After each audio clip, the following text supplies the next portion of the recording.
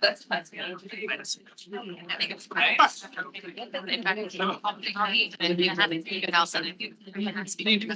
I know all of our committee meetings are. I get so offended. This dog, like, so yeah, very constantly. It's like, yeah. So, I was taking notes like crazy. I gotta go.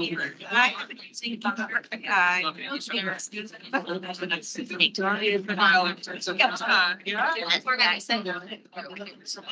Bill, like, he got all the dog.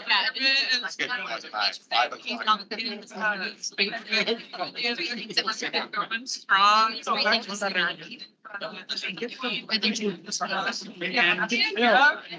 The thing that's speaking right now is. Yeah, they're probably just like, of course, to know like what they do, but they it's super founded the big pipe and I say I should sit by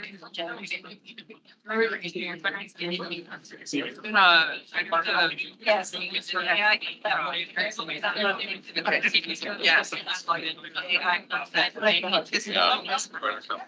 It seemed like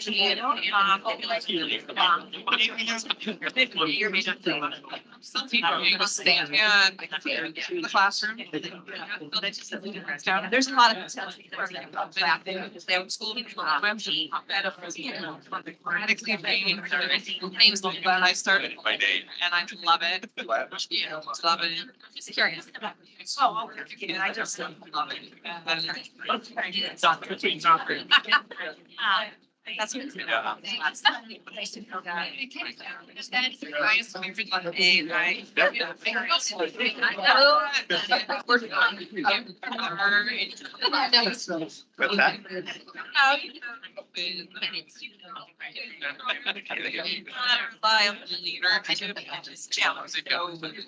Like it starts with yeah.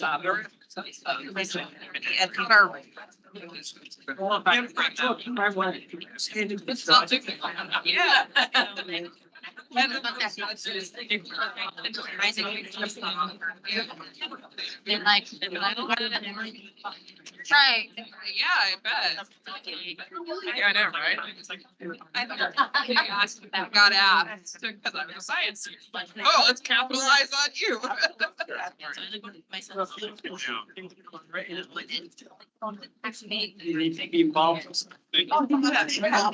Yeah, I like hi.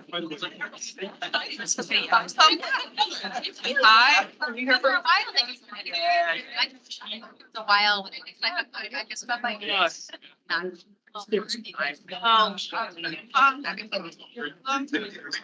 he was on a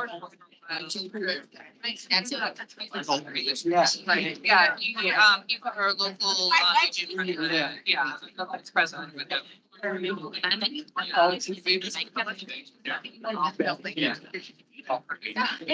I'm doing things. I'm just theater buddy because like I would take that as a I know. Like wow, I know, like your type buddy, but like you know.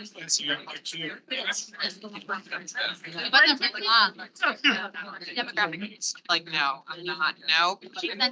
With Kristen and so like Alex and then type and Mike's friends. I don't get banned to things with that.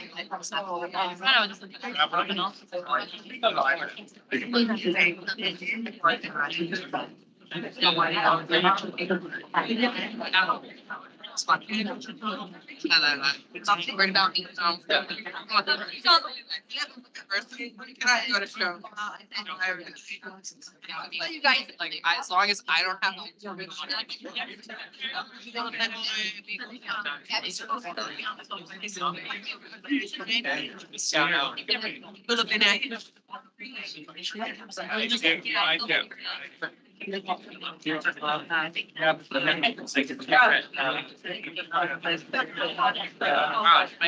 change that.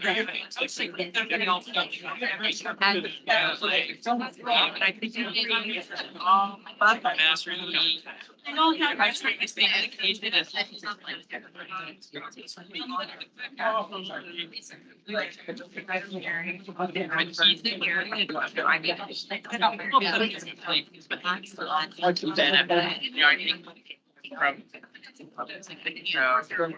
I'm excited.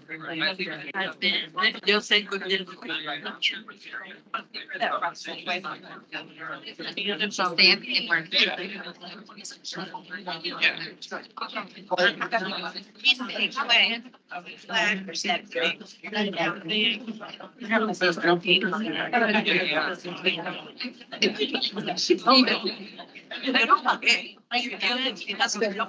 Just be, just.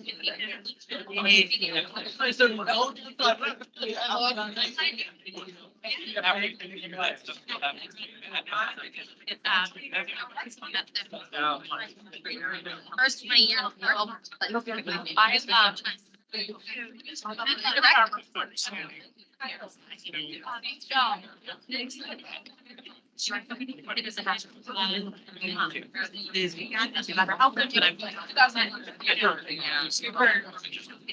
You're on a call yesterday. I'm gonna run my way back out. Yeah. You don't want to spend much time.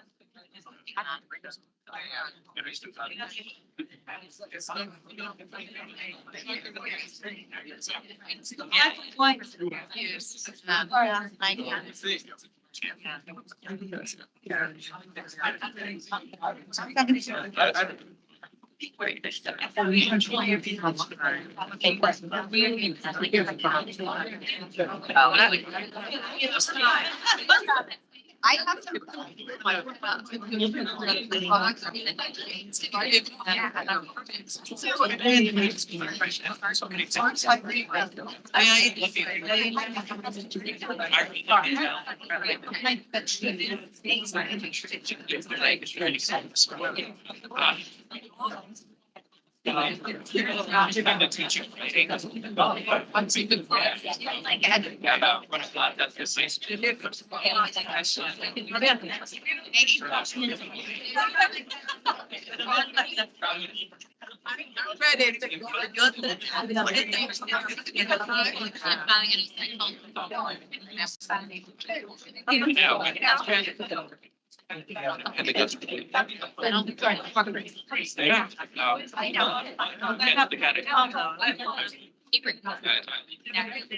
Ready to go.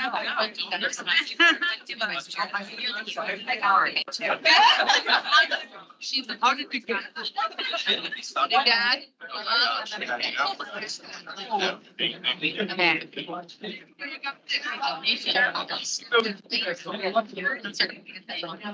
I also have some. It's easier when you have. Yeah. I'll my sister, I like each Monday drop lines, so I'm changing. Out of practice. I mean, I maybe. Child. Very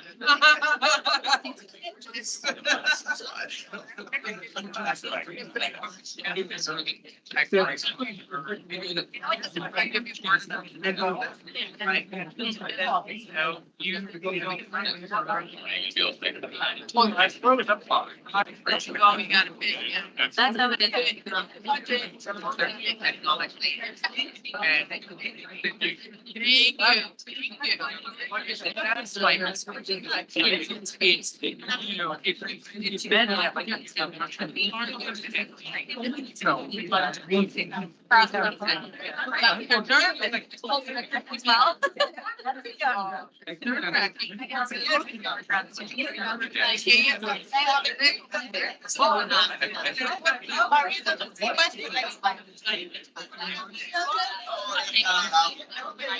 Feel like I.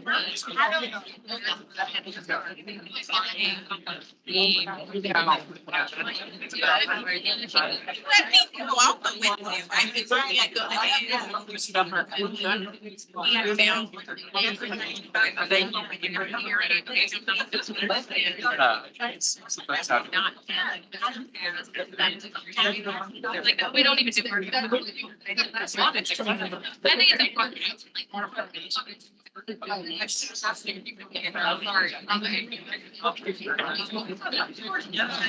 it's important. We get rocked in that.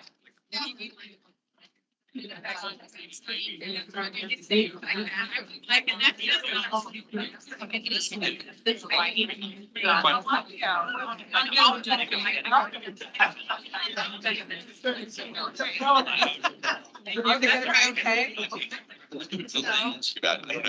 Slides and. Awesome. Say my kid. I didn't.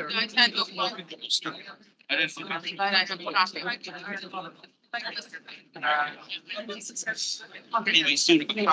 Last.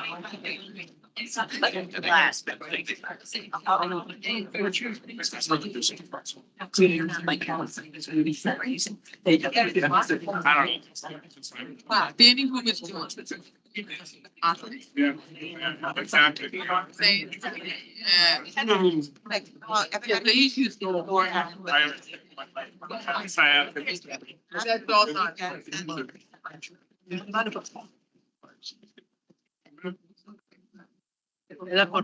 So I can,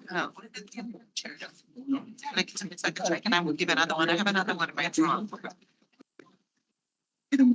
He was also one of the colleagues. And it was, I like, this is just the same.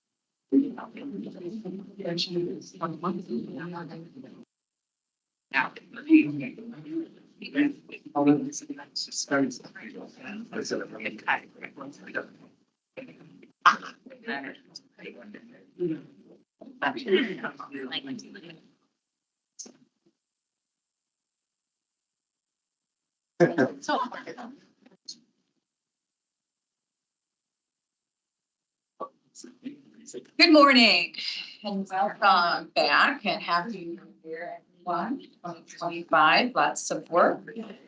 Education. I am Erin Benham, Vice Chair of the State Board of Education. Please rise for the pledge of allegiance.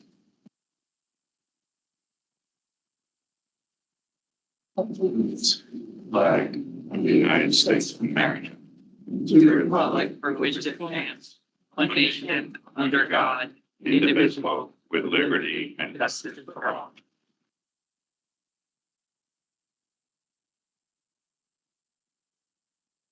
We are going to start with our public participation, which we have many, almost 30. So I'm asking that you please adhere to the 3-minute limit when you come up to the table. And when you come up to the table, please state your name and address. Thank you. We're going to start with Judy Bannon, followed by Elizabeth Scott.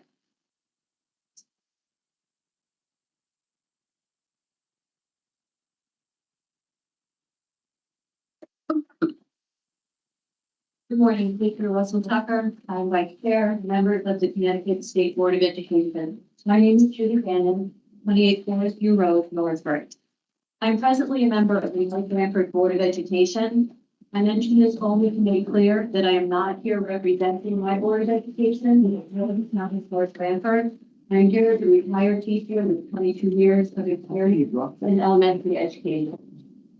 I appreciate this opportunity to address you regarding Public Act number 23-208, which provided a new entry age for children entering kindergarten. I wholeheartedly support the change in age requirement, but I have 2 concerns that I would like to share in the hope that you may decide to advocate for change. The first is the exemption from the age requirement. If a parent of a child younger than the acceptable age can request early entry for their child, this, in a sense, nullifies the law, allowing the status quo of young 4-year-old students remaining in kindergarten classes. In my opinion, the best case scenario would be to repeal the ability to petition for early entry. My second concern is related. The law requires an assessment to be given to students and families reflecting early entry to determine their readiness for kindergarten. Yet the Connecticut State Department of Education did not provide an assessment, and projections for how to determine readiness were vague at best. This left individual towns to their own devices in developing an assessment. It seems implausible that the criteria for early admission are consistent among towns. A student deemed eligible for kindergarten in one school district may be found ineligible in another. If the state of Connecticut can determine which curriculum are permitted to be taught, it is not unreasonable to expect them to have provided assessment tools that towns could utilize cohesively. In closing, I would appreciate your consideration of and action for removing or phasing out the exemption for early entry to kindergarten. This would eliminate all thinking regarding assessments as well. I would be happy to discuss this further. My contact number will be on the copies that I've made, and I thank you so much for your time and your kind attention. But Yes, you can bring that up too.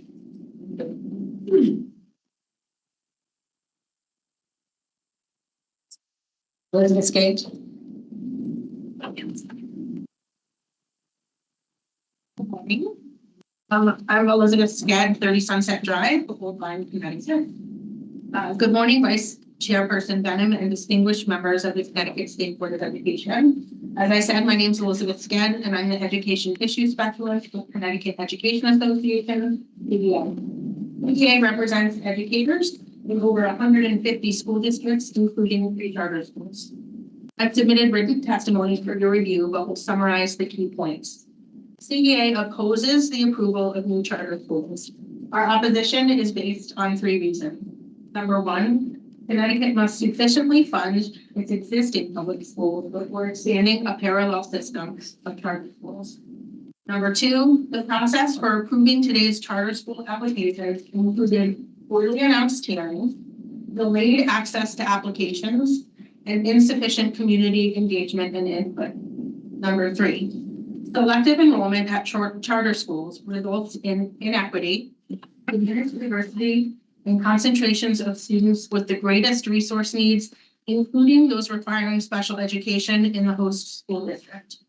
All students benefit from the diversity and community of their peers, but the selective patterns of charter school enrollment make for less equitable learning environments for every child. Our schools, especially those in urban areas, are struggling to meet the needs of students due to insufficient resources. We have persistent shortages of key staff, especially in special education. There are insufficient instructional materials and resources to meet the children's needs. And the costs of contracted support services, transportation, and utilities have risen significantly. We must adequately fund our current school before expanding into new charter schools. I encourage you to refer to the written testimony I've provided for further details on why CEA opposes the approval of new charter schools. Thank you for your time. Don Corcoran, followed by Tam Lucero.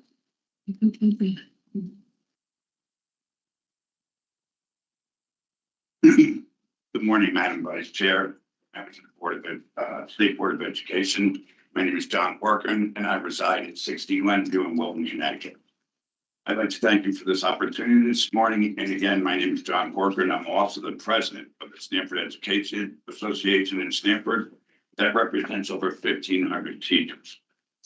I'm here to express our concerns regarding the proposals to open 2 new charter schools in our city, namely the Big Picture Learning Academy, also known as BPLA, and the Oldham schools. It is my understanding and the SEA's understanding that no verification exists to ensure that the BPLA will be operated independently from the Stamford Board of Education, which threatens the diversion of staff and its resources. FBE materials posted online also note that no written testimony was submitted in opposition to the BPLA, and only 1 person has spoken out against the proposal. While 2 Stamford public school administrators submitted letters in support, and 3 are founders. Regarding the Oldham school, there's no letters in opposition and 1 comment, in opposition. I was present at the most recent public hearing and noticed that no parents or students currently enrolled in Stamford public schools were present to speak either for or against BPLA and or the Oldham schools in Stamford. In a city with approximately 16,000 students, It's suspicious to have such an absence for public comment. While I support the goal of providing quality educational opportunities for all students, I worry that these proposals could have unintended consequences, such as diverting critical funding from our already under-resourced Stamford public schools, undermining efforts to create equitable learning environments for all students, and introducing competition among schools is a theory proven to be detrimental to public schooling and one that will not serve the best interests of our community as a whole. Our public schools play a central role in our community and serve a diverse population of students with varying needs. The BPLA would only serve roughly 400 of the 5,000 students in Stamford currently enrolled in their high schools. Instead of investing in new charter schools, I urge you to prioritize funding and resources for strengthening our public school system, which serves the vast majority of our children. It's clear from materials posted on the SPE website, as well as I witnessed in person at the public hearing on January 6th, that the entire charter application process has been kept off the public's radar. This should not be the approach for building any kind of community partnership. I want to thank you all for considering my concerns. I hope you will carefully evaluate the long-term impact these proposals could have on our students, schools, and the community as a whole. Thank you.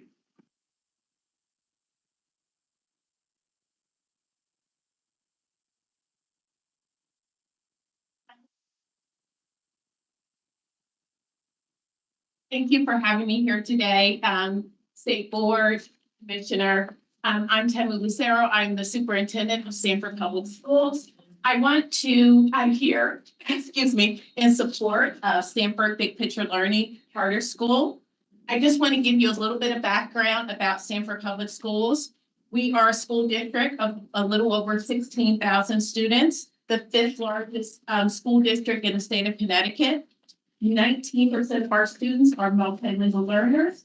54% of them are free of reduced price lunch. 17% are students who have learning disabilities, and 65% are considered high needs. We think we do an amazing job in Stamford Public Schools providing access and opportunity for all of our students, including providing AP classes. I believe we offer more than anyone else in the state currently. ECE courses, IB courses, including the middle years program and the diploma program. We do an ROTC program, a high school business program, Project Lead the Way, and many pathway programs, including public safety, advanced manufacturing, contract construction management, culinary arts, IT, and ed rising. So as you can see, we provide many opportunities for our students, but we know it's still not enough. And so when we went to start thinking about what we could continue to do in order to meet the needs of our students, especially considering the recent report that came out from the Dalio Foundation, noting that we have about 119,000 students who are disengaged from age 14 to 24, we knew we needed to do more. And so we started looking at our budgets, and as you might understand, 90% of Stamford Public Schools budget are allocated to wages and benefits, special education costs, and transportation.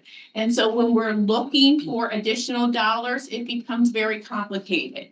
Many of the grants that we receive, Title I funds, Title I, II, III, and IV funds from the federal government, access costs, Medicaid, and Perkins grants are either flat funded or underfunded.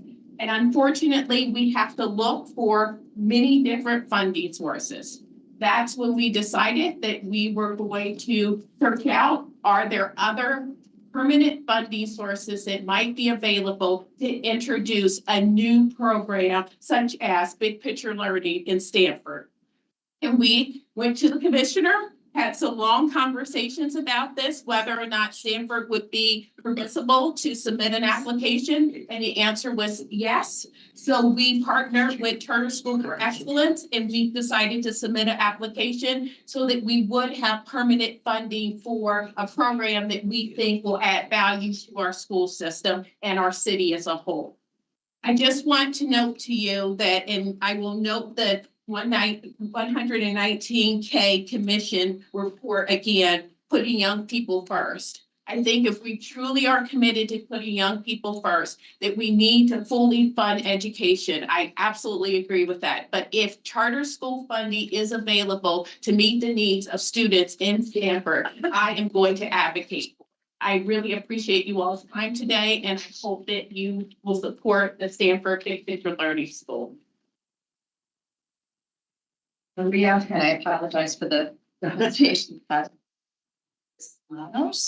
And followed by Stephen Ray. Thank you very much. Commissioner, Madam Vice Chair, and distinguished members of the Board of Education, thank you for the opportunity to speak today in support of granting an initial certificate of approval with the charter for Proud Academy. I am here as both a member of the Board of Directors of Proud and as a parent of a trans child who attends Connecticut Public Schools. I came involved with Proud 2 years ago when my husband heard a story on NPR about a school for LGBTQ children and their allies in Connecticut. I immediately contacted the school's founder, Patty Nicolari, to see what I could do to help the school become a reality. I know how important this mission is.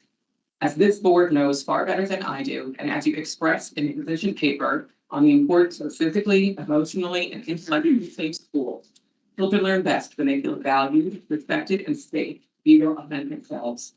Unfortunately, for many trans students in Connecticut, including my son, school is simply not a safe space. For 2 years, my son was bullied by classmates who told him he was, quote, still a girl, who intentionally and maliciously used his birth name. And he referred to him with transphobic slurs. Often, we had to have policies and procedures in place to protect the rights of trans students. We found that those policies and procedures were not always followed. Punishment for offending students, if given at all, was minimal, and thus the behavior continues. In every instance, the onus was on us to initiate investigations into these incidents. Our experience is not unusual. I know many parents of LGBTQ+ children have had very similar experiences in multiple school districts across. Our son hated going to school every single day for 2 years. His grades, class participation, and mental health all suffered. My husband and I felt helpless to protect him from verbal harassment and were terrified that it could one day escalate to physical violence, which is something that trans students experience at least twice as often as their cisgender peers per the Centers for Disease Control. We considered private school, which we cannot afford, homeschooling, and even relocation to protect him. After much searching and visiting, we found a welcoming and affirming public magnet school in Hamilton. His grades, social life, and mental health have all improved. His gender identity is a non-issue, and we no longer that he will be bullied for his mere existence. Our story has a good resolution, but many students and their families will not get that. As Patty Nicolari will tell you later, families from other states have written to her to express interest in moving to Connecticut solely so their child can attend Proud. The current anti-trans moral panic and the pending bans on gender-affirming care for children will only worsen the treatment of trans children in school and elsewhere. When adults feel comfortable demonizing children, children notice and they imitate them. Connecticut has a chance to do something truly revolutionary. It's not only protect these vulnerable children, but to help them thrive. By approving Proud's charter to become New England's first school for LGBT children and their allies, we will change lives. I urge you to approve the charter. Thank you for your consideration, and thank you for your commitment to providing quality educational options for all of our children. I neglected to mention that my address is 142 Fairview Terrace in Glastonbury, Connecticut, and I will submit written comments. Thank you. Stephen Ray. Good morning. First, Madam Commissioner and Madam Chair, thank you. And to the members of the board, thank you so much for your service to our state and to the children and our future. I am the Reverend Dr. Stephen G. Ray Jr., pastor of the United Church on the Green in New Haven, Connecticut. My home address is 1912 Chapel Street in New Haven, Connecticut. I stand and speak in support of the proposal to grant Proud Academy charter school designation in Ansonia, Connecticut. I offer this unqualified support first because Proud Academy will offer the opportunity for this district and our state to live fully into the vision of public education had so many years ago, a vision of education which participates in the moral formation of our state citizenry while preparing people to be contributing members of society. Given that a just democracy requires the skill and capacity of its citizens to share our society with all of its members, the vision of Proud Academy is a unique opportunity to enflesh this commitment. This is particularly important in a time in which there are loud voices that would deny place for so many in our Commonwealth. The second reason for my enthusiastic support is that the pedagogical model which shapes Proud Academy's approach to education places the well-being of the whole student at the center of its work. Having been both teacher and administrator in graduate education, I am well versed in the shaping of curriculum and the practices of good pedagogy. While there are differences, of course, between middle and graduate school, the principles of good and responsible teaching and formation are similar. What I have observed of the approach of Proud Academy is that using best practices in education and creating a safe and supportive environment for students marginalized by gender identity, economic location, and racial and ethnic exclusion, the school will create a unique environment within which students can thrive. Finally, the substantial benefit of this school will be significant for Ansonia and for the region and beyond. By creating a space in which a first-class educational experience is available to students often sidetracked by marginalization, Proud Academy will be a resource for districts beyond itself. As well, it will join only 5 schools in the nation as models for the delivery of quality education in which gender identity and other markers of exclusion become resources for healthy development of the whole student, enhancing learning and not creating barriers. For these reasons, I implore you to take this wonderful opportunity to support a school whose vision of education lives so fully into the hope and promise of those who can see public education in the first place. Thank you. Robert Rader, followed by Lori Fields. Person, then Commissioner Russell Tucker, and members of the State Board of Education for the speaking minute. My name is Robert Rader. I live at 111 Lexington Road, Glastonbury. I am chair of the Proud Academy Board of Directors. I retired in 2022 after 26 years as the executive director of CABE, the Connecticut Association of Boards of Education, where I hope I made a difference in helping school board members see the importance of diversity, equity, and inclusion. I even spoke to this board in June of 2017 when it came before this board's memorandum to our superintendent of schools, reaffirming the state of Connecticut's unwavering commitment to provide every student in Connecticut with access to a high-quality education in a safe, supportive, inclusive, and welcoming environment. That's what you said 7 years ago. Now, when the federal government's position on the LGBTQIA plus concerns is turning hostile, Connecticut must continue to lead on the mission. Today, I stand before you asking you to approve a charter for a school that will help strengthen our board's commitment to some of our most vulnerable students. These are terrifying times for many families in the LGBT plus community. Findings from school climate surveys done by GLSEN and the Trevor Project have highlighted how students, even here in Connecticut, are still not feeling safe, although we have laws protecting them. And with more change in Washington coming, we can expect those feelings to multiply. While my transgender son, Dusty, had a positive experience in the Glastonbury Public Schools, we know that all students won't share the same experience as he did. Proud Academy is aware of students from many states yearning for a school like Proud Academy. You know, Connecticut is considered a safe haven for this community. That is why we need to establish a tuition-free public charter school of choice for those families in the Norfolk Valley and across the state. Proud Academy will provide a high-quality education not only for LGBTQ students and their allies, but for any student who wants to be educated in a safe, secure environment where there will be more support and mental health backing.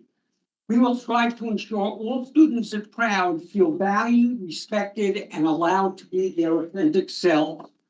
We will provide this choice for parents and students not only in Ansonia, but far beyond the town lines of Ansonia. And we are very eager to collaborate with all schools in the Naugatuck Valley and work together to ensure a positive experience. Such collaboration and cross-pollination is why the state permitted the creation of charter schools 25 years ago. I know I was on the task force that did the background work. Thank you again. Thank you for your time. Thank you for serving. And thank you for giving your time and consideration of Proud Academy.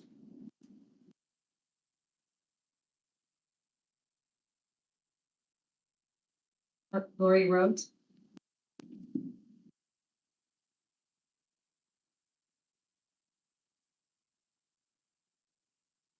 Good morning, I'm Lori Rhodes of 176 Nichols Avenue in Stamford, Connecticut. Good morning, distinguished members of the State Board of Education and Madam Commissioner. I am very excited to be here today to speak in favor of the Big Picture Learning Academy in Stamford. I am a resident of Stamford. I have children in the public schools in Stamford. They're in elementary school, not yet ready for the charter high school that we're proposing.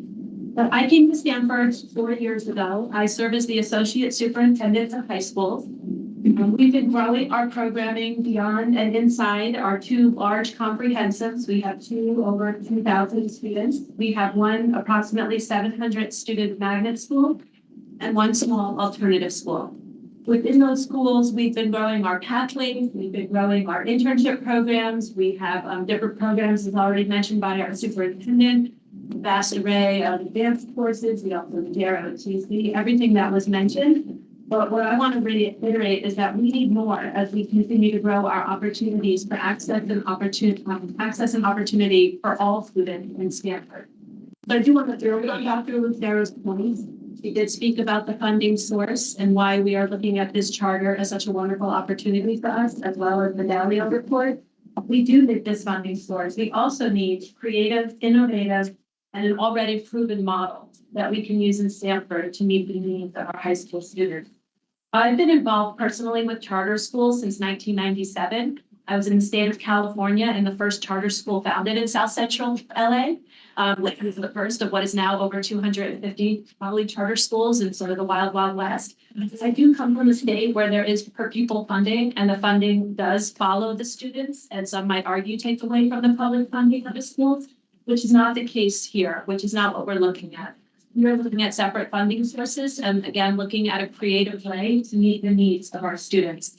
And from where I stand and from what I've seen with over 30 years involvement in charter schools, it's always seen as a way to sort of break outside the box, be that petri dish of innovation and a way to show what can be done and a way to model back into the public system as well as serving as a public school, but to show what we can do outside of the box. And that's exactly what Big Picture Learning Stamford Academy will be. It's a model focused on rigor, relevance, and relationships for students. We will be emphasizing the smaller class size, the student-driven curriculum and advisory, and a real chance to make learning relevant for students. Students drive what they want to study. They create their own learning plans. They leave to learn. They will be put out throughout Stamford. We have amazing industries within our town that we will be partnering with, Synchrony, GE, Sound Waters. Students will be doing internships and creating their own learning plan around what interests them, what they want to learn, and how they will continue in their post-secondary lives. As we have done the work in Stamford, we've spent a few years. I did hear a little bit about a lack of an input. We've done empathy interviews. We have done gatherings.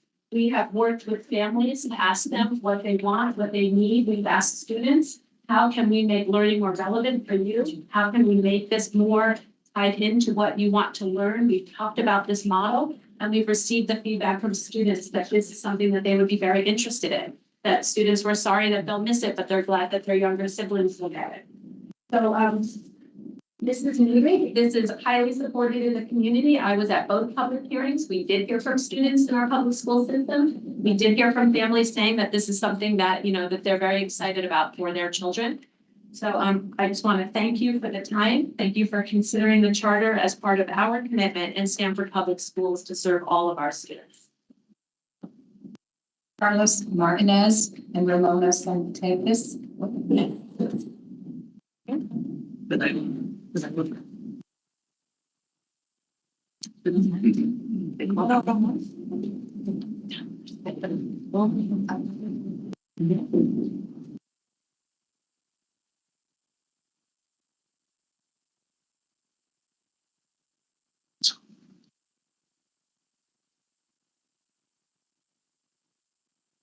Carlos Martinez, and I am the pastor of Ebenezer Jesus Mi Salvador.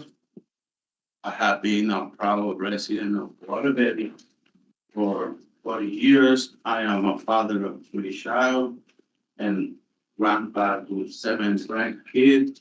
5 of them are at school, high school, and 3 elementary school.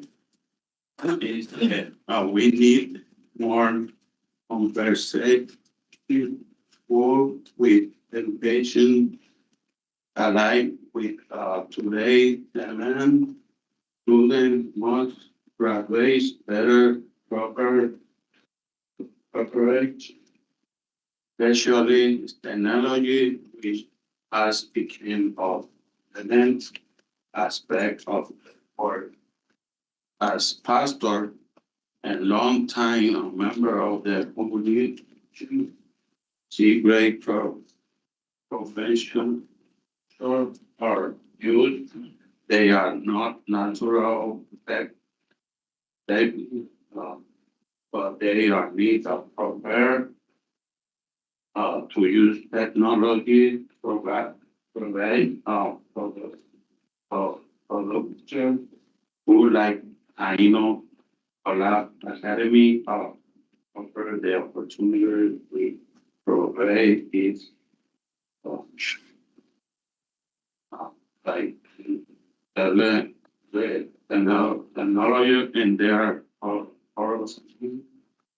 their school help students became not only consumers but creator and involved or if they are and use their skills to solve a real world problem and develop program.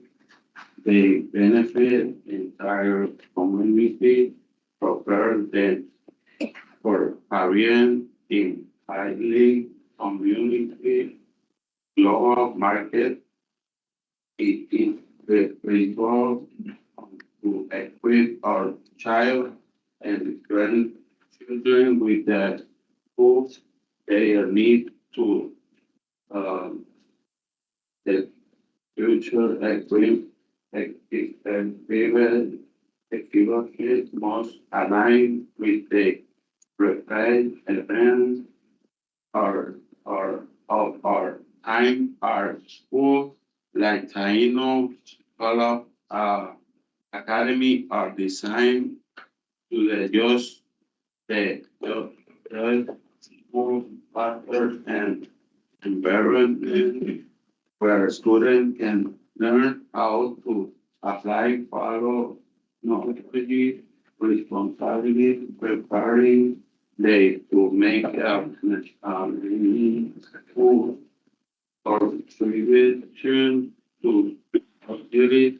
And as a leader in my community, I fully supported involved education model offer denied opportunity to break the gap between traditional education and the modern work by encouraging our youth to embrace technology in the positive way. We empower them to build better food future for them and the generation to end a family. Believe that Taino Ola Academy will have a lasting impact not just on the students who are learning, but on our entire community. If we represent program of and commitment to preparing our youth for the challenges and opportunity of tomorrow. Thank you.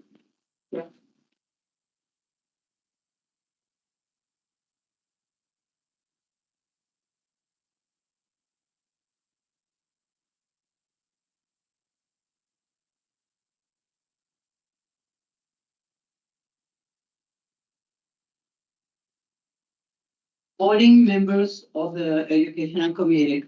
My name is Ramona Santerites. I am the State President of the Dominican American Coalition of Connecticut. And today, I bring you a call to action to ensure a bright future for New Haven through the approval of Taino Collab Academy, a state charter school poised to transform secondary education in our community. Taino Collab is not just another school. It is innovative educational model. The quadrant learning matrix combines equity to cultivate curious and critical minds, creative design, teaching students to solve real-world problems with innovation, creative arts, fostering emotional intelligence and cognitive flexibility, and service learning, connecting education to meaningful community contribution. This school is not only a world and international recognized diploma, but we also empower students from historically underserved communities, including English language learners and low-income families. Taino Collab ensures every young person receives an education that prepares them for academic success, leadership, and global citizenship. New Haven needs this school. Approving Taino Collab is an investment in education innovation, equity, and Connecticut's future. I urge you to support this transformative vision. Thank you for your time and your commitment to the future of our students.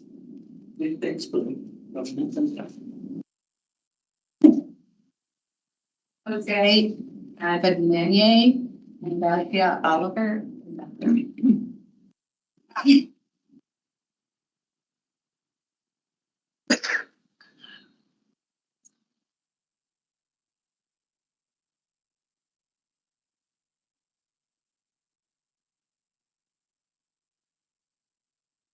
Good morning.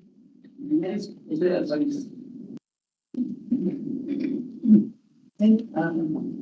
am a president of the industry. My wife and are currently working on helping daycare facility in the community. Thank you for your day and daycare today. I'm here to express my strong support for the Gatun Taino Soler High School in Guaribay, Connecticut. Education is la fundación para saber el futuro and right now. Many children in our city face frequent school and the last on the resources they need. This made it harder to handle their very waiting for better. Taino Collab High School can give our children the tool they need to grow and to set education in technological essential for progress of in today's world by the culture is good. The school will provide for children for better opportunities to help them because rather in our community. I also want to record the proper education and emotion strength together. Take us bring back future for all children. But supports high school we can hear or young people and the problems and confidence. They need to face challenge and make positive changes in their life. We need this school to help our young people and our community of our youth abroad and talent high school will make a real difference in many families. They were very connected among us for your support to make this young ready. Thank you for your time and community to helping for your children and our community. Thank you.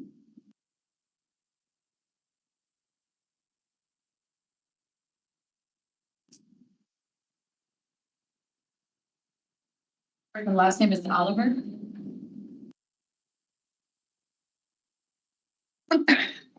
It's Lindsay, followed by Catherine Mayer.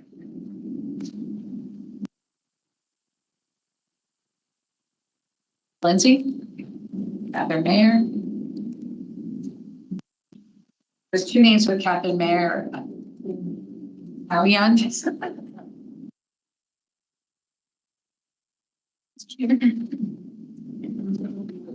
Oh, didn't realize that. Maybe repeat from studying that.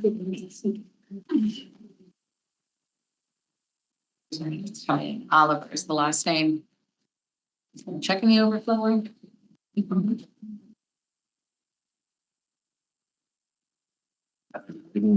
why don't you take that? Did I call the last four I called or not? Coming up. You got it? Ilana Oppgang, Catherine Meyer, will read. Okay. We have a few clients who are here. You'll meet Jackie Oliver is signed up. Can she go first? Yes.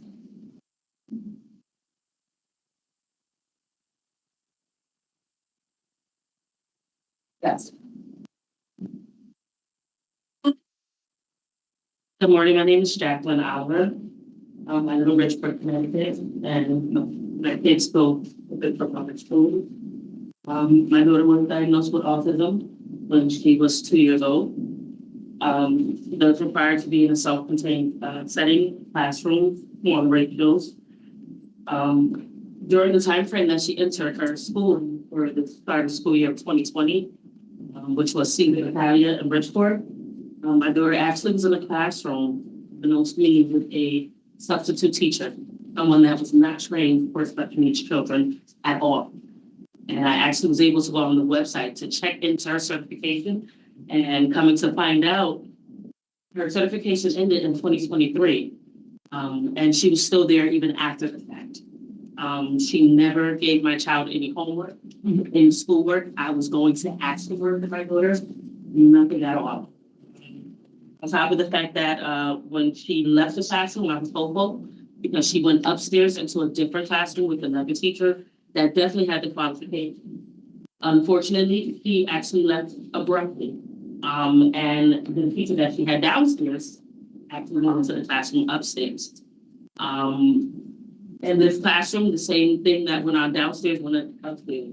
No real curriculum given to the children. On top of the fact that my daughter does have self-harming behavior, sometimes she's frustrated. My baby was allowed to bang her head on one day 100, times, and on another day, 188 times. This was back to back. I actually had no idea of how many times she banged her head, except for the second day that it occurred. I was called to pick her up from school because they figured, maybe she might have been a little dizzy. And the substitute teacher's words. It was only when I sat down for her final PPT meeting that they actually put it in writing. And I was really taken back by it because there was a behavioral analysis in the classroom that was there to do her report on her to update her IEP.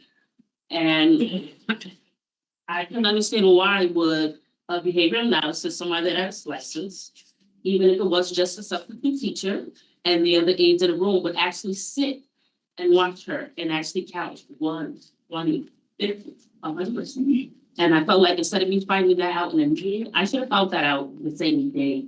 Because God forbid if I'd have got home and my daughter would have did something out the norm like taking a nap. And what if she would have never woke up? I would have been in trouble for that. And that was very neglectful. And I expressed that even in the PT meetings. I did go about retaining an attorney for her because I just felt like it needed to be done. As of right now, we are fighting and pushing to get her out of the Bridgeport schools and get her into a special education program that is catered for her, specifically for her.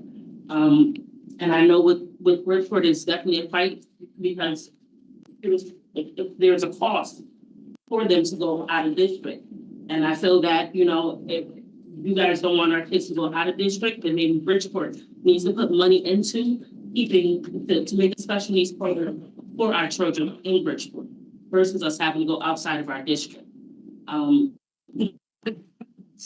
It has been a nightmare with my daughter in the school that she was in. And as of right now, thankfully, she's no longer there.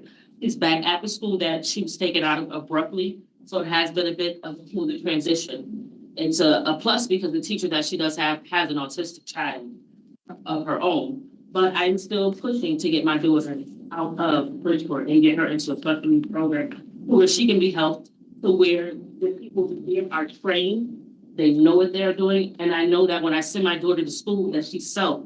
I don't have to worry about her sitting in the classroom, hitting her head, and people actually sitting there and counting rather than intervening and doing what needs to be done.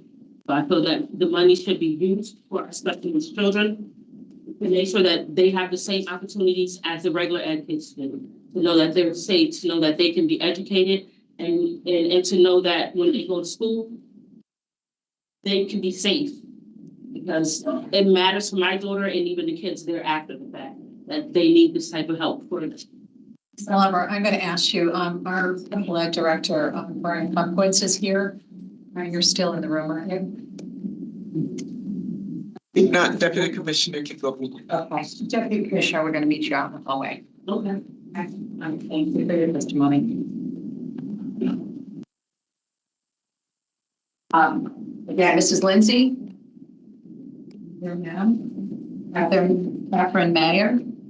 Are you Mrs. Lindsay? Are you? Correct. Yeah.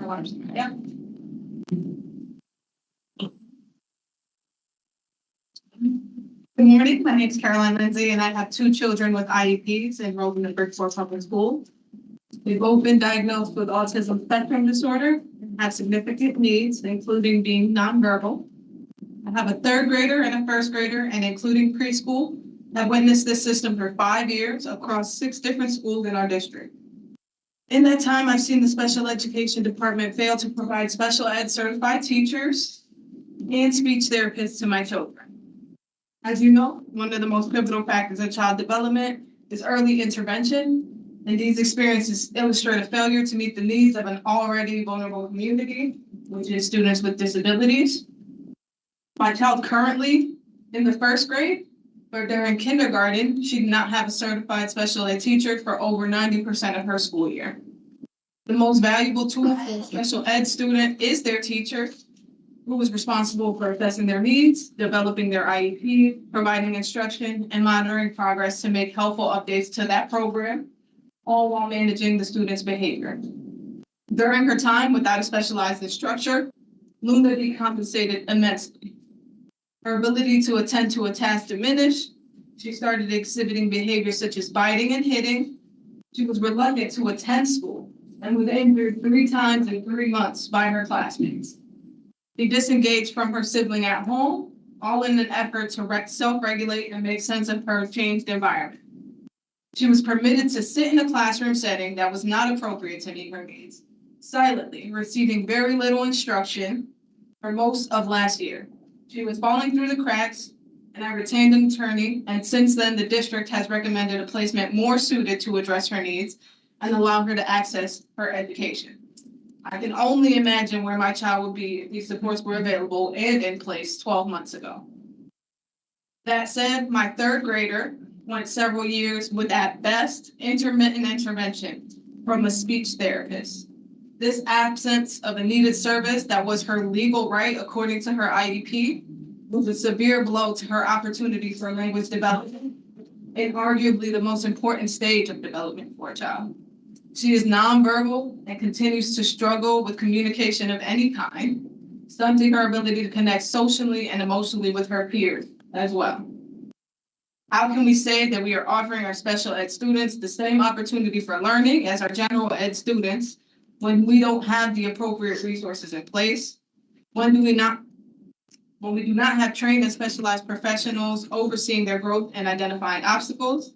These students do not have the ability to self-advocate, and in many instances, their parents are overwhelmed by the responsibilities of managing different needs. The district should be ashamed that it is not a steady, reliable source for families that it serves. Change is necessary, and it's necessary now. Thank you for your time. You may go out. You're the deputy commissioner. After Mayor.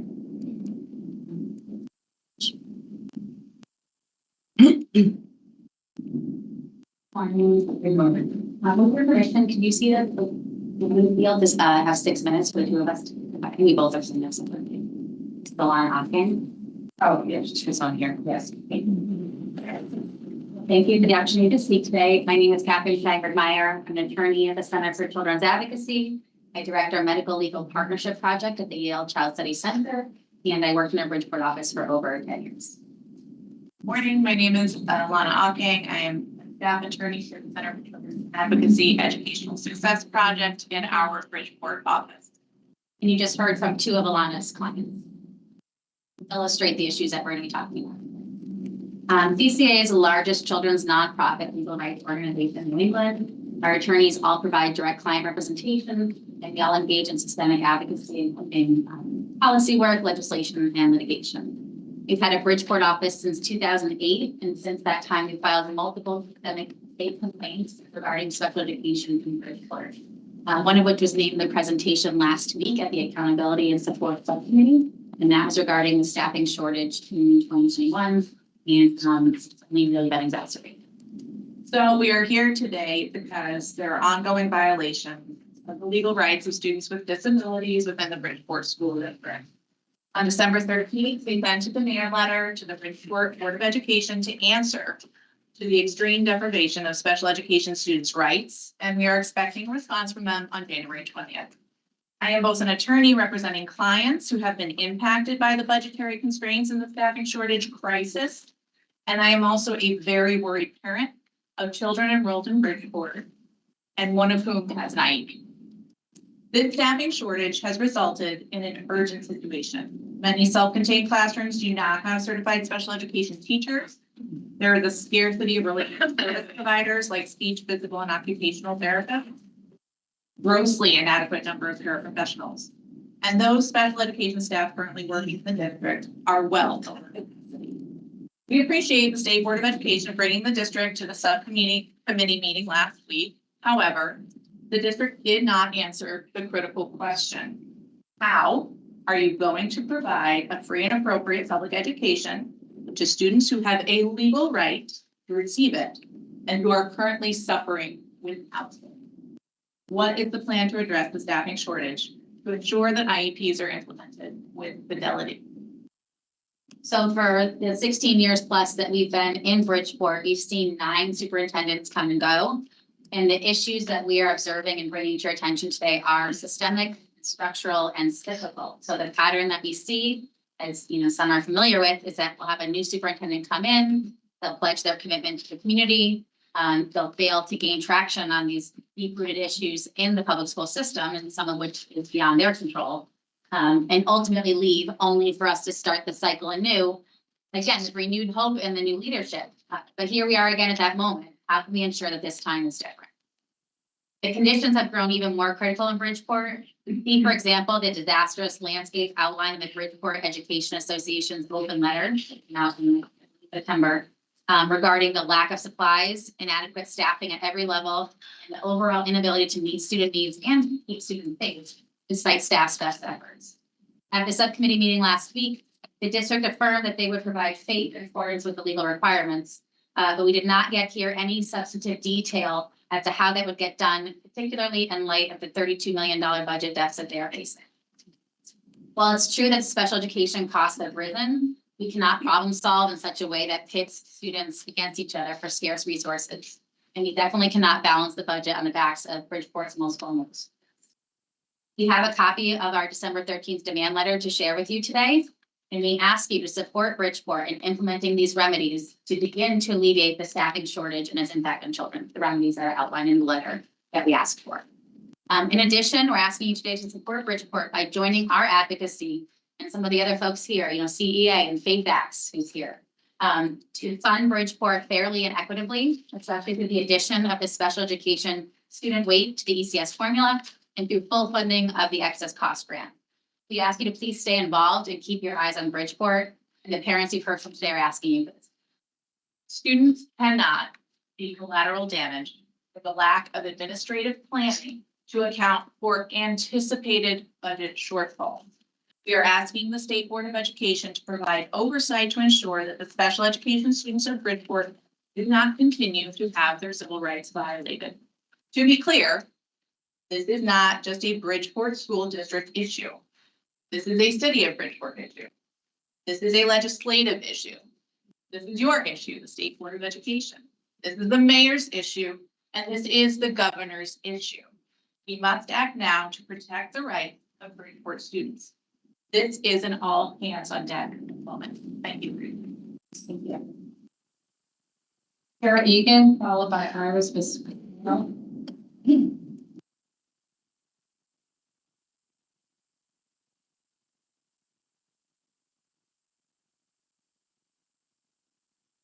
Good morning. My name is Sarah Egan. I'm the executive director at Center for Children's Advocacy, and I work with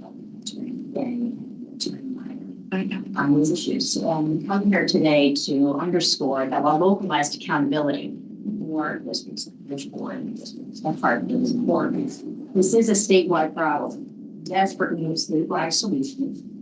This pastor really goes well beyond the capita person that ratios in this case. Part of what we talk about at this center is what are we going to do about the inequities that we see? It's not just Bridgeport and families that you hear. It's not just Hartford. It's also different. I would say it is exactly as Superintendent Leslie Rodriguez said on Monday in a press conference from all of the mayors across the state. We're not looking for shiny objects. We're looking to have children's basic needs met. And it's not just the 5 cities, right? It's everyone. It's Burton, it's Enfield, it's East Haven, it's your school district, my school district, children in need, it's children with disabilities, it's children with English language learner supports, and we are not investing in them in sustainable ways. And I think we have to say to her, what does that look like? Well, it looks like kids who don't have teachers in their school. What would that look like? I remember in other professional capacity, going to a classroom for multiple disabled students, where now I have. I spoke with a paraprofessional that was there. And I said, how do you know what to work on with your student? She said, he's wonderful. And I said, what kind of training do you get to work with children with autism? And she said, I haven't had any. 90 minutes. Very sweet. No education going on. There's teenagers. Those daycare, it's not education. There's a classroom with adults in it. Where are we going to be if we don't start making sustainable changes? And I offer this with all due respect to everyone here and to this process. But it is not just a matter of local accountability and bringing in superintendents in Bridgeport and Nevada to say, what are they doing to make sustainable change? It's the obligation of the State Board of Education weigh in with the governor and the legislature by statute on an annual basis about the state of the schools, condition of education, and the needs of our school districts. And so that is my request of this board, to do that meaningfully, thoroughly, rigorously, and to the ends that we know we need to achieve. 5-year plan of the state board, the only is how to ensure adequate resources to provide meaningful educational opportunity to all students. That's really the only job. And localized accountability is a mechanism for achieving that. It's just a piece of that. We have to find statewide solutions when we face catastrophic outcomes. The children we hear from today, all other children that they are representing. We sit back at CC and we think, what are our legal strategies to address that? About 10-4B. Your attention is thank you for your work. Iris in the room. Joel Cooper, followed by Faith Heaton. Good morning, everyone. Thank you for having me. My name is Iris Vizcarrondo, and I'm a proud mother of 2 children, one of whom navigates the challenge of ADHD and autism. I am here today to share my full support for the creation of Taino Collab High School in Waterbury and New Haven. As a parent, I know how important it is to have educational choices that truly meet the diverse needs of our children.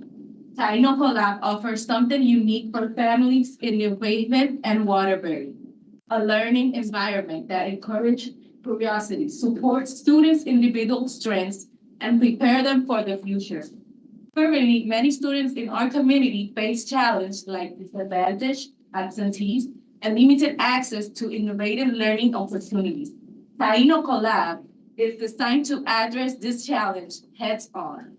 Through project-based learning and smaller class size, students will be able to explore their interests while gaining skills that prepare them for college, career, and meaningful community involvement. What excites me the most about Taino Collab is focused on preparing students for careers in growing industries like artificial intelligence, biotechnology, and creative arts. This pathway will equip students with practical skills and knowledge, opening doors to opportunities that can transform their life. The school model also helps students earn college credit early, giving them a competitive advantage as they take their next step. As a mother of a child with learning disability, I see the importance of creating schools that meet every child where they are and help them thrive. I believe Taino Collab can provide the tools and support that children like mine need to succeed, turning their challenge into strength and their potential into reality. In conclusion, Taino Collab is a beacon of hope for our community. It represents a step forward in education, not just for our students, but for the future of Waterbury and New Haven. I strongly urge your approval to this school so we can offer families the opportunity they deserve. Thank you. Cooper.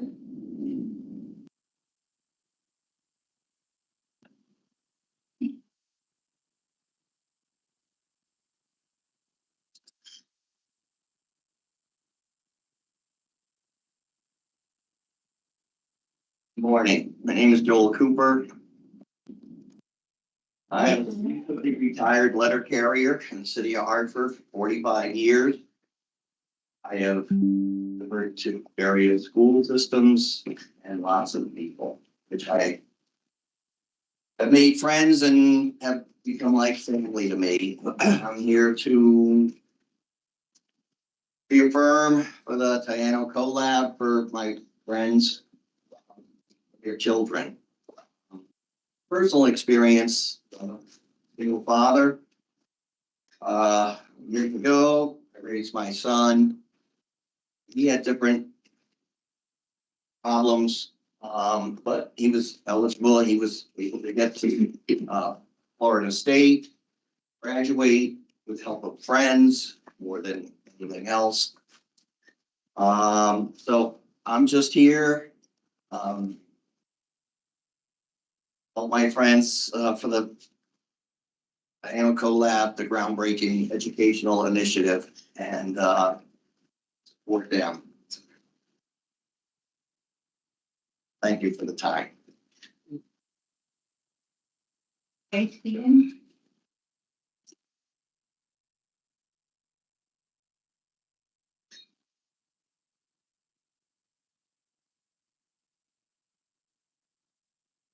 Morning. I'm Faith Keaton of 147 Prospect Street in Waterbury. And I'm here because I believe every child deserves access to a school that meets their educational and inspires them to reach their full potential. As a child, I experienced how the traditional school system often failed to address the individual needs of students. I needed a more tailored approach to manage my anxiety and navigate my education. But like so many others, I missed out on opportunities that could have changed my life. This personal journey fuels my passion for supporting initiatives like Stamford Academy. In our community, children deserve smaller class sizes, individualized programs, and extracurricular activities that help them thrive. These critical elements are often missing in conventional public schools, leaving many, especially Black and Latinx children, feeling unsupported and unable to succeed. Growing up in a marginalized community, I saw firsthand the lack of opportunities for children like me. I know the struggles of falling through the cracks, balancing the need for accountability and the necessity of basic support. That's why I'm passionate about this charter school project. Schools like this have the power to transform lives, providing a supportive and inclusive environment where children can grow academically, socially, and emotionally. For too many, this type of opportunity is bare, and that has to change. Today, I urge you to support Stamford Academy. Listen deeply when your child struggles in the traditional school.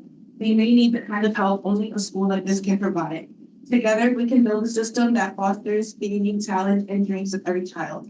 As a licensed cosmetologist and future certified doula, I stand to advocate for children who struggle like I did, so they don't have to navigate the system or spend their educational opportunities catching up.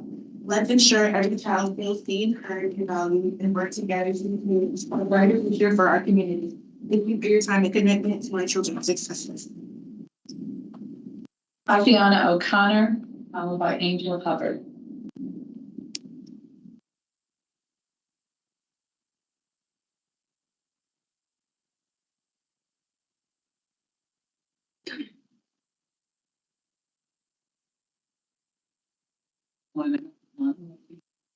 And I know you guys have been sitting here a while and listening to so many people talk about education. But my name is Tatiana O'Connor. I'm here today to speak on the community school model, Aina Collab in Waterbury. The inclusive and traded academic health and social and goal improvement for students and learning overall. Aina Collab is a collaboration between schools, families, and community organizations designed to create a supportive environment and address not only educational needs, but also social and emotional of students. Aina Collab presents exceptional resources for health service, counseling, and after-school programs. It emphasizes family engagement and encourage activity participation in the educational process. Aina Collab is not just about the school, it's also about the community. It seeks partnership and collaboration with local organizations and enhance educational participation for all.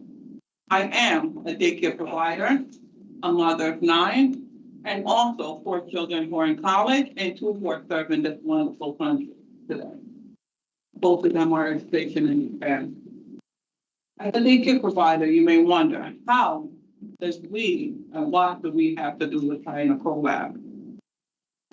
We play a crucial role in early education, and you guys can remember growing up. Probably your grandmother, your aunt, your neighbor also play a crucial role in what you are today.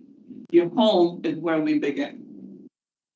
As you may wonder, we create over 4,000 daycare provider in the state of Connecticut alone. With funded kind of collab and this resources, we could collaborate with each and everyone across the state of Connecticut.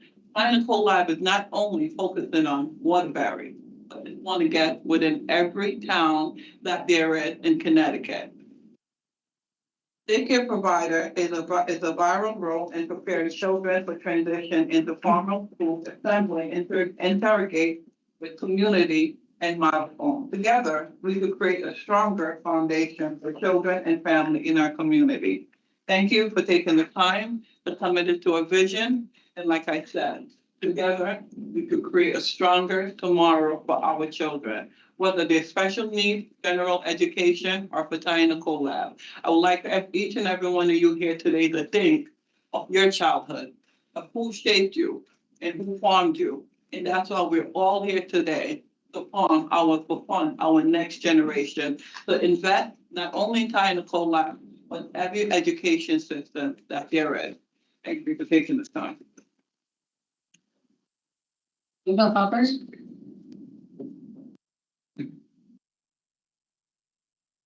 Good morning. Good morning.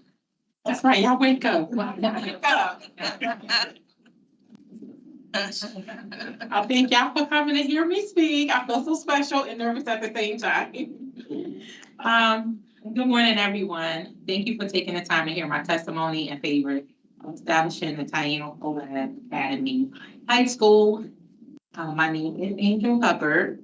I am the author for the city of New Haven, proudly representing the Hill neighborhood and South family. Today, I stand united with my colleagues for the Jose Crespo of the Fairhaven community, and the former Carmen Rodriguez of the Hill neighborhood, in full support of the transformative initiative. As a fabulous mother of 7, I deeply understand the critical role of education plays in shaping the future of our children. Without access to quality education, our youth will continue to face challenges and systematic barriers that plague our communities. A strong and innovative school like Taina Collab Academy can be a beacon of hope and opportunity, breaking these cycles and empowering our children to achieve their fullest potential. Taina Collab Academy offers a groundbreaking vision for education, one that equips students with tools for the future. This school will teach innovation, artificial intelligence, financial literacy, cultural understanding, civic engagement, and much more. These skills are essential for our youth to secure meaningful, high-quality jobs and contribute to the economic growth of our community. This school is not just about education. It's about community transformation. By investing in a school that addresses modern challenges, empowers future leaders, we can directly combat the issues that impact New Haven, including the crime. We ain't even gonna talk about the crime that's going on. We're not gonna do that. But a school like this is definitely needed. Providing our children with better education, opportunity, providing them with a brighter path forward. One where success is within their reach. We need Taina Collab Academy to realize the vision. I urge the state to approve the vital project and allow it to become a cornerstone of a process for New Haven. It is more than a school, it's a foundation for change and a catalyst for hope. We want Taina Collab Academy. We need Taina Collab Academy. So please, collectively, let's just make this a reality because this is something that we need. I thank you again for listening to me. Alder Jose Crespo, followed by Andrew Feinstein. Morning, everyone. Thank you for your time. And honored to speak in favor of the Taina Collab Academy. As you heard my colleague before, that we stand together, elders from different communities within the New Haven area, Hill, Haven, Dixwell, places that have been filled with impoverished families. We have spoken with thousands of families and have yet to come across anyone that has said, no. This project is not just a project, it's a movement. It's a movement of awakening a community that says, you know what, Education is important. Education will certainly make a difference. I stand before you as a firm believer that this will be a transformative power of education. And as an advocate for equitable opportunities for all our children, I urge that this becomes a reality.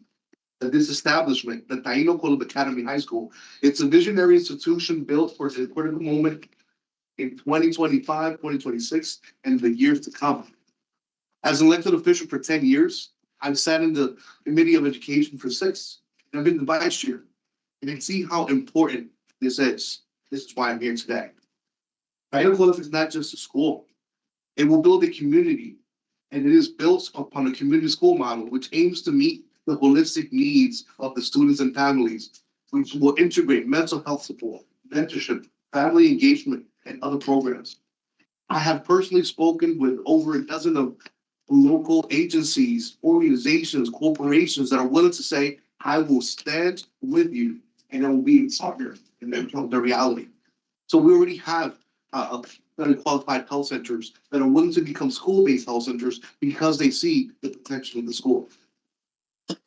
We are aiming to provide mentorship, health support, family engagement, and by addressing these critical areas, we can remove the barriers that too often hold our children back and create a foundation to support which will ensure that every children has an opportunity to thrive. What makes the Taino College Academy unique is that it's going to focus on personalized learning, artificial intelligence, and it's going to be within the area that's defined as a rapid technological advancement. We're equipping students, and we will equip students with the tools necessary, which will be tailored to their education, which will be individualized. It understands there's many forms of learning.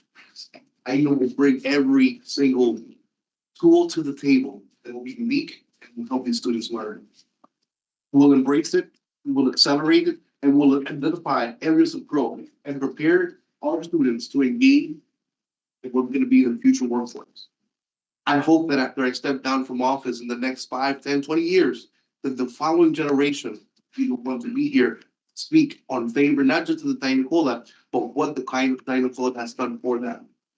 I'm thinking of my nephew, my 12-year-old Nathan, and my niece, she just turned 6 months, and I see them going to the school. And I believe that this is going to take opportunity to meet the high demanding careers, performance-based learning model, and bring a difference to the community. I urge your support and great time.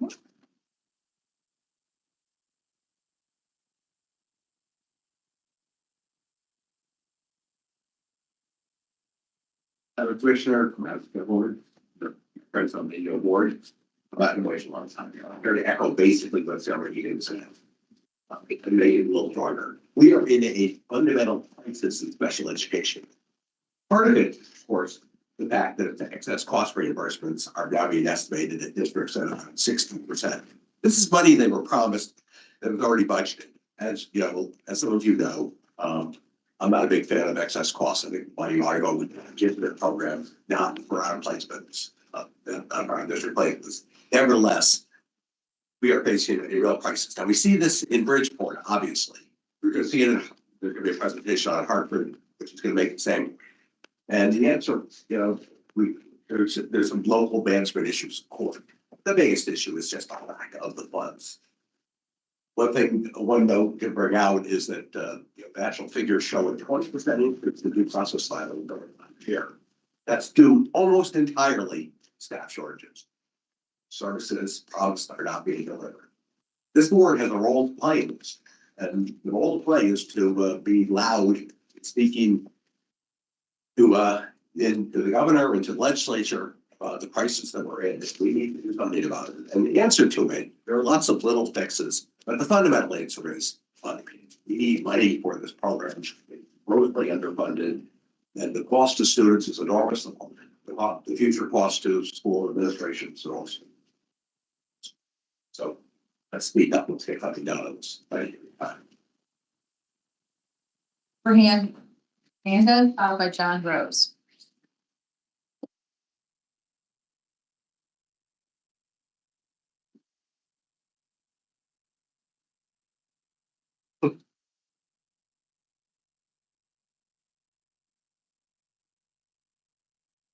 That's for Abraham advantage. in 218 Outwood Street in Cleveland. I come to speak to you as a community leader advocate for over 7 years as the department. Over 300 Hispanic evangelical churches in Connecticut. To see how we can improve the quality of education. Come to testify how supportive of the Departmental Academy that we've heard several people come up and speak about this. Great.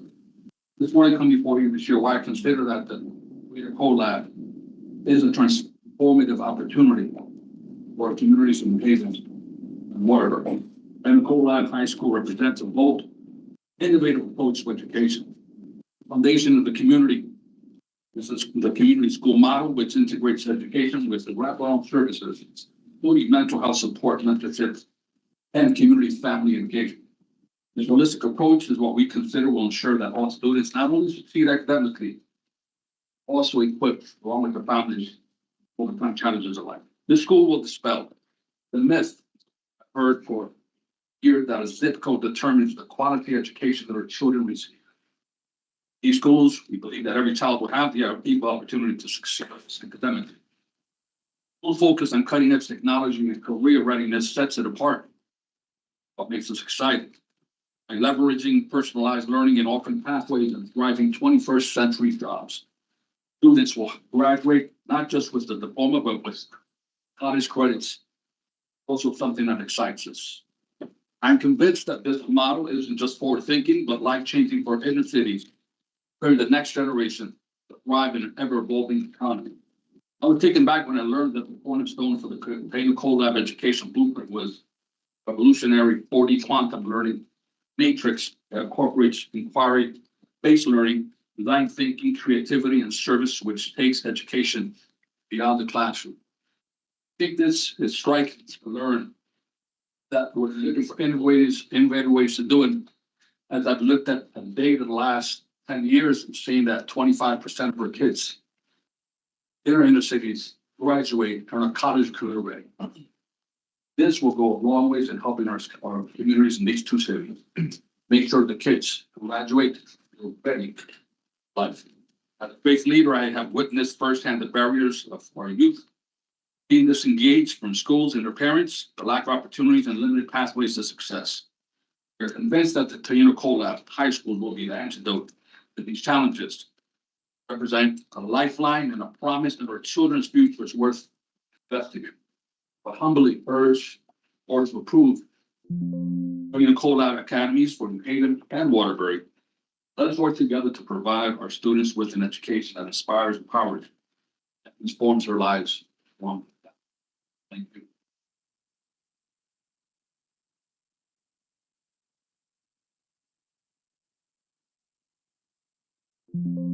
Good morning. I'm John Rose. I live at 93 Big Street in Hartford, Connecticut. I'm the former corporation counsel for the city of Hartford. I'm also the former corporation counsel for the city of New Haven. I'm a proud parent of a public school graduate of Bloomfield High School. My daughter is Anika Noe Rose of the Participant Frog. I'm here today to endorse the application of Proud Academy for product, wear my Proud Academy bracelet proudly, as it were, all of the time. I'm an acolyte of Patty Nicolari and the work that she has done to bring this school to the point it is at the moment. I urge this body, state of Connecticut, and all of the educators who are concerned about providing adequate education for all of the young people in the state to endorse and cooperate with Patty Nicolai for all that she can do for Proud Academy. Thanks for your time. Ramos Reyes, followed by Rosa Toledo.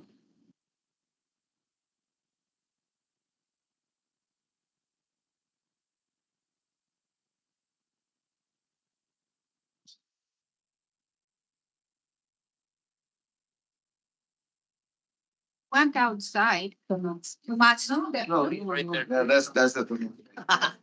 Don't so much. I didn't say that. There's three, yeah, that's right.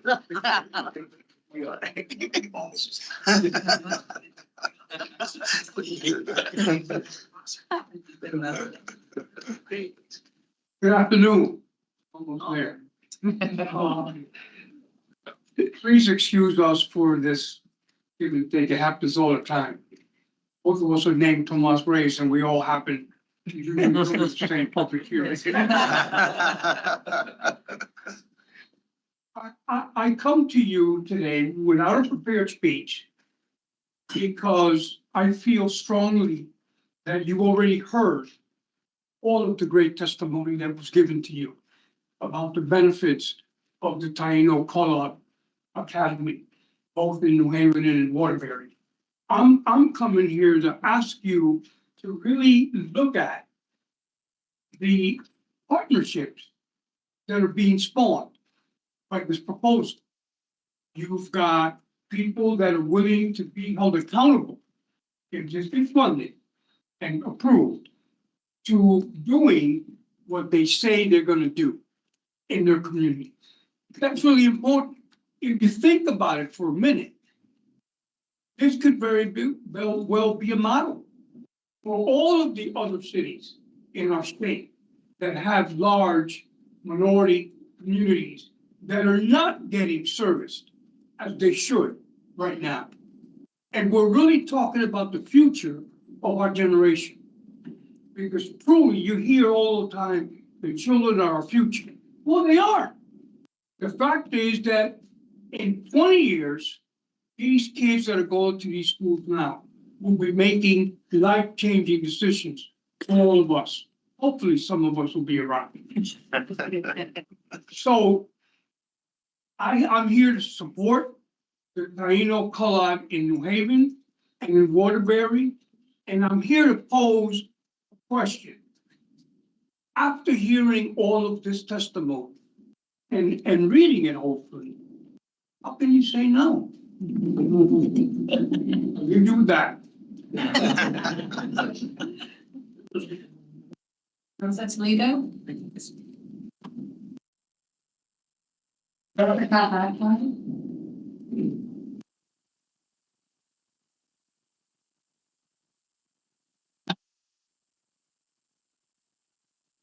Good morning, everyone. I am Rosa Tonito. I'm a broker of real estate. I have two daughters, one 20-year-old and the other 23. I also work at my church with teenagers and parents. I'm Catholic. I live in Waterbury since 1999. English is my second language, as you can see. Since I haven't been working with parents and teenagers in my community, I can express to you that I'm here today to express my strong support for Pineapple Collab High Schools in Waterbury. It is very sad and disappointing when I hear stories from the parents and teenagers my community.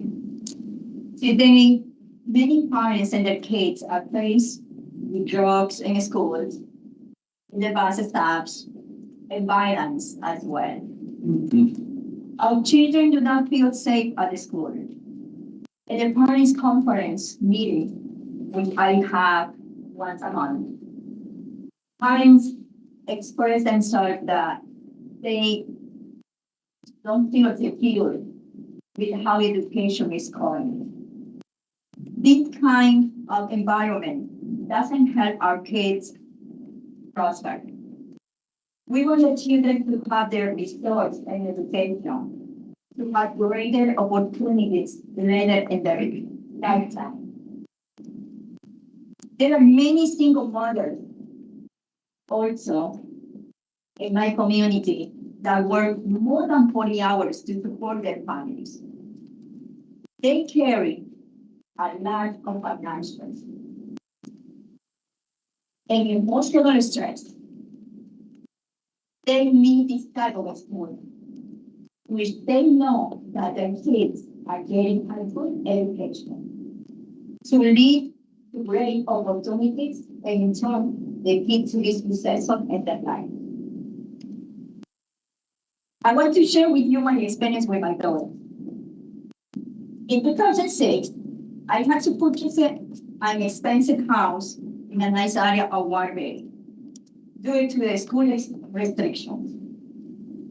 I want my daughter to go to a good school and have a better education.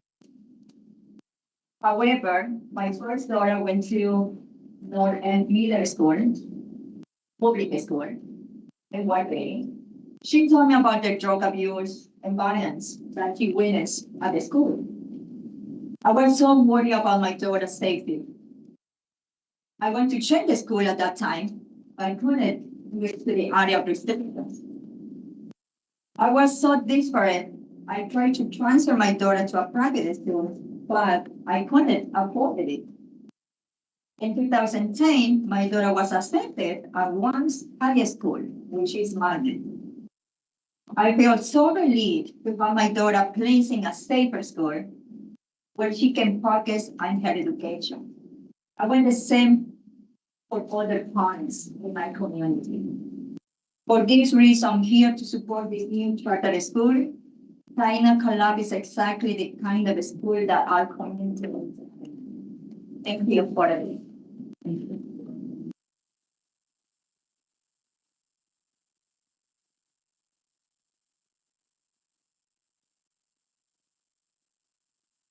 I'm Jessica Hatsey from Middlebury, Connecticut, and I'm the supervisor of world languages for New Haven Public Schools. Good morning, Vice Chairperson Benham and Commissioner Tucker and members of the Connecticut State Board of Education. It is my honor to speak in support of the adoption of the Connecticut World Languages Standards for K through 12. I served on the original Connecticut World Languages Framework Committee in the late 1990s and taught Japanese in Waterbury using that framework for 20 years. We continued to use that same framework as I moved into the World Languages Supervisor position in New Haven in 2013. Over the years, I had the honor of working on the national world readiness standards for Japanese language learning and consulting with other states on their world language frameworks, including the state of Colorado. As president of the American Council on the Teaching of Foreign Languages in 2021, I saw how other states across the nation interpreted the national standards for their local context. Well, in Connecticut, we continued to patiently wait for an updated document. Now, happily, with the visionary leadership of Maribel Olivero at CSDE, we have Connecticut K-12 World Language Standards that are worth the wait. These standards reflect best practices for guiding effective and impactful language learning for students in today's global society. If you look through the document, you will not find grammar and vocabulary lists of past language curricula. Instead, you will find that student progress is organized around the development of proficiency, which the American Council on the Teaching of Foreign Languages defines as knowing how, when, and why to say what to whom in the real world. This document guides districts and teachers in working with students at any point on their path to proficiency, from young beginners to high school level 2 to native or heritage speakers of the many languages in Connecticut. These standards also require students to use the target language to investigate and explain culture, make connections to other subject areas, and make comparisons of language and culture, in addition to interacting with the global and local community. As noted in the introductory pages of the document, proficiency in 2 or more languages is a superpower. With the guidance in this document, schools now have a roadmap to enable all students in Connecticut to spread their wings and fly like a superhero anywhere in the world. Thank you to Maribel Olivero of CSDE, Rebecca Aubrey of the Connecticut Council of Language Teachers, and all of the amazing contributors to this foundational document for Connecticut. And we look forward to implementing it. Hernandez.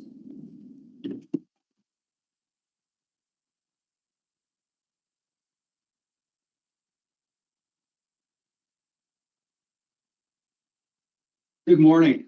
Morning. Such a pleasure to be here with all of you today and to be surrounded by so many friends. Steve, I've done this Connecticut Coalition for Achievement now, and I'm here to testify on behalf of education. So this morning I had the honor of being at the gathering of the Connecticut Business and Industry Association. The governor spoke about where we are now and where we are headed. And what was so exciting about the conversation was that he talked about Connecticut is a safe, welcoming place. He talked about the possibility of innovations in Connecticut, investing in artificial intelligence and quantum technology, understanding the future of Connecticut as being a place where students are learning vibrantly. So when I saw that the work of Patty Nicolati and the work of Lee and Lucas does again being highlighted today in the offering of the state charter for Proud Academy and the state charter for Taina Collab, I was so excited to come and testify. And I was excited to come and testify because I wanted to ask you to imagine 3 years from now, where Patty Nicolati is running a school where kids feel safe, kids feel welcome, just like they should in a public education, in traditional public education school. And many of them they do. And what's wonderful is that public education in Connecticut is ready to see what different examples of public. I also think about Lead and Lucas and how they've created this model for Taino Academy, where children are learning not only in culturally responsive and relevant environments, but also learning about the future of artificial intelligence, are using modern technology. You know, the excitement at the CBIA meeting today was business and industry wrapping around each other to be ready for the future. Imagine our children being just as ready, if not more ready. And our children who are arriving now and who will arrive tomorrow being as ready to embrace the future of this state. This is a business conversation. It's a conversation about the future economy of our families, of our districts, and also about bringing more resources to our districts. For every charter that opens, we don't lose money in our districts. In fact, we gain resources in the form of less density. We gain resources in the form of more vibrancy, and we make the case for why we should invest even more in public education, additional. So I ask you to think about the possibilities for the future of the state. Thank you so much for the opportunity. That brings our public participation to a close. Back on the agenda, there is no need for executive session. And a motion on item 4, the consideration of the minutes for December 4th, 2024. Second. Changes. All in favor? Opposed? Motion carries.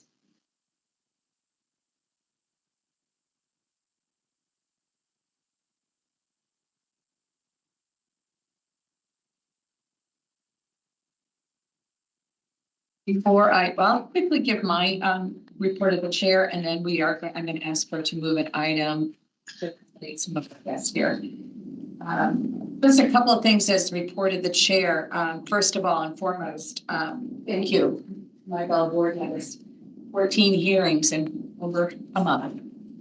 Thank you for stepping up and helping us with those charter hearings, and also to the staff. This process started back in November, and it's all hands were on deck to get this done. So, Dr. Hughes, please pass that. Thanks for the entire staff. I don't want to start naming names because I'll start getting some. I also thank you, Mr. Harris, and I attended a community conversation last evening, sponsored by CERT, which our commissioner, and Senator McCrory were on the panel, so that I'm sure is going to be part of your report as well. I also want to just, board members, in your packet, you have things that were sent to me, Elevate Fund and Improve the CAPS, their legislation priorities. I make reference to that because I did receive one this morning that I will give and have copies made for the final report of the task force to study special education and their priorities. So I will make sure that you get copies of those as well. And then I just want to close with, well, first of all, I do want to remind or let board members know that we are having a special board of education meeting next Wednesday, January 22nd. The starting time will be 2 p.m. We'll receive your packets and information on that shortly. And then before I close, I just want to refer to, I don't know how many of you saw the governor's address, but I think there are some things that are worth mentioning that I personally was thrilled to hear him include. The first one was LEAP. Right, hearing that he supports the LEAP program in our 25 districts, many of them will have been trained, and his advocacy to get that out to all our districts. An important program that we have seen success. We hear from him as well as many of our partners about increasing teachers in the state of Connecticut. That is thrilling to hear that that was also a basis of his speech, in particular, male educators in our state, which is so important. Personal side note, my nephew started teaching this year in the state of Connecticut, so I'm very proud of that. And then cell phones was no surprise. That was part of his speech. But as you recall, we passed those guidelines at a special meeting in August. We have seen some updates on that. And they've been very positive that we've seen. And we have now seen many of our districts follow suit with that, with plans to put in.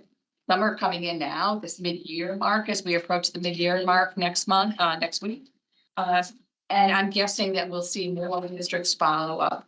And perhaps in the spring, we can get some more of our districts back for those districts that are not quite on board with that initiative, and perhaps a little nudge to review all that goes in. It's not an easy thing to put into two large districts, certainly, but it is an important thing, and we're very pleased that it has been received in such a positive way. Just recently, I sent an article to the commissioner because it was an article about two districts, and it was all parents and how positively supported they are.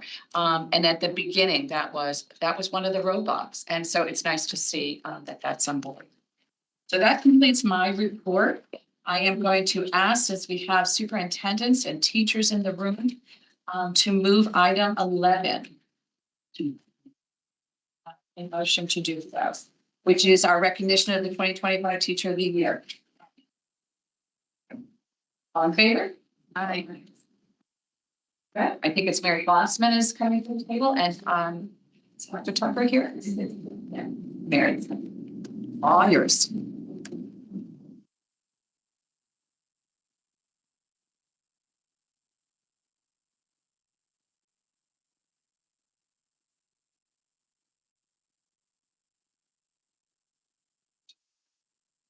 Morning, Vice Chair Benham and Commissioner and members of the Board of Education. Thank you for taking your time out of your busy agenda today to recognize our 2025 Connecticut Teacher of the Year and Connecticut Teacher of the Year finalists. I'm honored today to present distinguished teachers. And I just want you to know the process of electing a Teacher of the Year is a partnership between the SDE and the Connecticut Teacher of the Year Council. We're very proud of the process we select teachers. The teachers represent all of the great teaching and so on. I think you'll find exciting here. We have some distinguished members of the Connecticut Teachers Council. One is Kristen Record, who's on the Board of Education, Mary Kay Rendock, and Tina Granfield. The Teacher of the Year was first awarded in the state of Connecticut in 1953, and we've had the pleasure of recognizing teachers every since then. The process, as I said, begins with the district nominations. Each district selects their own teacher. That teacher then goes into the state portal where they fill out an application from Connecticut State. Also, the DSCE can interview the teachers at the state legislative office building and about site visits and colleagues and students in districts. The process then ends with selecting one teacher of the year from Connecticut and 3 finalists, and we follow them through that. Our Teacher of the Year 2025 teaching priorities and go on and represent Connecticut and in collaboration with all of these people throughout the United States. This morning I have the pleasure of interviewing Jeff Helming from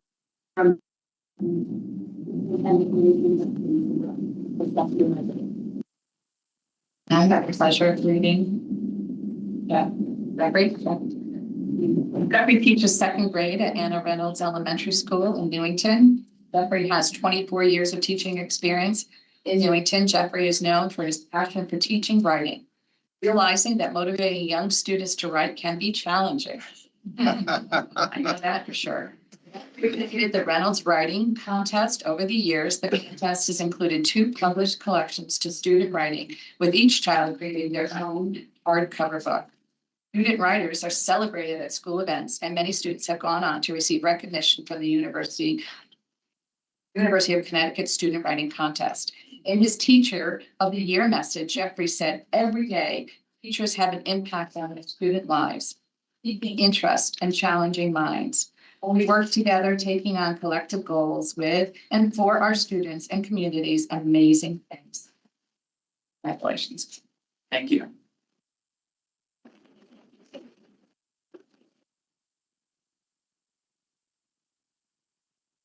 Save the pictures for the end.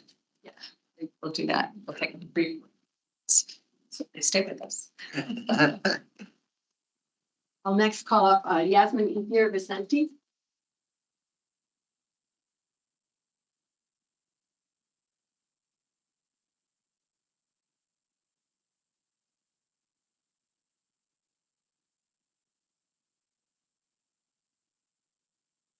And Dr. Lindsay or Darby.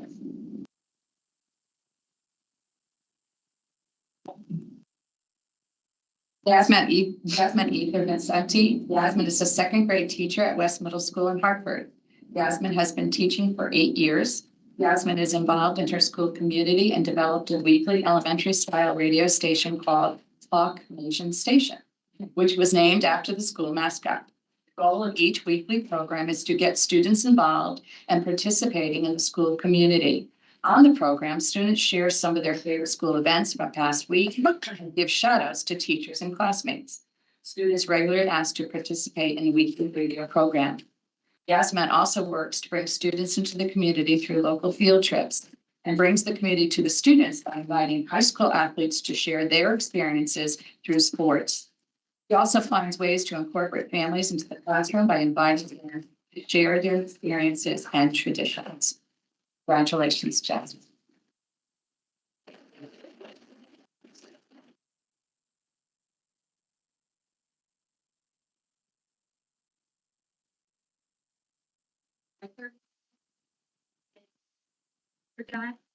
Dr. Cynthia Ritchie. And if you recognize Dr. Ritchie, she was here last year because our 2024 Teacher of the Year, Kevin Foster Moore, is also from there.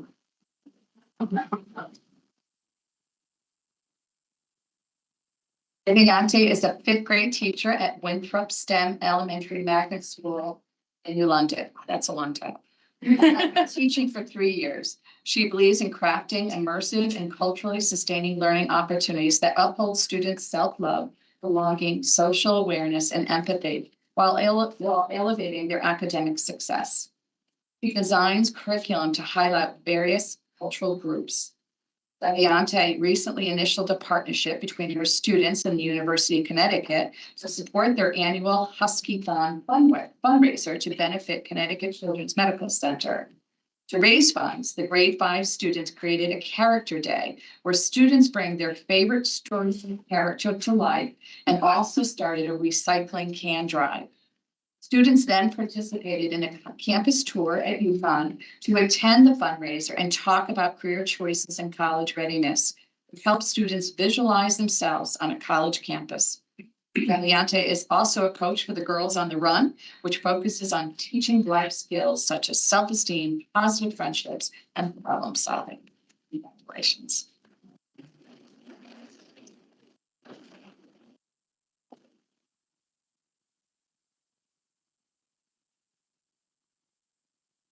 I'd like to introduce Julia Miller, our 2025 Connecticut from the David. How are you doing?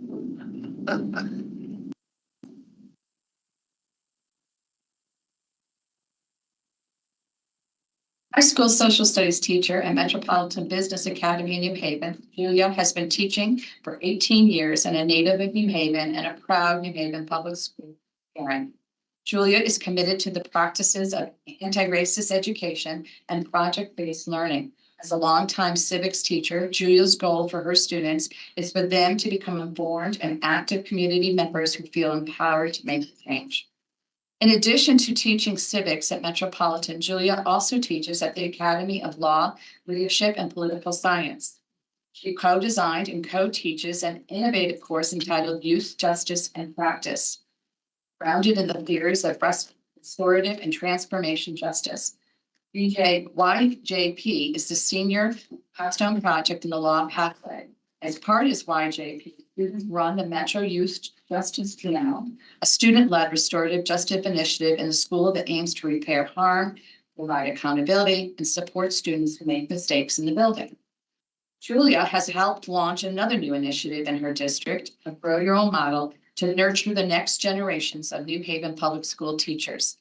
Over the last 2 years, Julia has supported the development of new education and leadership pathway. Last year, she ran an after-school program for aspiring educators, which included her teaching Quinnipiac University's intro to public education course to her high school students for dual credit. She was part of a small group of curriculum writers who crafted an early college experience course entitled Seminar in Education through a collaboration with Southern Connecticut State University, a course she is now teaching at her school. Julia currently serves as one of 2 district teacher leaders with the national organization Educator Rising. Congratulations, Julia.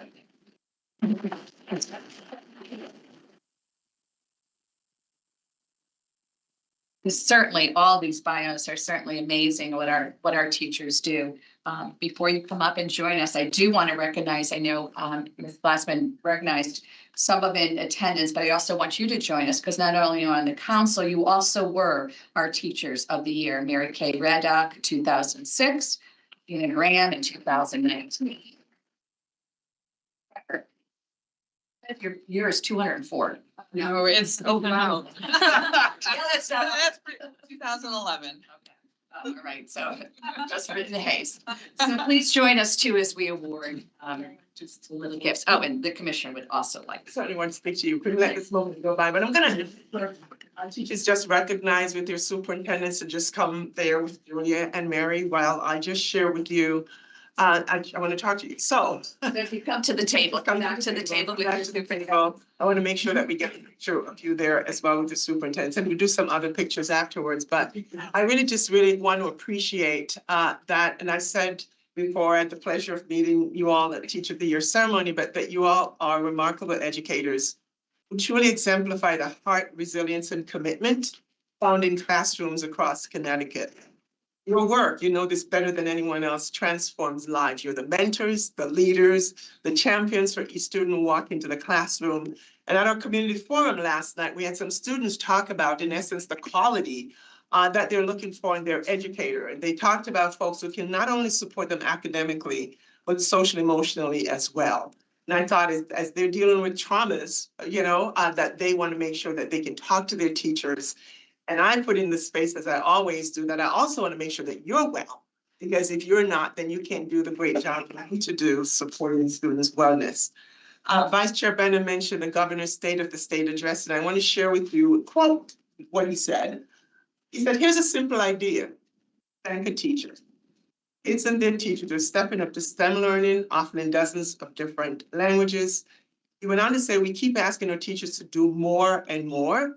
And so thank a teacher and ask how you can help them at home. Now, you're not home right now, but I certainly want to say that, and when he said that, I think as far as I could see being in the chamber, that everyone stood and applauded. So I'm going to ask folks in the room today, this is our moment to say on behalf of everyone here at the department and the board that we thank you for what you do every single day. So I want us to stand and thank our teachers.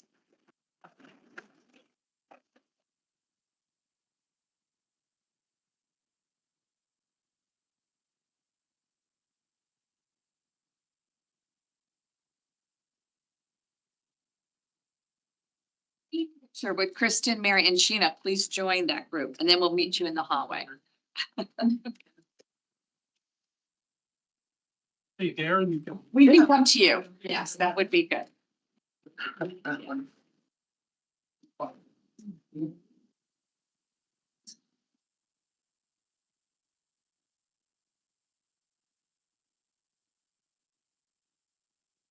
So much.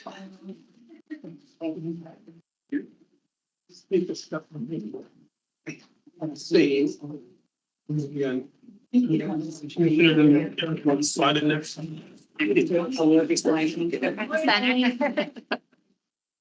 Got us? Got us.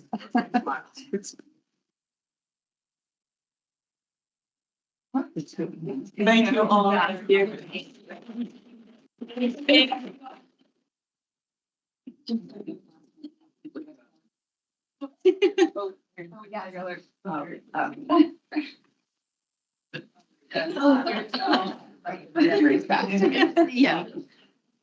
You.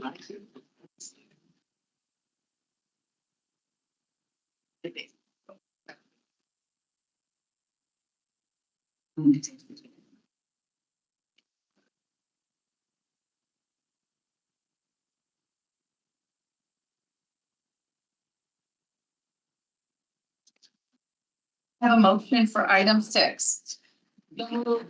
Second. Great, thank you very much. And thank you to John Fresinelli and Irene are in the room. But board members, thank you very much. I feel like saying Happy New Year. 15 days in, but great to see all of you. You have my report in the supplemental folder, so I will just go through some major highlights for you. When my team, I'm hoping that they're making their way in and will be joining. Well, I wanted to just share with you that I received information from the department about the 21st century community learning fund grants that we put out to our districts, 35 districts across the state. That we know that how important it is by this, in this particular funding, connecting community-based youth serving organizations to schools. When that happens, we know that it certainly impacts learning, performance, enrichment activities, and foster family engagement. So we were pleased to be able to put that in space. Also, you received from us a first report that we sent to the legislature from the Commissioners Roundtable on Family and Community Engagement in Education. And looking back at that report, and you make sure that we do a presentation, more detailed presentation later at another meeting for you on the roundtable and that report. But as I was looking back at the roundtable that was created 8 years ago, I certainly was not commissioner at the time, but in my role, formed the roundtable to make sure that we had a space for community leaders, students, parents, guardians, advocates to be able to inform education in the state. And so the roundtable is now codified in state law, which I'm really pleased with, because it means that regardless of who sits in the chair as commissioner, there'll be a commissioner's roundtable for family engagement. And so it really is important that we've been able to do that. We've also launched, and is Irene in the room? I'm looking for her at the table. Could you come to the table with John Fresinelli? That we launched the Model Digital Citizen Curriculum, which we know addresses critical competencies. And so Irene, just briefly about that. There's John, hiding in the corner somewhere. Not a commission. All right, so if you could just share a little bit about the curriculum that was launched and its connection to our cell phone personal technology policy. So it's really important for us as an agency to be able to launch this K-12 model, digital citizenship curriculum. And I don't want that name, that title to misrepresent. It's also about digital literacy. It's about how students navigate news literacy, media literacy, and understand and determine for bias, for credibility, for timeliness. So these are critical foundational interpretation skills that we are now able to help educators develop in the classroom. And it is connected to the healthy, online ethical behaviors and use of that for personal devices and create digital well-being, that media balance of online and offline use. So it's a very comprehensive curriculum that comes with the lesson. It comes with resources, both digital and offline. It comes with activities that students can then work with their families on in their home to create positive digital well-being plans. So again, we're super proud to partner with Common Sense Education. We are first in the country, first state to adopt fully the based comprehensive citizenship curriculum. So from here, if you give us the opportunities in the use and implementation of this digital citizenship curriculum. So thank you, Commissioner, for helping us lead this work, and really excited for the implementation coming here. So thank you very much, Irene. The other thing I wanted to share with you is we actually did a survey of our personal technology use policies, and that's what I wanted John to share with you. We did hear from 65% of our districts on this who are actually implementing policies. And so we will make sure that you get that information. But from what the data is saying, personal technology use policies are working. 69% of our districts reported that their policies were either very effective or somewhat effective in increasing student engagement and learning. 60% of them reported fewer behavior issues during classroom time. And 27% reported fewer behavior issues during non-classroom time. So it is really having an impact also outside of the classroom. And they also shared with us if they get some funds, how they would utilize it. One of the ways they would utilize it is to purchase or develop digital citizenship curriculum.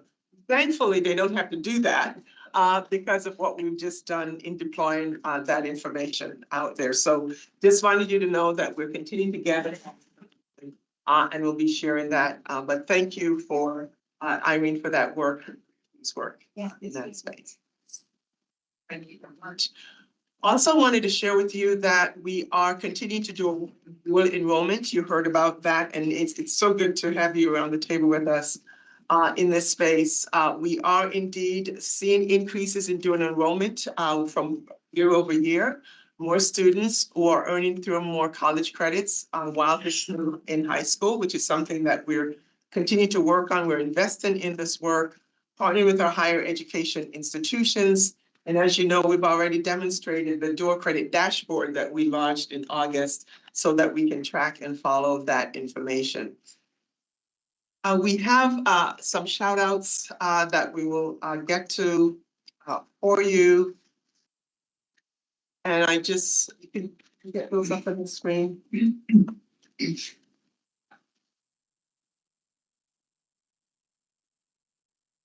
Always wanting to shoot in pictures for you to see what is happening. One of our consultants, Traverso, who does the work on school counseling and social emotional learning, presented at a U.S. Department of Education summit, a multi-tiered system of support, sharing what the department is doing. So we thank him for doing that. Our team participated in a family literacy night that Derby Public Schools at Bradley School hosted.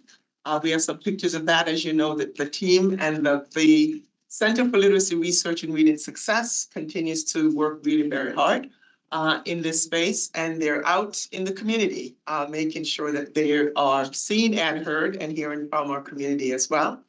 Dr. Melissa Hickey, our director of that center, was interviewed by the Right to Read advocates, and there's a podcast on the work that we're doing here in improving literacy statewide. You heard about our community forum last night, and I'm so grateful to have had Mr. Harris there along with Benham supporting the work. And it really was a community forum with Senator McCrory, really listening to the community and talking about education, the past, the present, and the future. Senator certainly wanted to know where the community stands and what kinds of proposals that they want to see moving forward. I'm sharing kind of our initiatives and focus areas in the work that we're doing together under the banner of this board's strategic comprehensive plan. And so I just want to thank you all for being there. And the team CSDE was also in the room, yet we went until after 8 o'clock. So you should look at us being bright-eyed and bushy-tailed this morning. Coming in, but it was a great event, and I just want to thank everyone for being there. Let's see, what else do we have on the screen? I think that was the last picture. Oh no, we had a student diversity symposium that Amanda Pickett, our consultant in school climate and culture, participated as well, and our own Shanidi was a part of the presentation there as well. So is there anything else? Oh, Maybe I have one of the deputies talk about that picture, about the Parent Educator Council and participate in there. All right, so we had the honor to visit the Lighthouse School. Do a tour and meet some of the staff and even the students to understand their support and their success and the advancement of the paraeducator profession as well. So both myself and Cynthia enjoyed a full day and really got to see some of the groundbreaking work that school is doing to support our students with special needs. So it's a great experience. Certainly, you've heard a lot about special education. We're not done yet. We'll be talking more about that. And right, and the fun. We had a holiday gathering, special guest, the governor stopped in, and so folks really had a good time just getting together and enjoying each other's company for a few hours. And so that happened as well. Got it? All right, okay. That said, we have some other updates for you, beginning with Hartford Public Schools fiscal operations. So I'll ask to join us at the table to update you. Today's update is specifically on special education portion of the work that is happening for operations.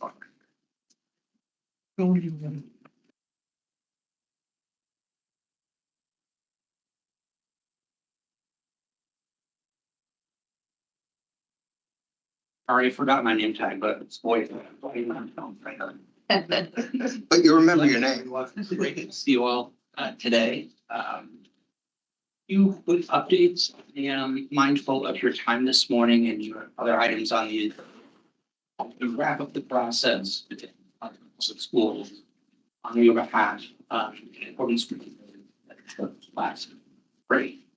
Very quickly. Financial operations will start off there. For that area of the review, Public Works LLC, our contractor, has basically concluded most of their work. They're in the process right now of putting together their final report, fact checking it, double checking with both and HPS folks to make sure that everything is in line. Should be forthcoming very, very soon.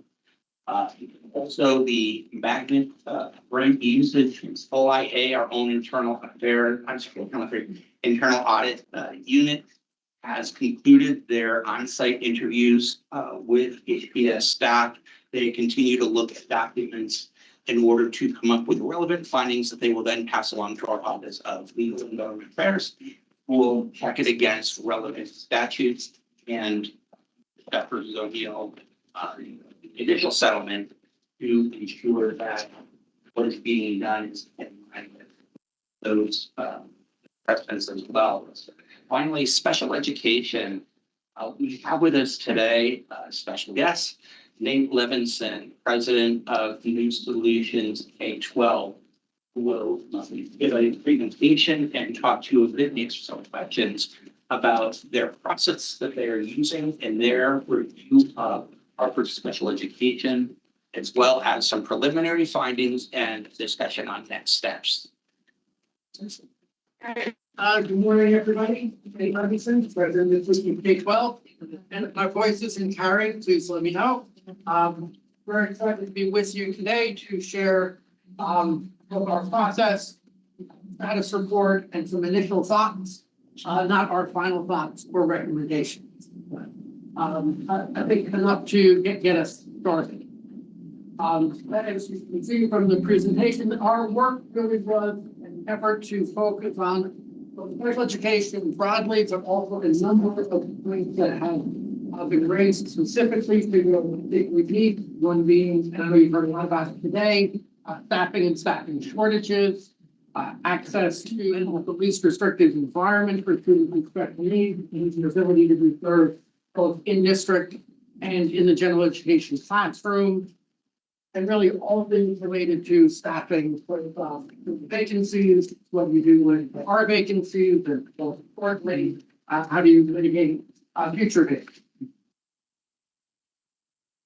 It is just Just a little bit about us. We do bring, I think, a great deal of experience to this work. The organization and its team, we have worked with over 300 school systems across 30. I think the nicest thing people say about us is we are both bold and yet practical. We know that small tweaks and changes get where we want to be, that are all kids with special needs. At the same time, we do recognize the complexity and reality of what it is to run a large school system. And everything we do is grounded in research and evidence, both ours and others. A tiny bit about me. I bring to this work a number of very different perspectives. I have been a school superintendent in Massachusetts. With my team, we were able to close the general education, special education achievement gap by close to 40 points. Reduce the number of struggling readers by 2/3. And a lot of people came to study us. I feel like a good time to become a consultant. Spent over 15 years traveling more than 1 million miles, working with school systems around the challenge of improving outcomes for kids with disabilities and doing it in a way that is both cost effective and equally importantly sustainable for impact. And along the way, I've written a fair number of books and articles on the topics we'll be talking about today.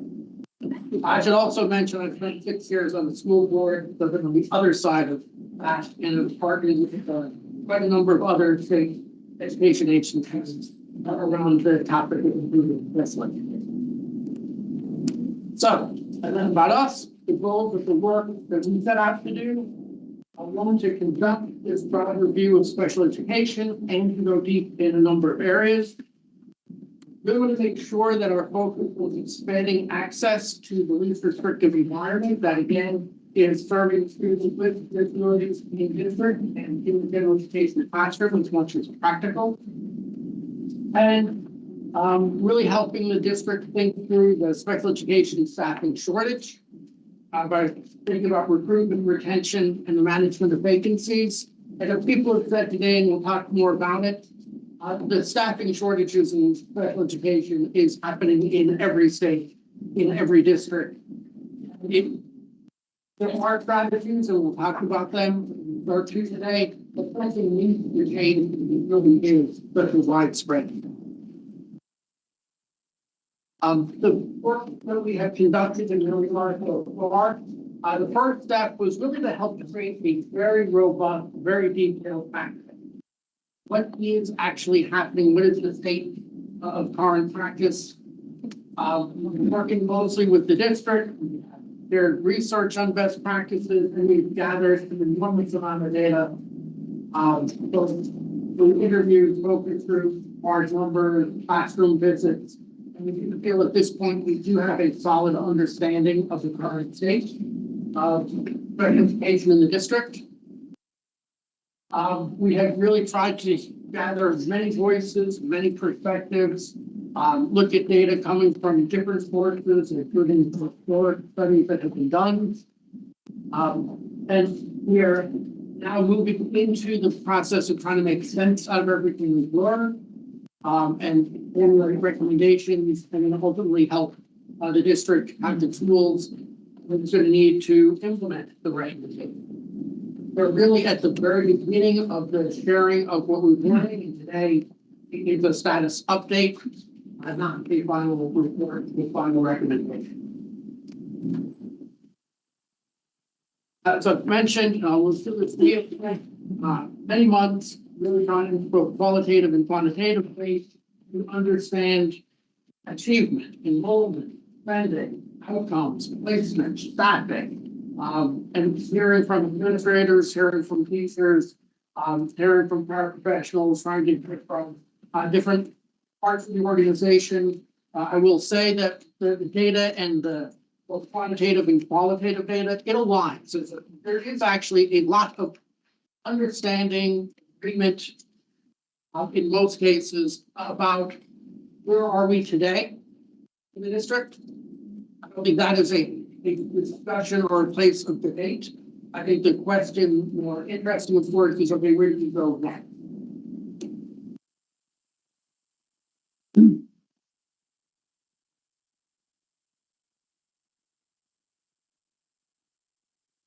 So as we think about what we've learned and how we're starting to think about recommendations, there are three interconnected issues, and I do want to emphasize that these are the complex system, and writing off just one piece of it probably will not get you the outcomes or the results you're looking for, and addressing multiple pieces together will be necessary. The special education teacher vacancy is undermining all other issues. But I'm going to say that one more time. It will be extraordinarily difficult to address any of the other issues that we have raised, that others have raised, that you are probably already well familiar with. But if you do not have enough staff, it will be very hard to move forward in almost any other area. Also want to acknowledge that an insufficient SRBI MTSS, find alphabet soup there. These are the efforts that have been moving across the country in the last 10 or 15 years. Some people will call them early intervention, some people call them intervention. This is the help we give students who are struggling academically or social emotional behaviorally before they enter special education. The research is very clear nationwide that you will have students who struggle academically, struggle other ways, and special education isn't appropriate or only, and certainly shouldn't be the first approach. And having a strong systems of support prior to special education is so important for two reasons. One, we're catching kids earlier and helping them earlier. And two, it would reduce the number of students being served by special education because they didn't need the services. They had caught up. They didn't have the ability, they just had learning. The reason this is so important, connecting back to the first, we have increased, and this is not just in part, this is happening throughout the country, we have increased the number of kids entering special education, which means we need more staff, not less. So we don't have that staff, and that staff is not available. So the fact is, the district has, we'll talk more about in a moment, not a strong enough special education that is supposed to operate, which has in turn makes even more loads on understaffed department. So a problem became a bigger problem. Also want to acknowledge that a number of years ago, a number of pedagogical strategies were embraced by the district, thinking again, well-intentioned. How do we best serve students with disabilities? How do we maximize inclusion? Inclusion is the idea that students will spend as much time in the general education setting as possible. Inclusion is a best practice. It is the right direction to be moving. But I will want to acknowledge that the method and some of the decisions that the district made in how they were approaching that made it more difficult to actually successfully implement inclusion, which in turn increased the number of kids needing to be served in a more restrictive environment, which in turn required more special education staff, which they don't have, which in turn required more students with more significant special needs to go to do out-of-district placements, which dramatically increased spending. I just want to acknowledge, and we'll get into more detail, but we're to address one, but not all three of these, is very unlikely to address any of them. So that is just want to emphasize the interconnection of the challenges the district is facing.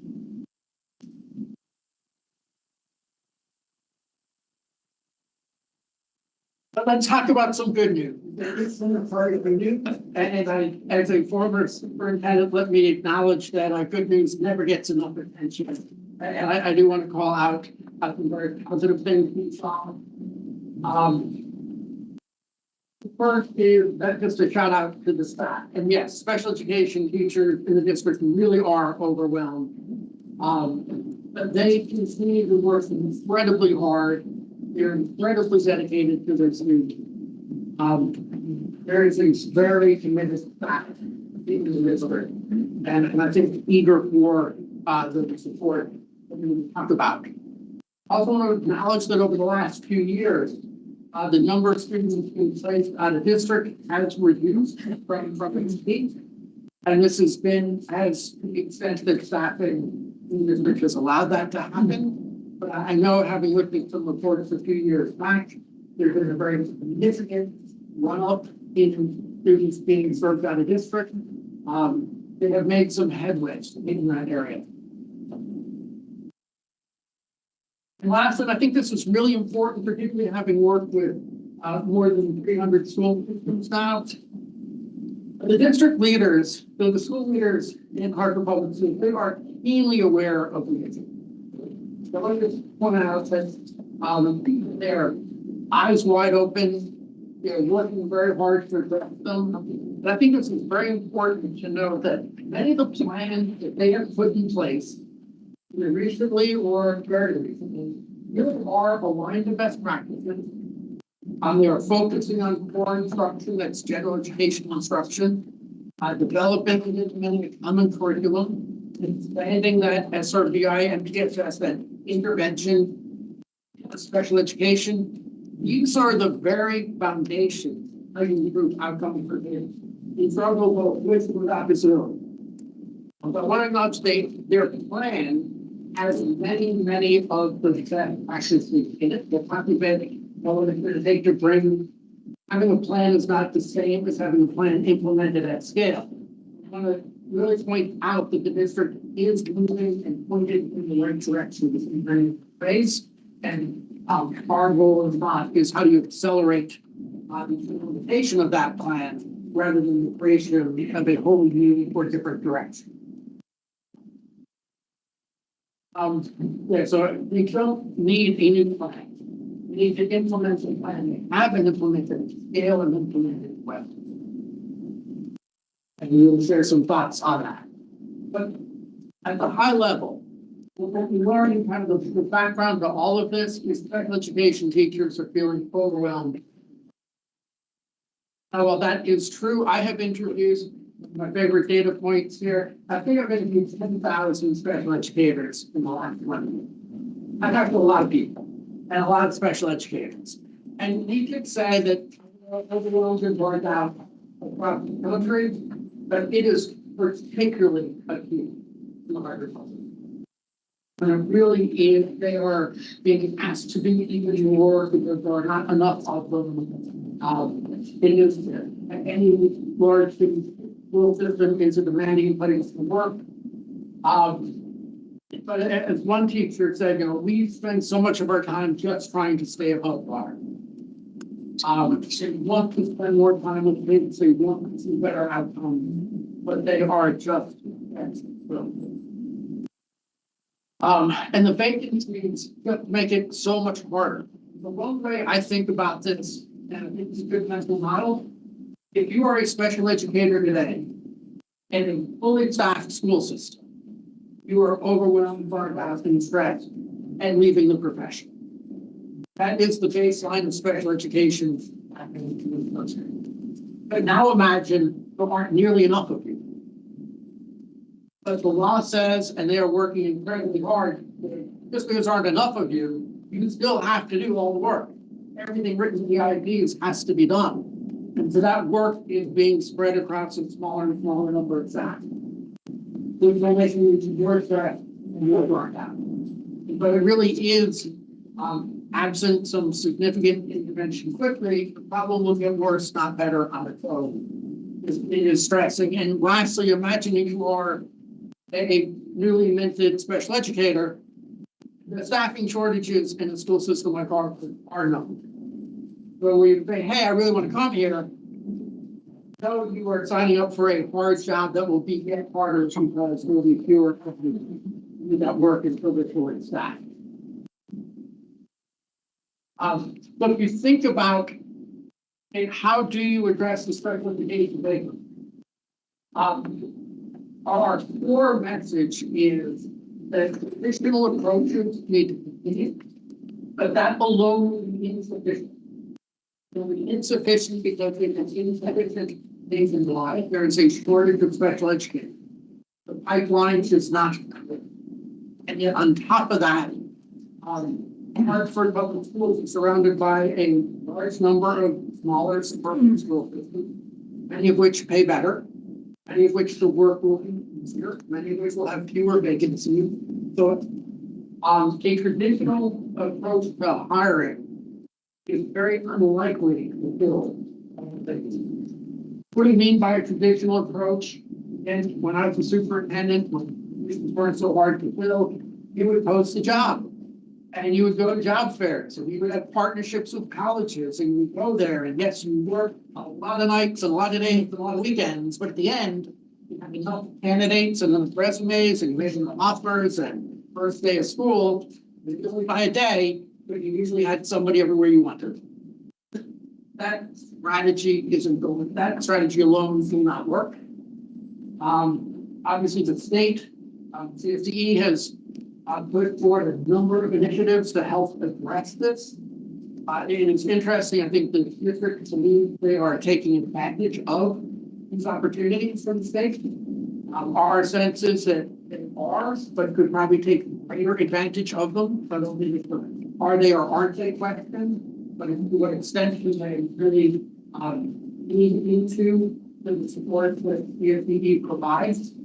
But again, our sense is, given the current situation, that too will be insufficient. We really need to start thinking about what are the next steps, a more updated, non-traditional approach to recruiting. And one of the things that we are seeing happen across the country, districts that have moved to here first are seeing real advantage in the competition for special education staff. And that is job redesign. First is playing to your strengths. I'm going to take just 2 minutes to touch on this one because it really came here. I was just listening to the folks earlier this morning. The work of a special educator is the single most complex job in public school. It is complex in part because the range of what people are asked to do is the broadest. As a special educator, you are asked to help teach reading, math, science, social studies, literacy, writing. You're asked to help with behavior. You're asked to have an understanding of autism, disability. You are asked and expected to know the law. You assess to determine whether kids have IEPs. You have one of the largest roles in interacting with the parent. You have a very large compliance component. That is a lot. I always contrast that to, I remember in high school, we had these highly skilled math teachers who, quite honestly, if we teach Algebra 1, we'd ask them to pick up a section of geometry, would probably threaten to quit, and we would quickly rescind that request because we didn't release them. And, you know, even though this person had been great at math since 8 years old, had an undergraduate degree in math and a graduate degree in math, and I positive knew geometry very, very well, we don't usually make that ask. Again, 10,000 special educators, and ask them, are you very talented? Yes, they are. Are you talented in everything I just listed? Very, very few would say, I am really good at writing IEPs, managing behavior, math, and understanding how kids learn to read. It is an incredibly wide range of work life. What we are seeing districts start to do, and again, great advantage in the hiring process is say, hey, come to my district and you will focus. If you're a math person, you will be helping with kids with special needs in math. If you're a person who really loves the IEP process, we will do that most of the day. So really fascinating thing when a district hosts a role to work primarily with the IEP process. You can just see two groups run in opposite directions. The group that says, this is the best part of my job. I would love to do that every day. And the other group that says, I think about quitting every day because I spend a couple hours doing this thing. All I want to do is continue to read it. There are some who like doing both, but we have found that folks separate very quickly. It doesn't require more staff, it just requires staffing differently and allowing people to play to their strengths. We think that could be a big advantage. Also very good for kids, but it's a way of building. We're also seeing across the country a move towards part-time staff and what we call part-time staff friendly schedule. There is a growing group of people, former teachers. You can remember that about 45% of all teachers leave the profession before they retire. Part of the reason they leave is they're taking care of young children, they're taking care of older parents. They have significant hobbies or vocations. Both coach-based sectors have embraced, because of staffing shortages, a large use of part-time professionals. Law firms, engineering firms, medical practices, educational consulting firms. May not have been our first choice, but that's where you get some real talent. Public education has not particularly been part-time friendly. We're also seeing, again, both other professions have embraced remote work. And I know people are thinking, like, how do you do remote special education? But I will tell you that I'm teaching and moving remote. I will tell you that I met a speech therapist a couple of weeks ago. He said, you know, I went to my director and said, I've got issues at home, childcare issues. I'd like to work remotely. They said, absolutely not. We're a contractor. You need to be here. So she resigned. The district had a vacancy that had to be filled. So it went about 50% more. They went to an outside company to hire a speech therapist. We only hire a speech therapist remotely. There are persons that are available. And to their surprise, it was the person who had just quit. The job with the third party. He was being paid more. The district was paid much more. They realized a little late that in fact, some things, not everything, could have been done remote. And again, that is just the way the world is moving. The other thing other shift we are seeing across the country is the pipeline is not sufficient until every special education student. If you do all of these things, all you're going to do is steal from somebody else. But what we know and what the research has shown for raising the youth is that kids with special needs need a wide range of support. Some are just pure academic, reading, math, writing. You don't have to be a special educator to be highly skilled and very able to help a student in your community. You almost certainly need to be a special educator to assess whether I have a disability. You most definitely want a special educator managing a classroom with different autism. There are some roles that are specialized for sure. Other roles have been filled by both general educators or special educators. And you're seeing more systems saying, hey, if we're looking at the needs of kids to get reading instruction, we're going to ask and hire and recruit and support both general educators and special educators in a larger pool. We also know the shortage, and again, when we talk to the principals in Hartsburg, it is not just the shortage of special educators, it's putting so much stress on the system, the shortage of para-educators.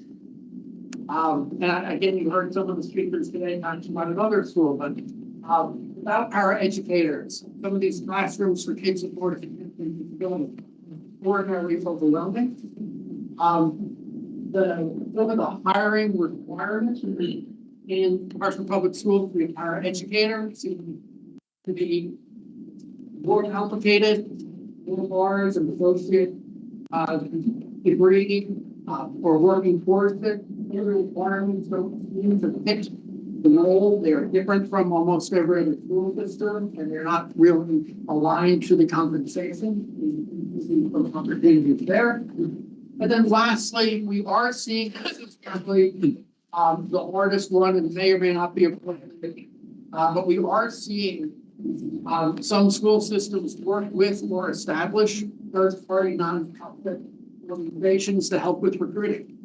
And if we think of how some school systems have done this, they've gone into the private sector to third-party staffing firms, to find people, recruit them, and pay a very large premium.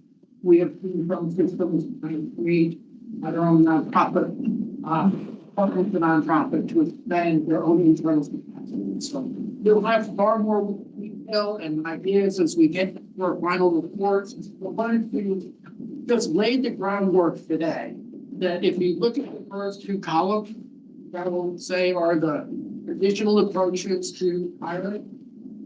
Columns 1 and 2 might be sufficient in a small school system that pays very well. I don't think that it is sufficient. They're both necessary and should continue, but they will have to go beyond that to build their vision. I know that we're challenging for time, so. Yeah, thank you. Sorry about that. I see you get excited. As we think about this as well, this idea of increasing general education support, so that we have needs to be met in general education and also utilizing general education teachers as part of that support. Is part of, I think, the plan going forward. That will help both students and faculty. Again, we need to acknowledge that if their peak in 2019, there's been a reduction in students placed out of district, $20 million savings. Our sense is if the reduction would have been even more so, had they been able to fill, they actually had in their budget more classrooms budgeted to serve more students. But the classrooms haven't been staffed. Haven't had kids placed in them because they don't have staff for them. But I think they've made some very good efforts there. We'll talk more about it. But again, progress is where we work in district. We want to talk a bit about open choice. Obviously, children and their families who live in Hartford have the option to attend some surrounding schools. When we first got to the district and we're talking to folks, the assumption, the idea that was in many people's mind was that, hey, the kids who are opting to go to these suburban districts, we go to these districts and then are disproportionately placed out of district by the suburban district.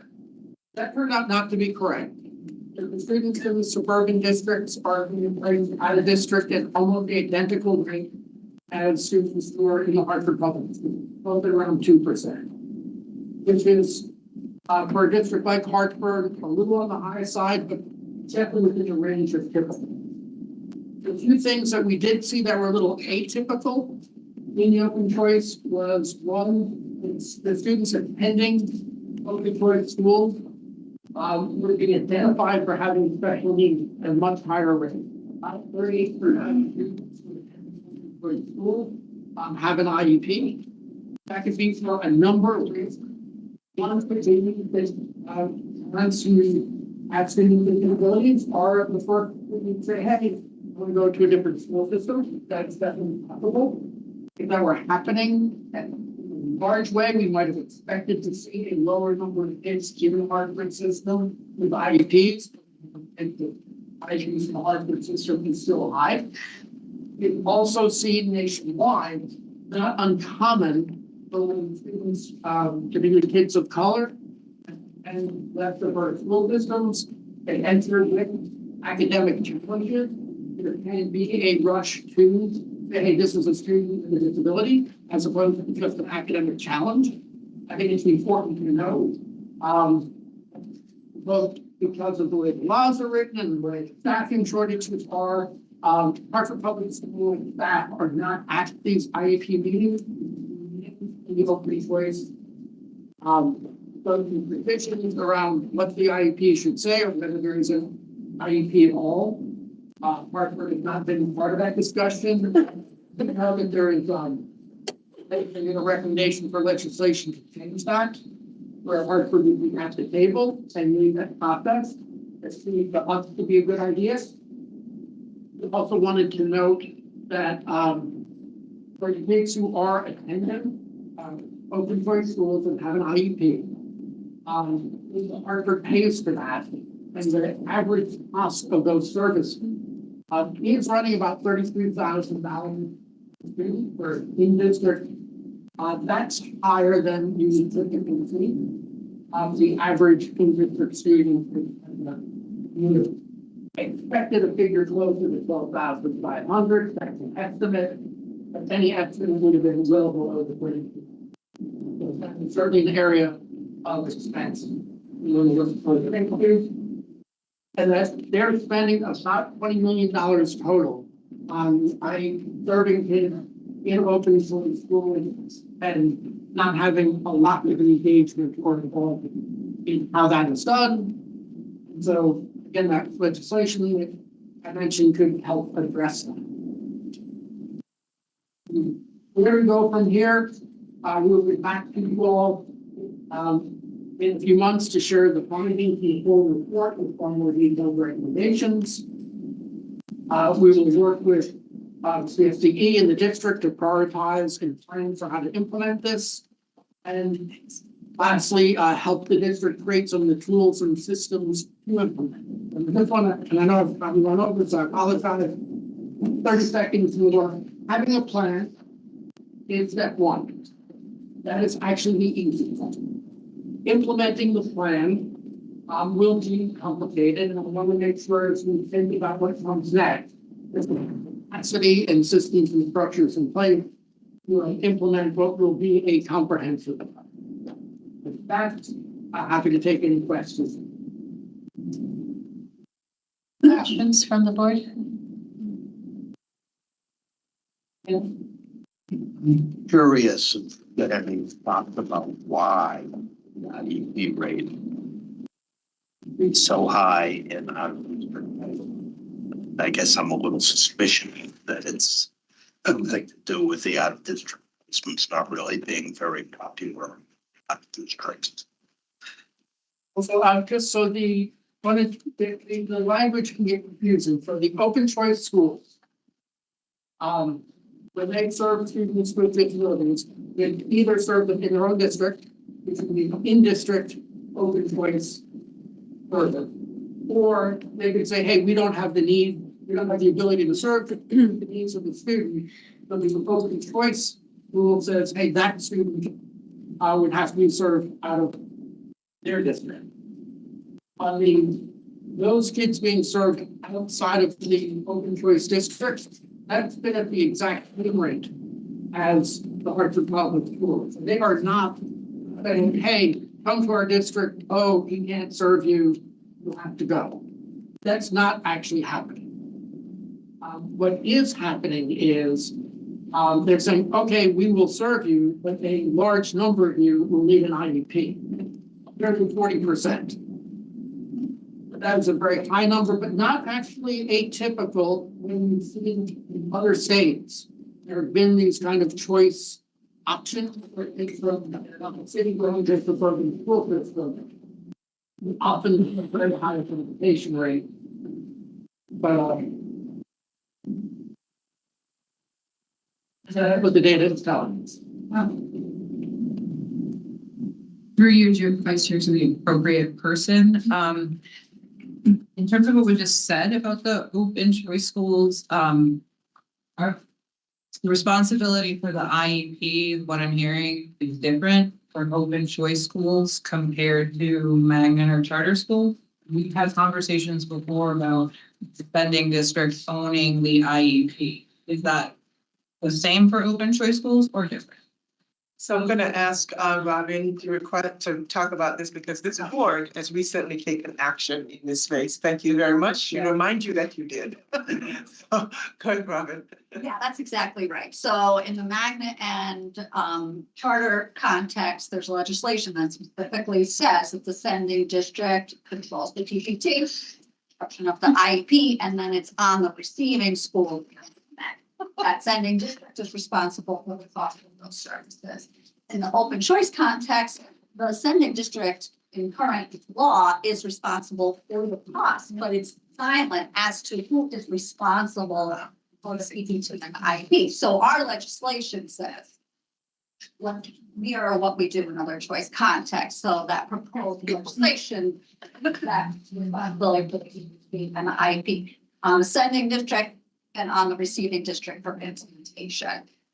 We know from what happens in current practices, typically that sending district is not at the table. So that was part of the reason why we added that specificity so that they can participate and actually control it. I will say relative to the question, we do know from experience working as the application and placement center for this region that many families with students with disabilities choose to participate in choice. So that can be some of that disproportionality. Having that sending district participate in this process does hopefully address that question of how the process works and what the resulting costs are associated with it. Does the existing law prohibit the sending school from participating, or is it just silent? Thinking. And we make that recommendation that that should be the case. But what you've done is approved a legislative proposal that will make it very clear. Salzer? That's made very detailed report. Question, early intervention is better than later intervention. And what I mean by that, the elementary schools to me are the place where a lot of focus should go to.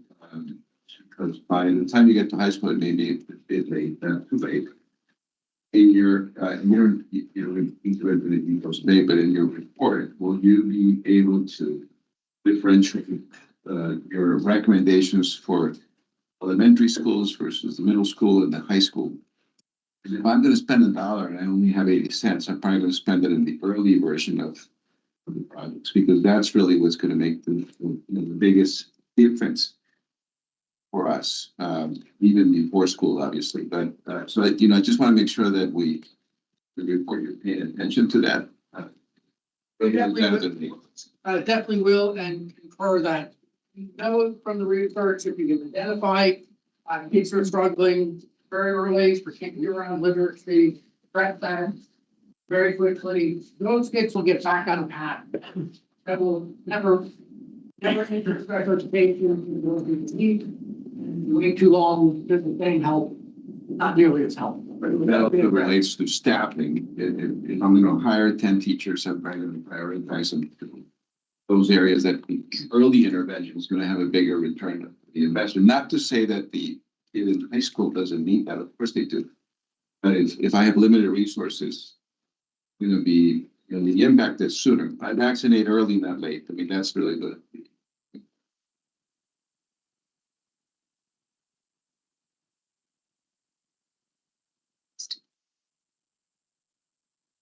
That's one question. I know we want to go. You can ask more than one. Thank you. Thank you for that report. I have a question about budgeting perspective, a pretty common phenomenon in education settings, and perhaps particularly in special education, is one where to spend money, potentially save more money. There's this issue of, for example, hiring special education educators that allow you to keep students in the district rather than expensive outplacements that account for a huge share of the budget and the budget deficit in particular. I guess the question I would ask is, are you thinking about how you can get Hartford, or I guess this would apply to other settings as well, to sort of account for those savings when they're budgeting? Because I think something you often think about is, oh, we can save, running out of it, we don't have much money to spend this year, we can maybe save some money by not filling special education vacancies, reducing pay or things like that. In fact, that's sort of costing you later when people are outplaced potentially, right? So how do we get people to, and you may be costing you more later, so this thing you're doing to save money is actually costing you money, right? Is there a way to push districts? I mean, I guess I would be curious if you feel like Hartford is currently internalizing that dynamic. And if not, what steps we could take to sort of, as we think about budgeting to get people to think about the true costs. For example, spending less. Okay, so at least my sense is, if I follow your question, is I believe the district is thinking about the challenge the right way. Again, I think an important finding of ours is that the district leadership is thinking about these challenges the same way we're thinking about them. I think that the difference is they are relying on the digital approaches to development.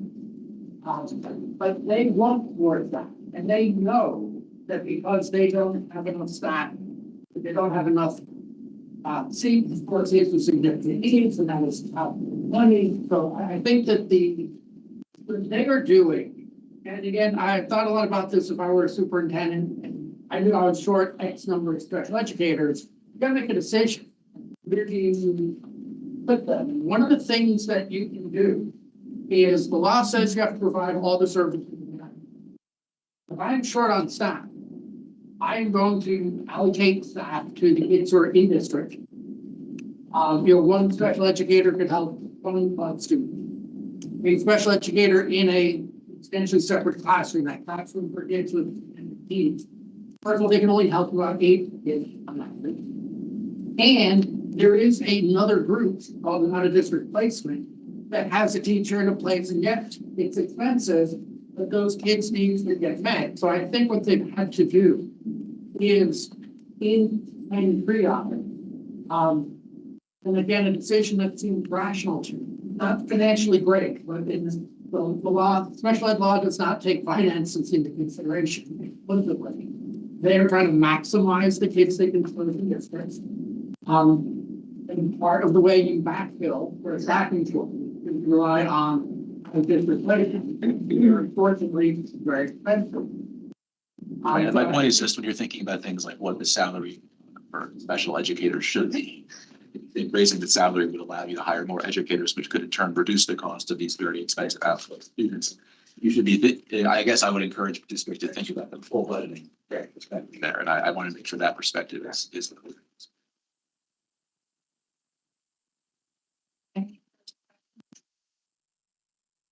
Well, we certainly look forward to the next steps and the recommendations. I was very pleased to see the SRBI piece mentioned, because I think that's I'm guessing that's gonna be in those recommendations and when that is started and how it started.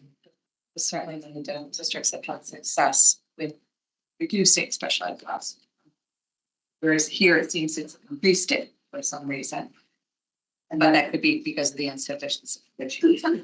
So we look forward to your recommendations and our next steps when we.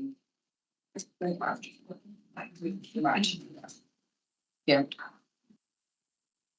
Thank you very much. And I know there's a lot happening this morning. I have one last piece of update, but I think it's related. Ajit, I'm going to ask Ajit here, as we've all been talking about special education this morning, and wanting to share and I've mentioned to you before about doing some rate setting for outplaced special education services, and I wanted you to know where we are. I think it's important that we talk about that. So Ajit is gonna just quickly update us as to where we are, and the other items will hold until another board meeting. So we're moving along. So Ajit, that. And if you would, Ajit, if I can just pause you for a second, I did have a question for Dr. Hughes for Hartford, only because it's been so often in the press lately, and that is things that I've been copied on, that particular information you're trying to obtain on the student from Hartford.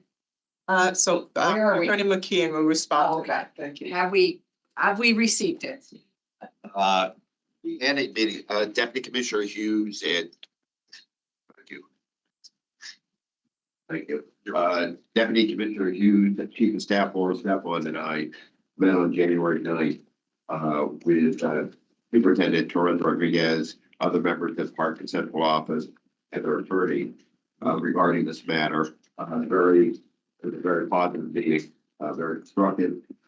And it agreed that the documents would be analyzed to me as legal director. And we're hoping to release it by next Tuesday, January 21st. Okay. Right. Thank you. Very well. Lengthy process. Thank you. Alex Oceans? Yes. Good afternoon. Special education rate setting for students who are outplaced. So the challenge here is that there is cost variability and unpredictability for districts. Often the year starts and then they find out that there's a change. Sometimes even with one student can make a big difference for a district. Affects planned programming. Cancel something in order to meet the needs of a student.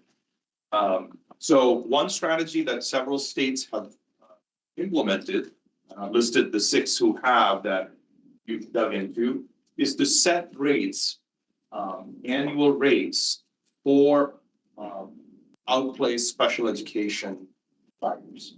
That districts know early on, before or when they're planning their budgets for the subsequent year, what the rates for those outplaced centers will be. Because there are students who require some of those specialized services. Now, I just want to mention that this board took some action to address this. One of the legislative proposals that this board approved was to require in contracts that districts have with those approved private special education facilities, where the private entity will communicate their base tuition and cost for services to the district by December 31st. And that's a proposal that still has to work its way through. And that will help with some of the unpredictability, but we also want to look at the cost overall. And so this rate setting is something that several other states have implemented. So we just want to better understand how they went about doing it. What are the pros and cons of it? How do districts and private providers in those states, how do they view this process? What are things they did that we should be mindful of and not do? So we've actually engaged with our research collaborative, CCERC, to start the study. So that work is already underway. And it's on a super fast track so that we have some information back during this session so that we can take some proactive steps. So this project will work with school districts, will work with approved providers and the legislature, really figure this out, like what is a process? Should Connecticut go down this path? What would be a process? What is the best way to do this so that we don't shoot ourselves in the foot and we create something that works for all? So that's the brief update. I take it from what you said that if we need new legislation, we decided we should look to that or. Yes. And so we want to make sure that it is informed. And as you mentioned, I've certainly talked to my colleagues in other states. It's really willing to say, please, before you do anything, you need to hear from us in terms of what we did, how we made the challenges were. But in larger context here, so you've heard from the previous presentation, action that this board has taken to address IEPs and working on that. This is another action that we're taking that's addressing the issue of special education in the state. Reminding you as well that in your budget expansion, as this board asked for full funding for excess costs. This board also asked for funding to ensure to support districts in building individual programs.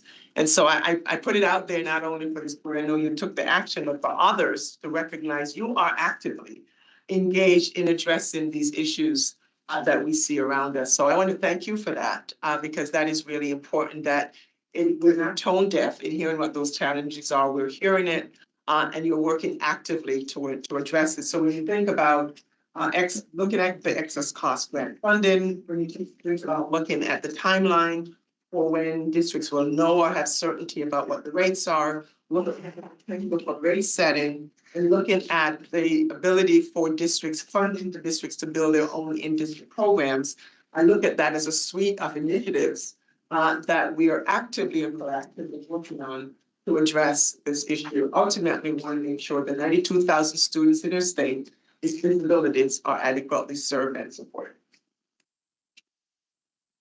Put that in space. Okay. Thank you, Andy.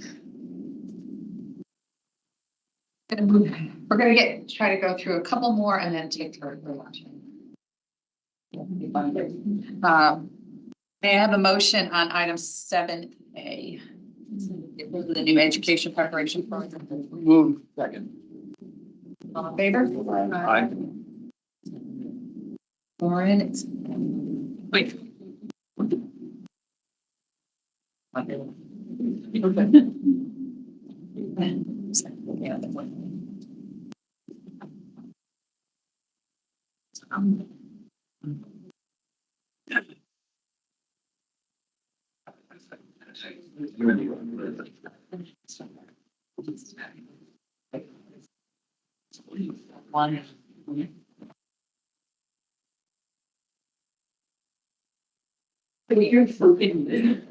One. Good afternoon, board members. Southern Connecticut State University recently submitted a new program proposal offering an initial certification in teaching English to speakers of other languages at the undergraduate level.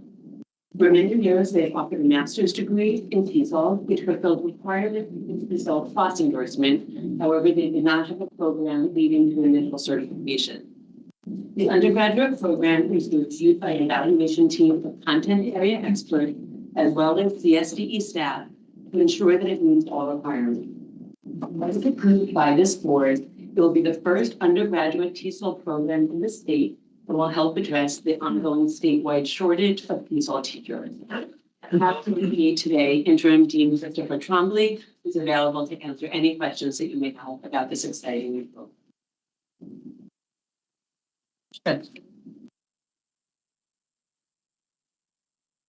Gonna take the five before. I'm thrilled to see this. Yeah. It's a question, but I'm thrilled to see this. So, if there are no questions, all in favor? Aye. Opposed?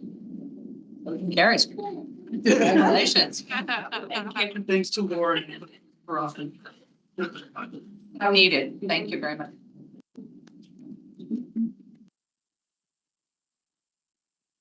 I'm going to ask to move the next item to be 7C, the consideration of granting initial certification for the state charter to Olam Public Charter School in Stamford. Motion to move that item next. Second. All in favor?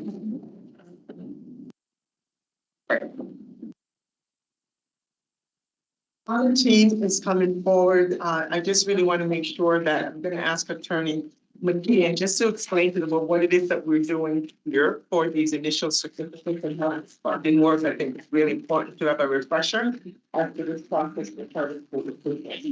Thank you, Commissioner. Thank you, Commissioner. In 2015, the General Assembly changed the process to statutory process for approving charter schools. Since that time, excuse me.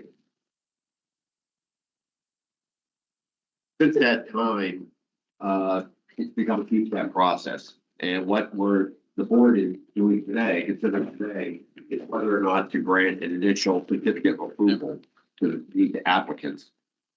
If the board so moves and does grant this initial certificate of approval, it then moves to the legislature. And the legislature under 10-66 BB, which state statute that invests the power in the state board to grant the initial certificate of approval. It then moves to the General Assembly, at which point the General Assembly determines whether or not the funds are. If they allocate funds, state budget, then it is deemed to be a charter school. If they do not allocate funds, it's not deemed to be a charter school. So again, in order for the charter schools to actually be able to advertise themselves as a charter school, recruit students, and set up operations, there are certain conditions they have to be. But also they have to first get the initial certificate of approval from this board and then get funding from the legislature. So today, step one. That process. It is the legislature that determines funding, not this board. Absolutely. Thank you. It's always good to remind you them. You do not have the power of the purse. Just before you start, I made a motion to move the item. I have not made a motion to hear the item. So may I have a motion to hear the item consideration? We'll start to begin. All in favor? Aye. Cheers. Good afternoon, State Board of Education, Commissioner Russell Tucker. I'm joined here today with Dr. Melissa Jenkins, our Chief Turnaround Officer. And hiding in our corner over here, Felicia Canty, our esteemed Charter School Liaison, to present to you for consideration the recommendation 5 charter school applications to receive an initial charter. Pursuant to Connecticut General Statute 1066 BBF, the State Board of Education shall review applications for new charters, hold public hearings on such application, in the school in which such state charter school is to be located, solicit and review comments from the local and surrounding Board of Education, and vote on a complete application.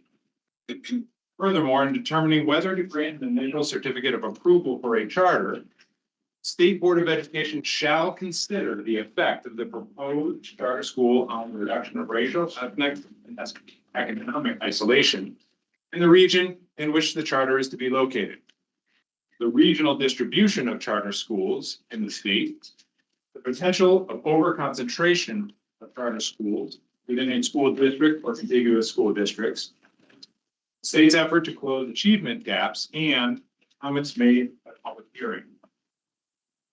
There are currently 21 Connecticut state charter schools in existence, 6 in Bridgeport, 6 in New Haven, 2 in Hartford, and 1 in Manchester, London, Norwalk, Norwich, Stamford, Waterbury.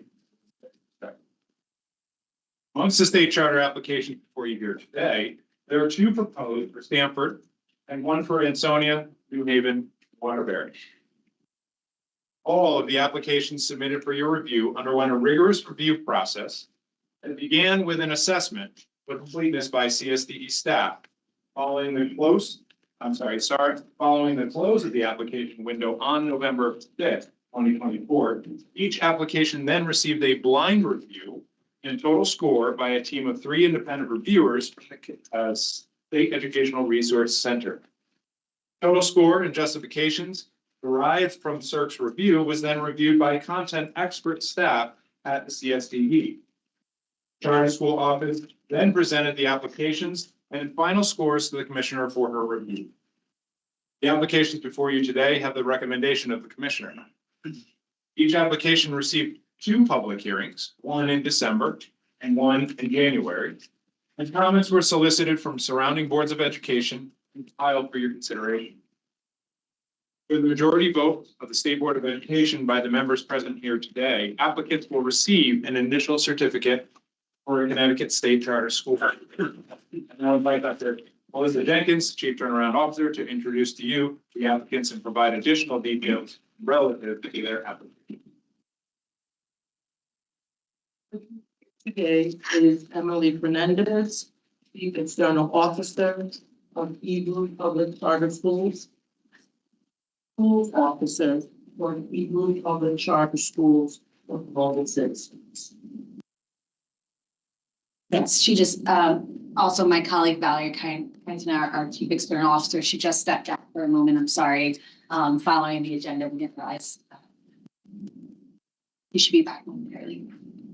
On April 9th, in accordance with the statutory process for establishing a state charter school, the Connecticut State Department of Education released a request for proposals. An application for Olam Public Charter, state charter school in Stamford, Connecticut, was received on November 5th. As Dr. Hughes mentioned, an external review team scored the application based on criteria outlined in the evaluation rubric, which is in your attachment A of your board packet. The CSDE staff reviewed the application to confirm findings based on the rubric of potential establishment of a state charter school in Stamford, Connecticut. The application scored a 40.07 points out of a possible 46. Based on the summary rating, the application meets the criteria needed to operate a successful charter school. The mission of Oldham Public Charter School is to prepare a diverse student body for success in advanced studies through a rigorous academic program and the integration of global citizenship competencies. By introducing modern Hebrew, the school will bridge cultural divides and offer a unique perspective on history, language, and the interconnectedness of global communities. New students will be admitted each year to Oldham Public Charter School annually through a lottery system without regard to prior measures of achievement, aptitude, disability, ethnicity, race, gender, national origin, religion, language proficiency, or athletic ability. Oldham Public Charter School proposes to open in September 2026 with grade pre-K to grade 2 and with an expansion plan to increase to grade 8 by school year 2033-34. A proposed 510 students will be served. On December 17th, the CSDE held a public hearing in the city of Stamford, the district in which the proposed charter school is to be located. 16 people attended the public hearing. 6 individuals, including a parent from the Hebrew Language Academy, New York, and a community representative, spoke in support of the application. One person spoke in opposition of the application due to the lack of both community outreach on behalf of the school and the lack of communication regarding the public hearing process by the department. A second public hearing was held January 6, 2025. The hearing was held in the city of Stamford. 20 people attended the public hearing and 10 individuals, including educators and students from the Hebrew Language Academy in New York, spoke in support of the application. One person spoke in opposition of the application, stating that the proposed charter school would draw resources away from Stamford Public Schools. We received no letters of the school's application and received letters from the community expressing support, which is in your board packet attachment B. In summary, we recommend the State Board of Education consider the application and request for an initial certificate of approval for state charter to Oldham Public Charter School, subject to the conditions within the resolution and with the understanding that if the General Assembly funds the Oldham Public Charter School. At this time, I invite Valerie Latina and Emily Fernandez. There are a few brief comments about the Oldham Public Charter School. Good afternoon, everybody. Thank you so much for the opportunity to have us here this afternoon and to present our proposed school on public charters. My name is Valerie Latina, and I'm the District Colonel Officer of Hebrew Property. We're the charter management organization that is proposing a lot of proposals. I'm originally from Kyiv, Ukraine, and I came from this country really for my country. I have a deep appreciation for those and explore on global citizenship, diversity, academic excellence, and learning. Like many average immigrant communities, I know firsthand what it's like to be a language learner that will make it into the country without much support from close family to try to fit in. Also, in our New York City school, fortunate to bring my personal experience and welcome over 150 refugees from Ukraine after the war has started. Those students are striving now as our English language learners, one with their peers from Haiti and other immigrant communities. We're really hope refugees be just experience, which families, immigrant communities, and their families most interactive. Oldham Public Charter School is proposed to open in 2026-27 school year. Would like to start by serving students in pre-kindergarten and first grade, and ultimately going to pre-kindergarten to eighth grade. Enrolling 50 students per grade will be about 5 students. The school's mission is to provide students from all backgrounds with a rigorous curriculum, supportive learning environment, daily instruction in modern things, and a focus on global success. So as I mentioned, our world language focus is modern Hebrew. And people sometimes mistakenly think that it's a religious school. They are not, okay? Around public charter schools, like all the schools in our network, in public secular schools serving students from all backgrounds. It is similar in nature to other world language focus, right? Korean, Arabic. Building on Hebrew public accessible school to New York City and Philadelphia, and tailoring our approach to Stamford's unique needs and priorities, we aim to establish a school that is a true partner, district, its schools, families, and community organizations. Additionally, our proposed school will be housed in a private space and help alleviate overcrowding and reduce traffic as well. Stamford, which I grew to love visiting so often in this project, is a vibrant, growing, and diverse city, and we have significant experience creating and supporting diverse communities. Our schools serve large populations of communities with special needs, English language learners, children from refugee families, and those facing insecurity or financial challenge. Our goal is to replicate this in Stamford, offering families an excellent educational option. At a time of increasing polarization in our country, our model aims to help children learn a better way to listen, to communicate with empathy, to bridge cultural difference, to think critically, and to solve complex problems. We believe this will not only help students to become successful adults, but it will improve the community of Stamford, our nation, and the world. Thank you so much for considering. Good afternoon.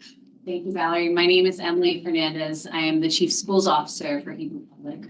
I'm in my 20th year in education, public education, some at district schools and a good amount at charter schools as well. And for the last 5 years, I've been the Chief Schools Officer here. I started teaching as a 4th grade teacher, 3rd grade teacher, moved through that academic process, dean, instructional coach, principal myself for several years. I founded a middle school, and now in this role, I get to coach and supervise our principals and also work on academic strategy. The schools that Valerie described, our schools are lovely. The school we want to build with Olam will be warm, connected, diverse, having communities from across the city, partnering with each other, partnering with the staff. And a big focus of what brings me into schools is to make sure that the students are also challenged academically, socially. If we love and respect the potential of kids, we have to believe that we can give them challenging material, provide access, small group intervention, tier 1 and tier 2 supports, what the report on special education was sharing, these foundational pieces that give kids, all kids, access to academic success. And so a big part of my role is working on our curricular practices, our choices, and our instruction. You have all of our information. We do expeditionary learning, foundations, Eureka. We look at inquiry-based instruction to give kids access and to build their own critical thinking. We also provide a good amount of small group instruction and differentiation so that if a child is not able to access at the first round, there's additional supports, and that's until they are. I'll just say this, schools are hard. We've been sitting here this morning, listening to families, to staff, and schools are hard to do well and to sustain well. And it is possible. It is possible, and I'm grateful that we've been able to do that. Our academic data is public, of course, but even thinking about students with special needs, We were able to just last spring outperform the state by 9 points in ELA, the state by 13 points in math, and our city as well, and 5 points and 9 points respectively. It's not magical, it's messy, and it's possible. And I believe that if we have the opportunity to partner with families and students in Stanford, we'll be able to do that.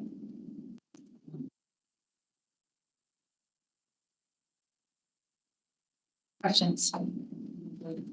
Mr. Chair. Your other schools, what is the racial and ethnic religious population like? I guess I'm a little concerned, when I am Jewish, about a school with this name attracting population that reflects the city's population or the area's population. So. So most of our schools, so we have schools in New York and in Philadelphia that we manage directly. And most of our schools, populations are. It's a school in Philadelphia is 85% African American. The schools in Brooklyn are about 65% African American. We also do our best to reflect the diversity of the nation. So when you come into the classrooms, you will basically see what the neighborhood looks like. Now, it's a very valid question, and that's why I wanted to bring up that we're not a school, we're open to kids of all backgrounds. And to ensure precisely what you're saying, is we're very intentional with our student recruitment efforts.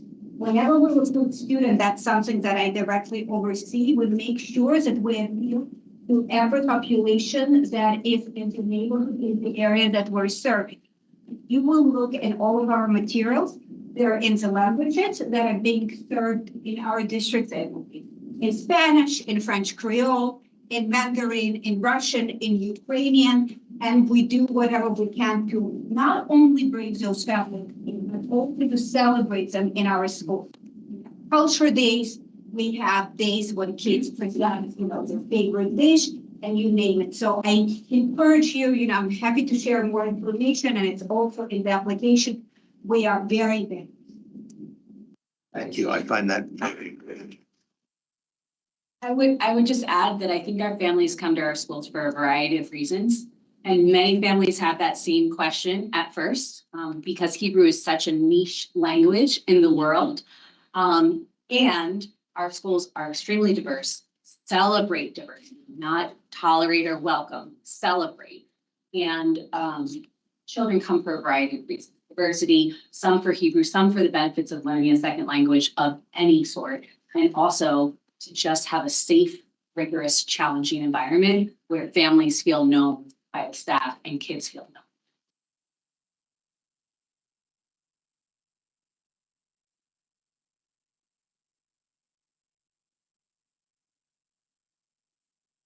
This is to the grant the initial certificate for a state charter for one charter school in Stanford. All in favor?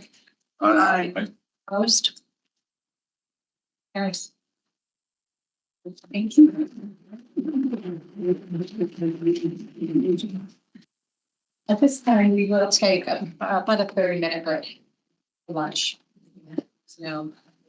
Put that up. Want to take lunch?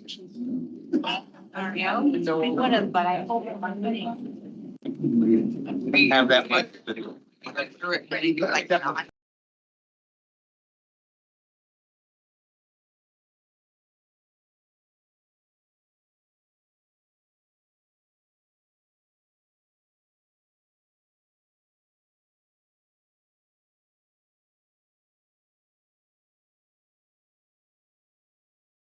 Not going to break for lunch. Do you want me to stay here? Whatever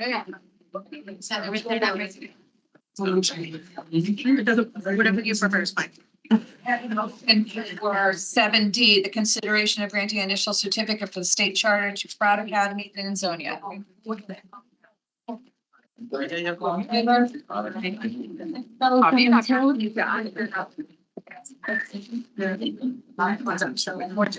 News.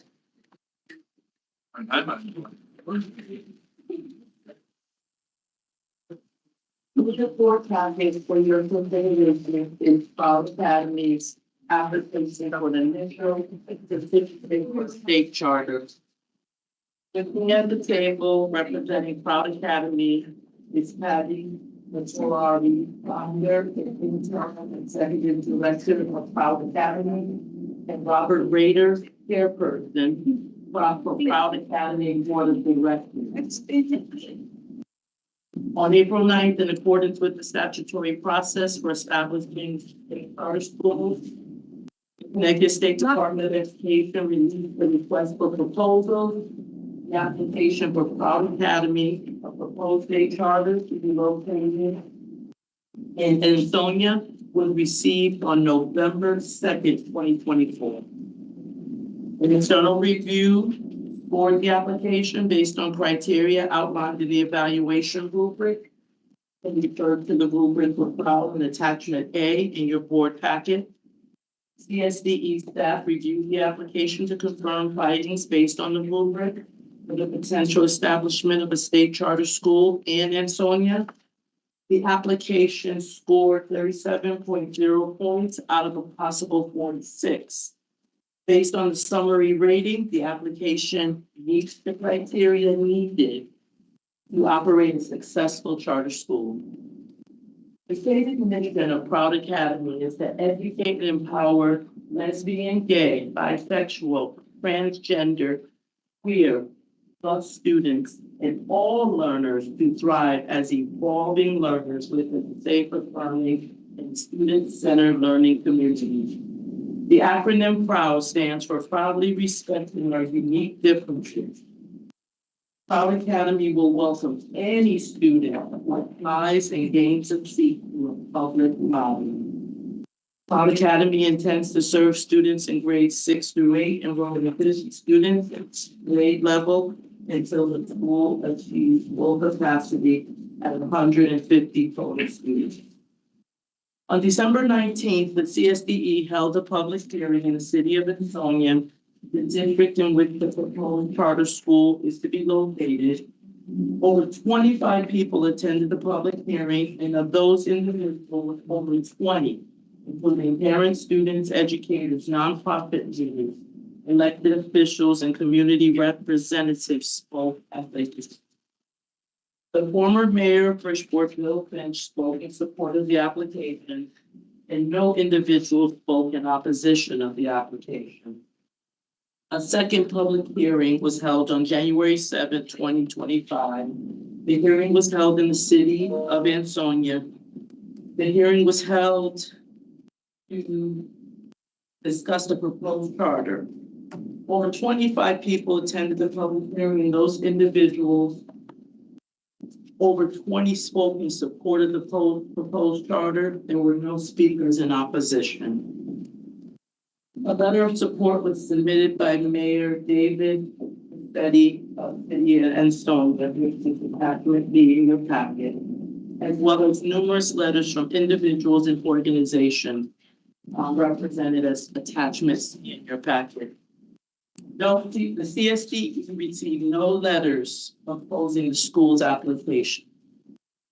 In summary, we recommend the State Board of Education to consider the application and grant initial certificate of approval to the state charter to Proud Academy, subject to the conditions within the resolution, and with the understanding that if the General Assembly funds the Proud Academy. This time I invite Ms. Nicolardi and Mr. Rader to share a few brief comments. Thank you very much. I know you heard from me this morning, and Dr. Jenkins just did a great job talking about our mission and what we aim to do. We designed Proud to celebrate and affirm the identities of all students, whether they are gay or not. Because students have multiple and overlapping identities, Proud seeks to serve those who are most often discriminated against in our school from bullying or other negative activities. And they also experience stigma, both in our schools and broader society. Our focus will be students who are victimized for their sexual and gender identities and racial and ethnic communities. Universally Proud Academy aims to ensure that every learner feels supported and valued. And as Dr. James said, our students will be chosen through a blind open lottery system. Anybody who wants to attend can be part of the lottery system. We think it's very important that the state, as I stated this morning, continues to show its leadership in this area, especially as things will probably change in Washington. And I'm proud to be part of bringing to you Proud Academy, because I think it's crucial for our students.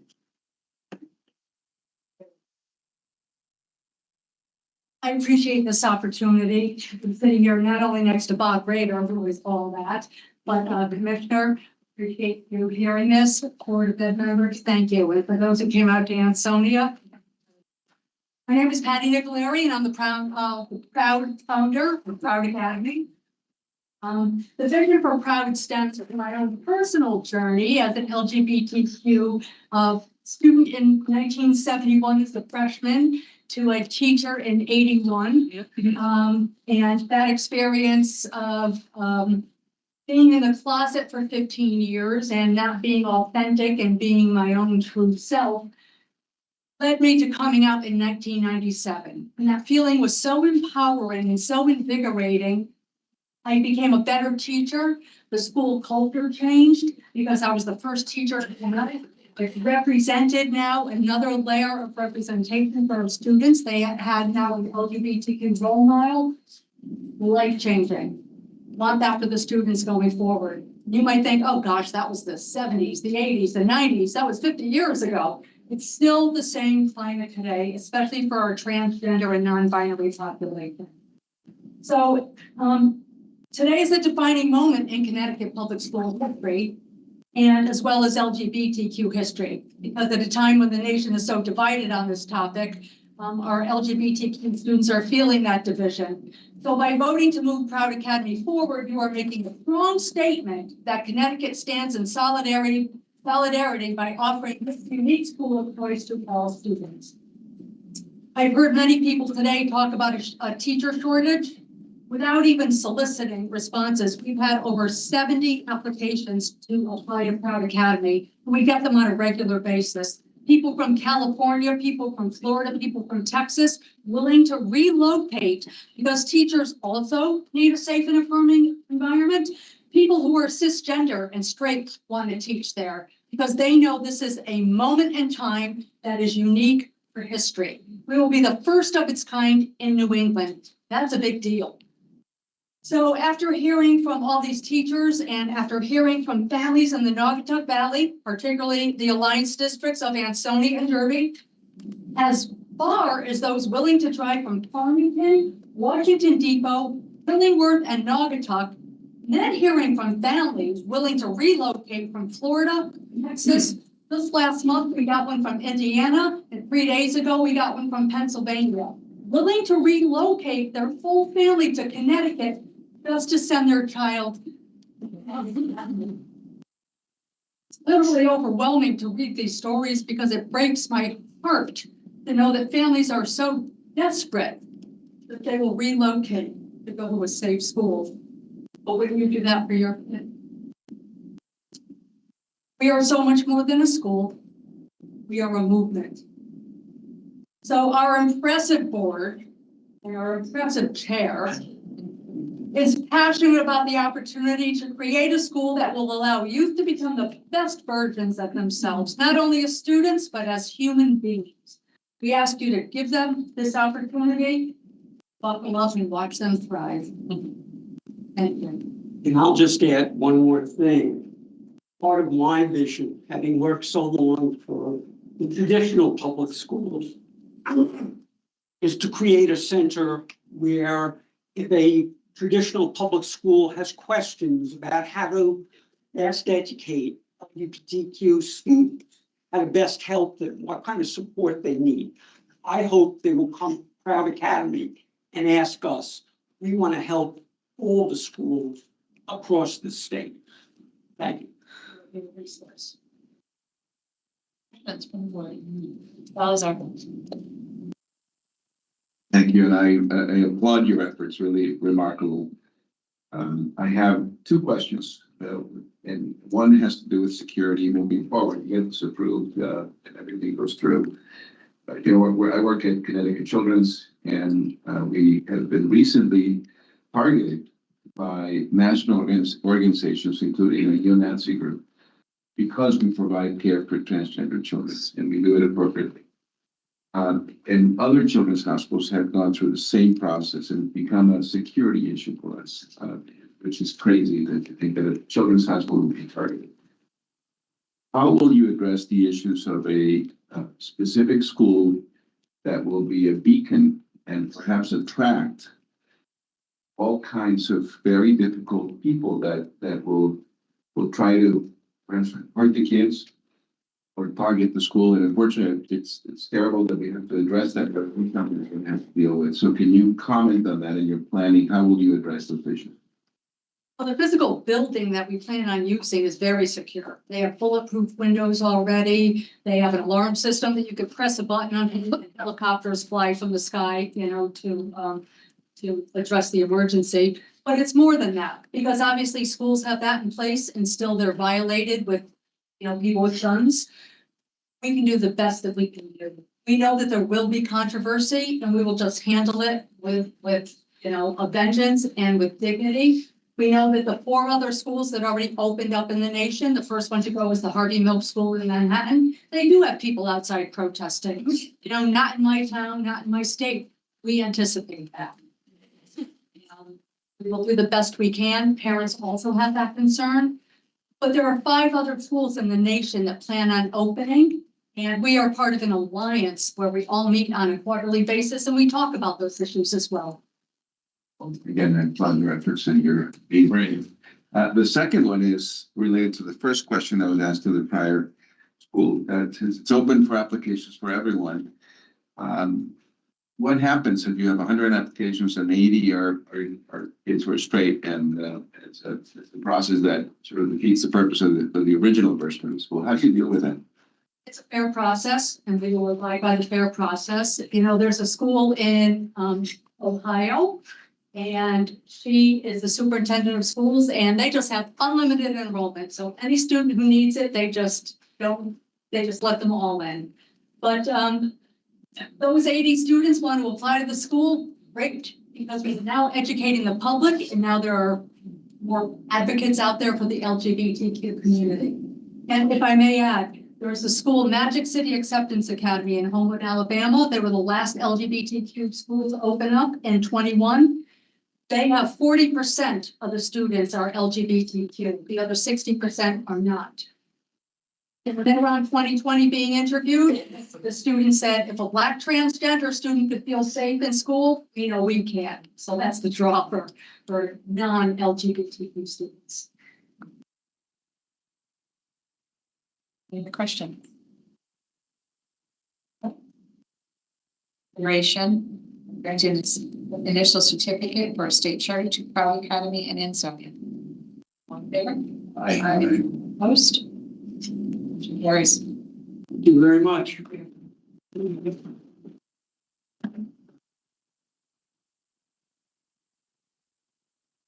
And a motion for 7E, consideration of granting an initial certificate for a state charter to Stamford Picture Learning Academy and Stanford.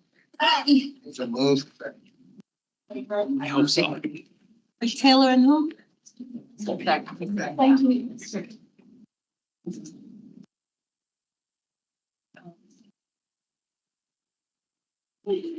I have special it's for my son. Oh, geez.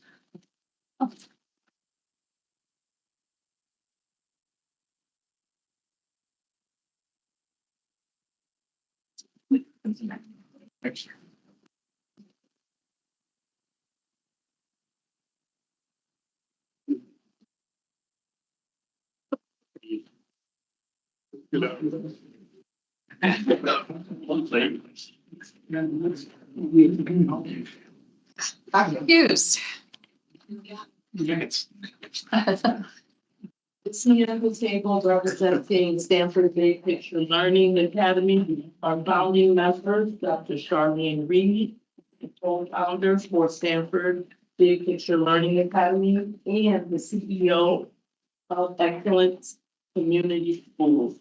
And Matthew Lowry, co-founder for Big Picture Learning Academy and the interim associate superintendent of Stamford Public Schools. On April 9th, in accordance with the statutory process to establish a state charter school, the Connecticut State Department of Education released requests for proposals.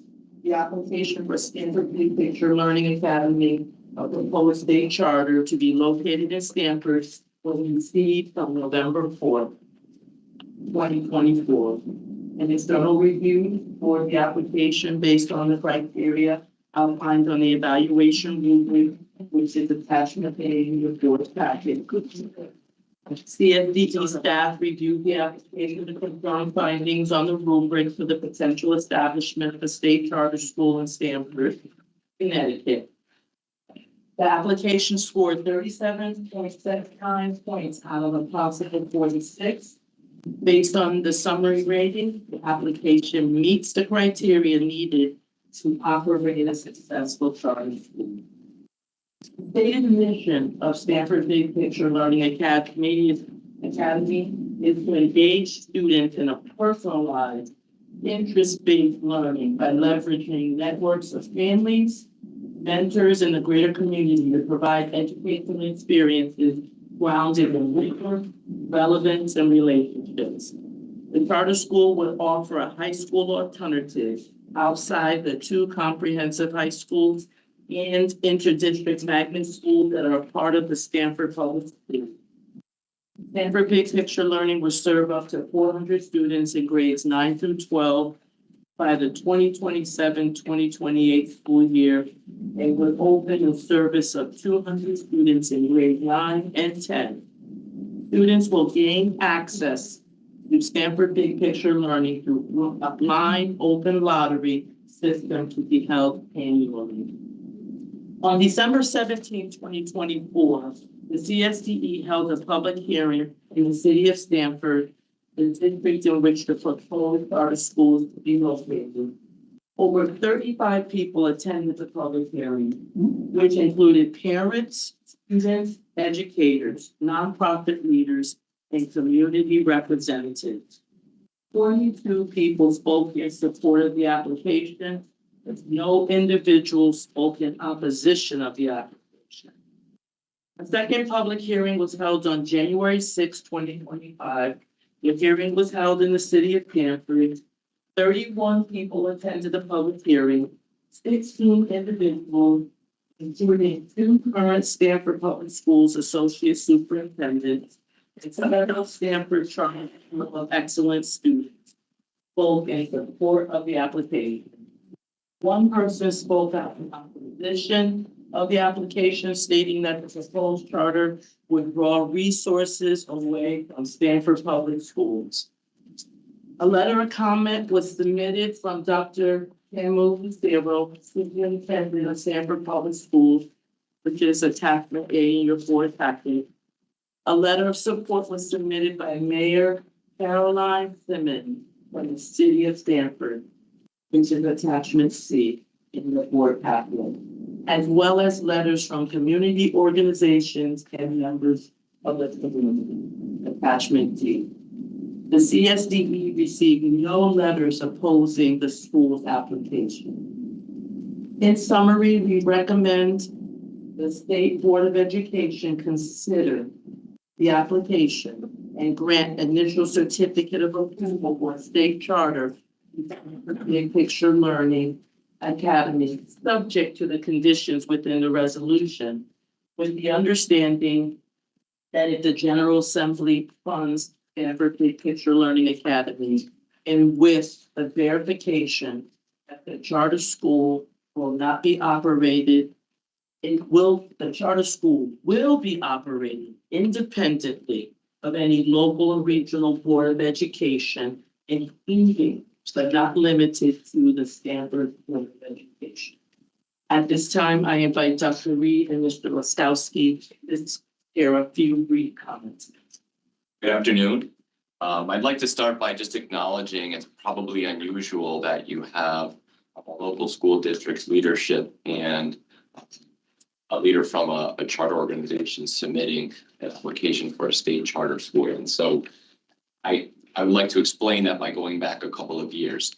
So in 2022, Stamford Public Schools created a position, the Executive Director of Access and Opportunity. That role was charged with looking into our secondary schools, particularly our high schools, to look at how we can improve graduation rates and support all students in Stanford. After the interviews were conducted, efforts were made to go into school, into the community, and speak with students and families who are on track to graduate in 4 years. And what we found through these interviews were students who may be going to school, but they weren't going to class regularly. They cited things like relevance, personalization, connections as some of the challenges that they faced.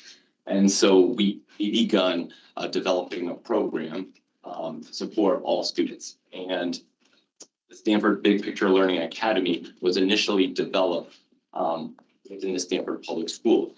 As Dr. Lucero stated in her comments, our challenge internally was finding a sustainable funding source.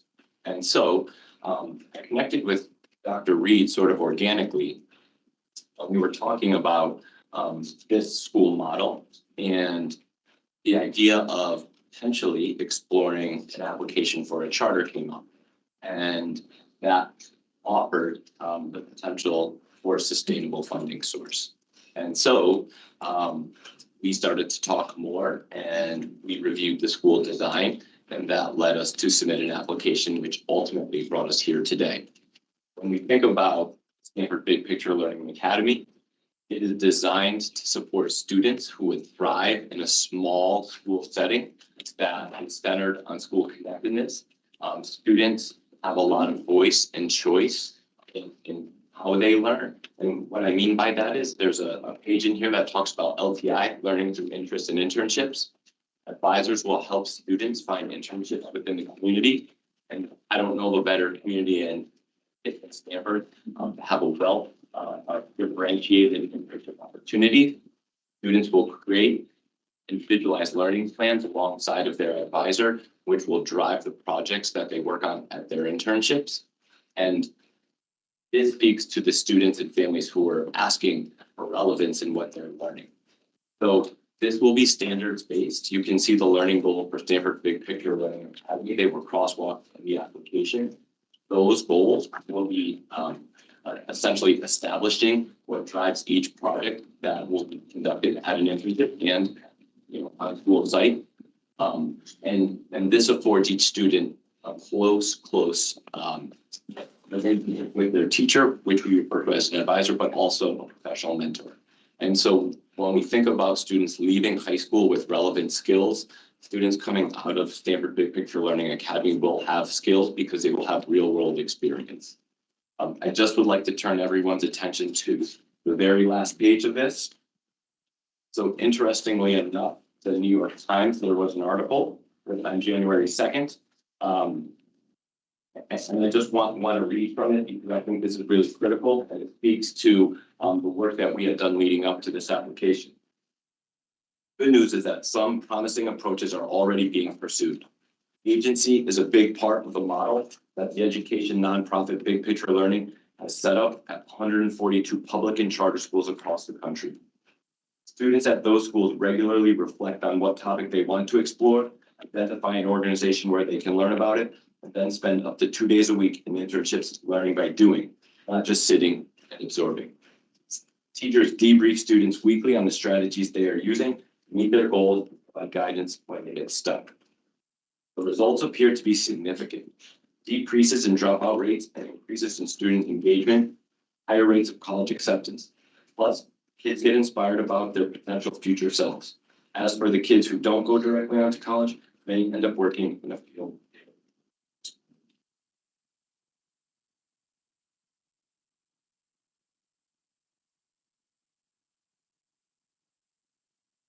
Thanks from the board.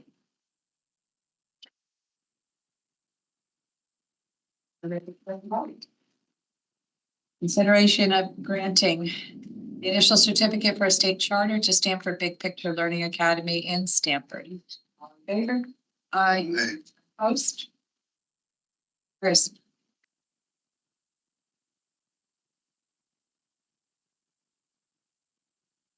A motion on 7F, the consideration of granting an initial certificate for a state charter to Tano Club in New Haven Charter School, New Haven, and Tano Club Waterbury Charter School in Waterbury.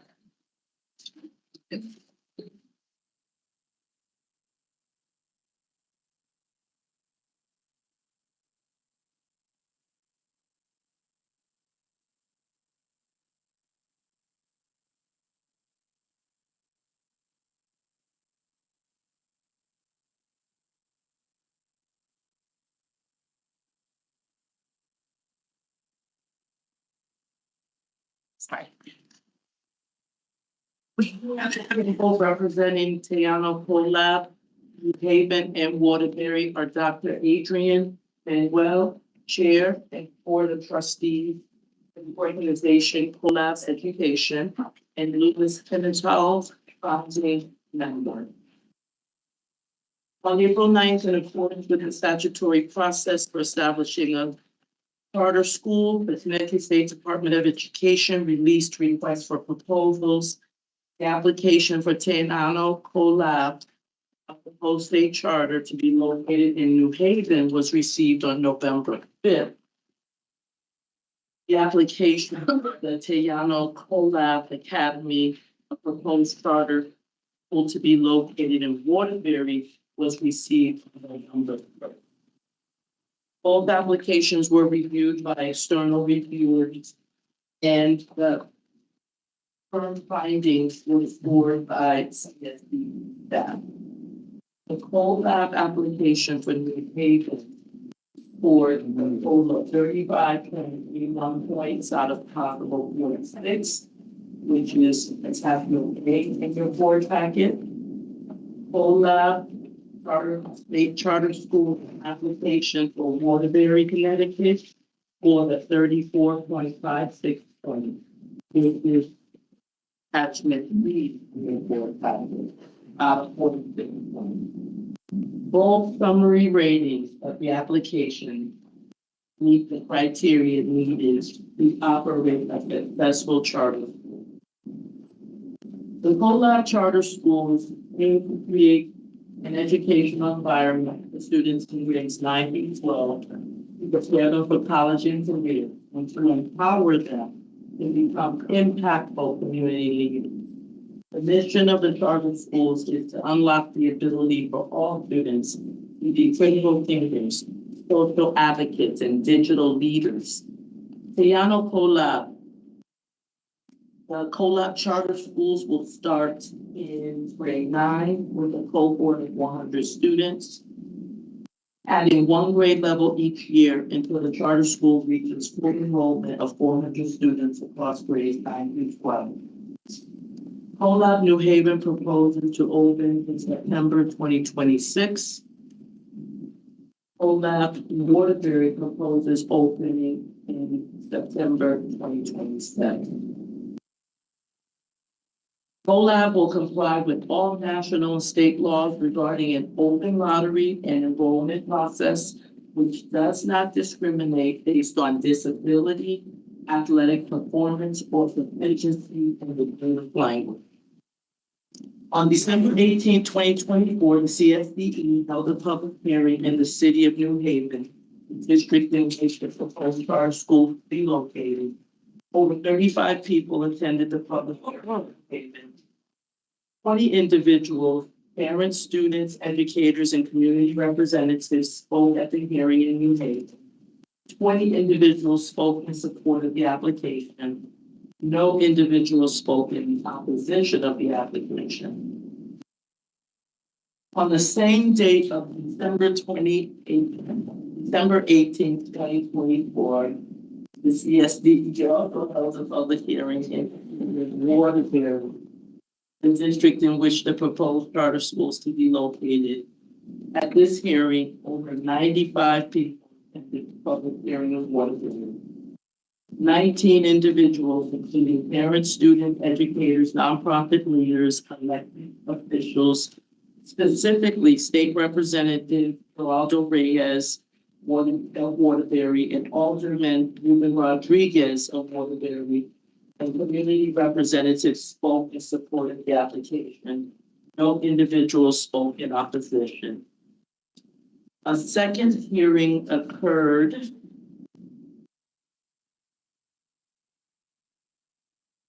in New Haven.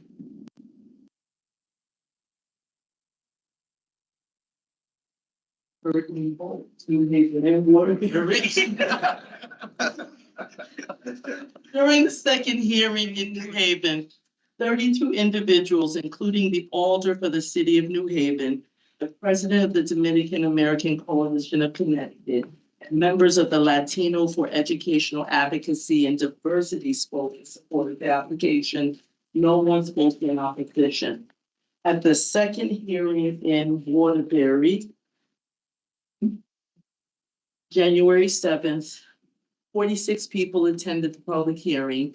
18 individuals, including the vice president for Latinos for Educational Advocacy and Diversity, and the president of the Dominican American Community Center, and members of the community spoke in support of the application with no opposition. Numerous letters were received from various state representatives from different districts. A letter of comment was received from Thomaston Public School Superintendent Francine Haas. This letter was in opposition to Tejano Collab Waterbury application, which is in your attachment G. For Tejano New Haven's application, you received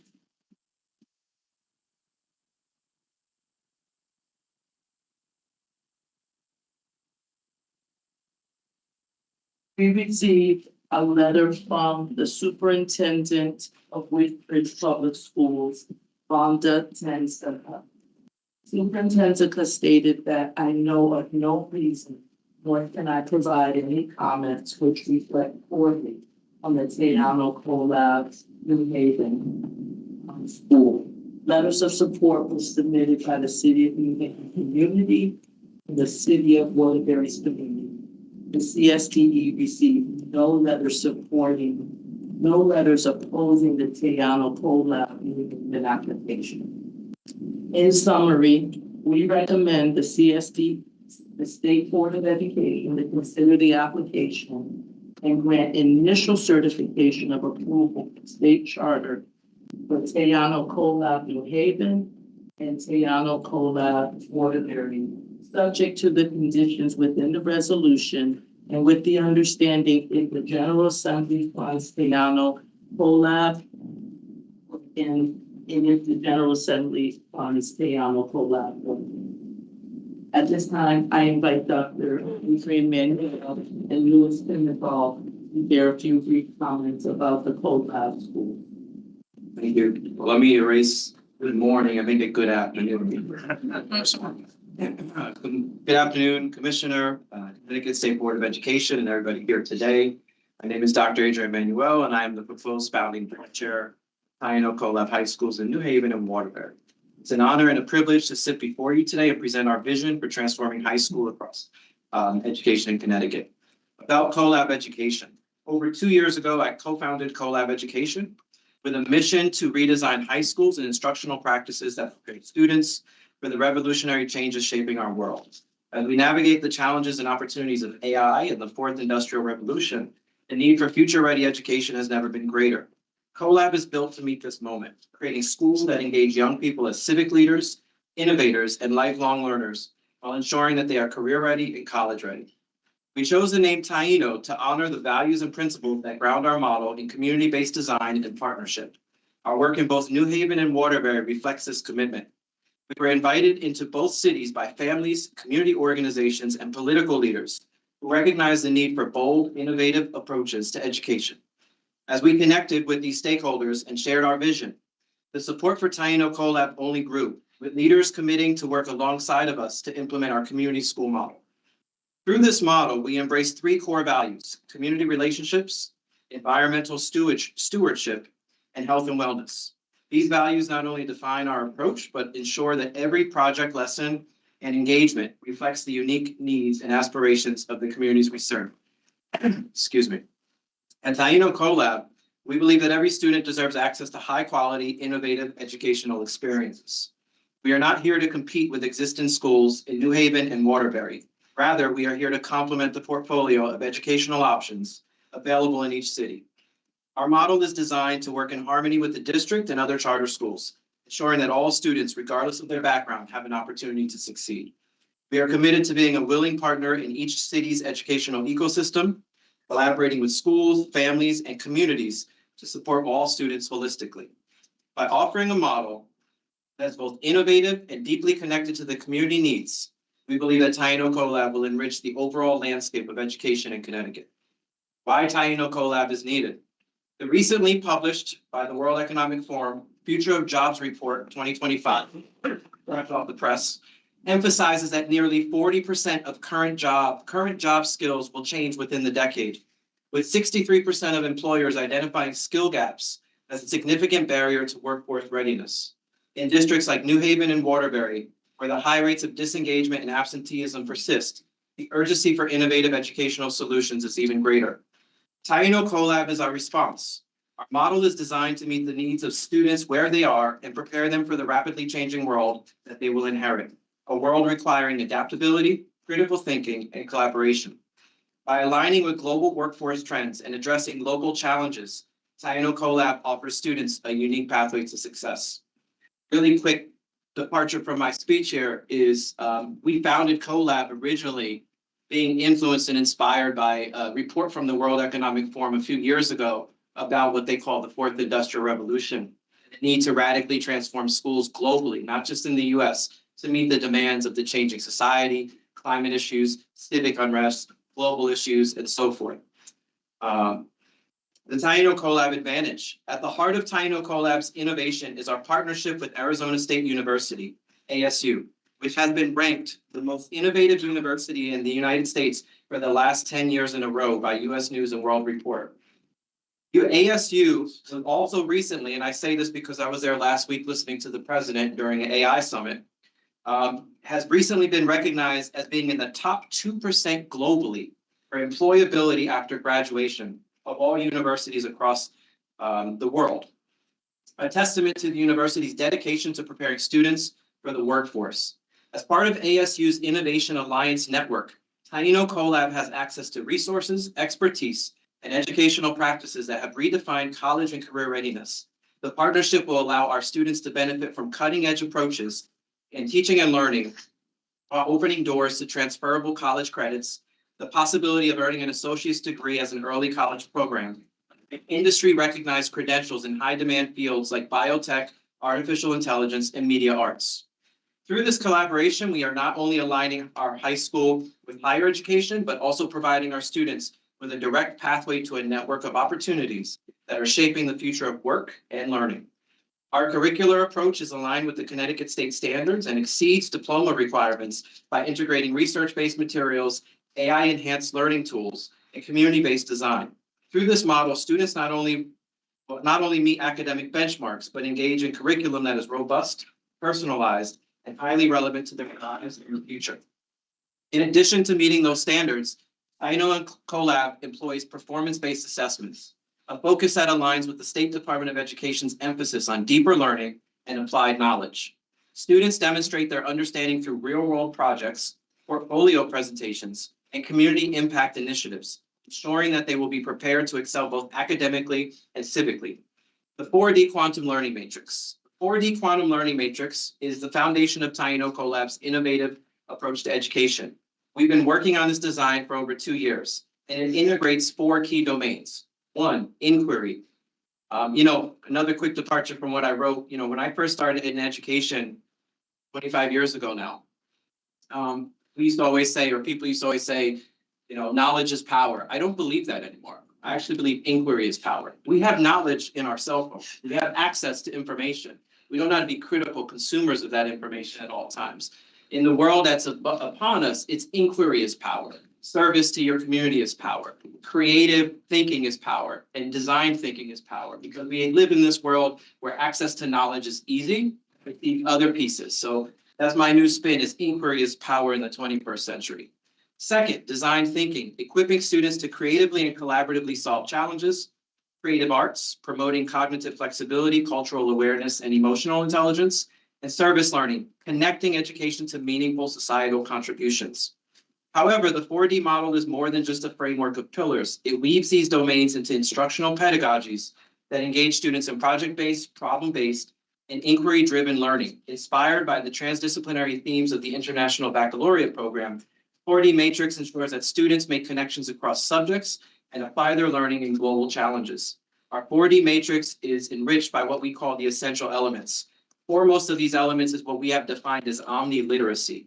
Omni-literacy at CoLab refers to the integrated practice of fostering literacy across all disciplines, encompassing traditional, digital, media, and information literacy. It reflects the belief that everything taught and learned is rooted in the interconnected literacy practices, empowering students to critically engage with these diverse forms of knowledge and apply them meaningfully in real-world contexts.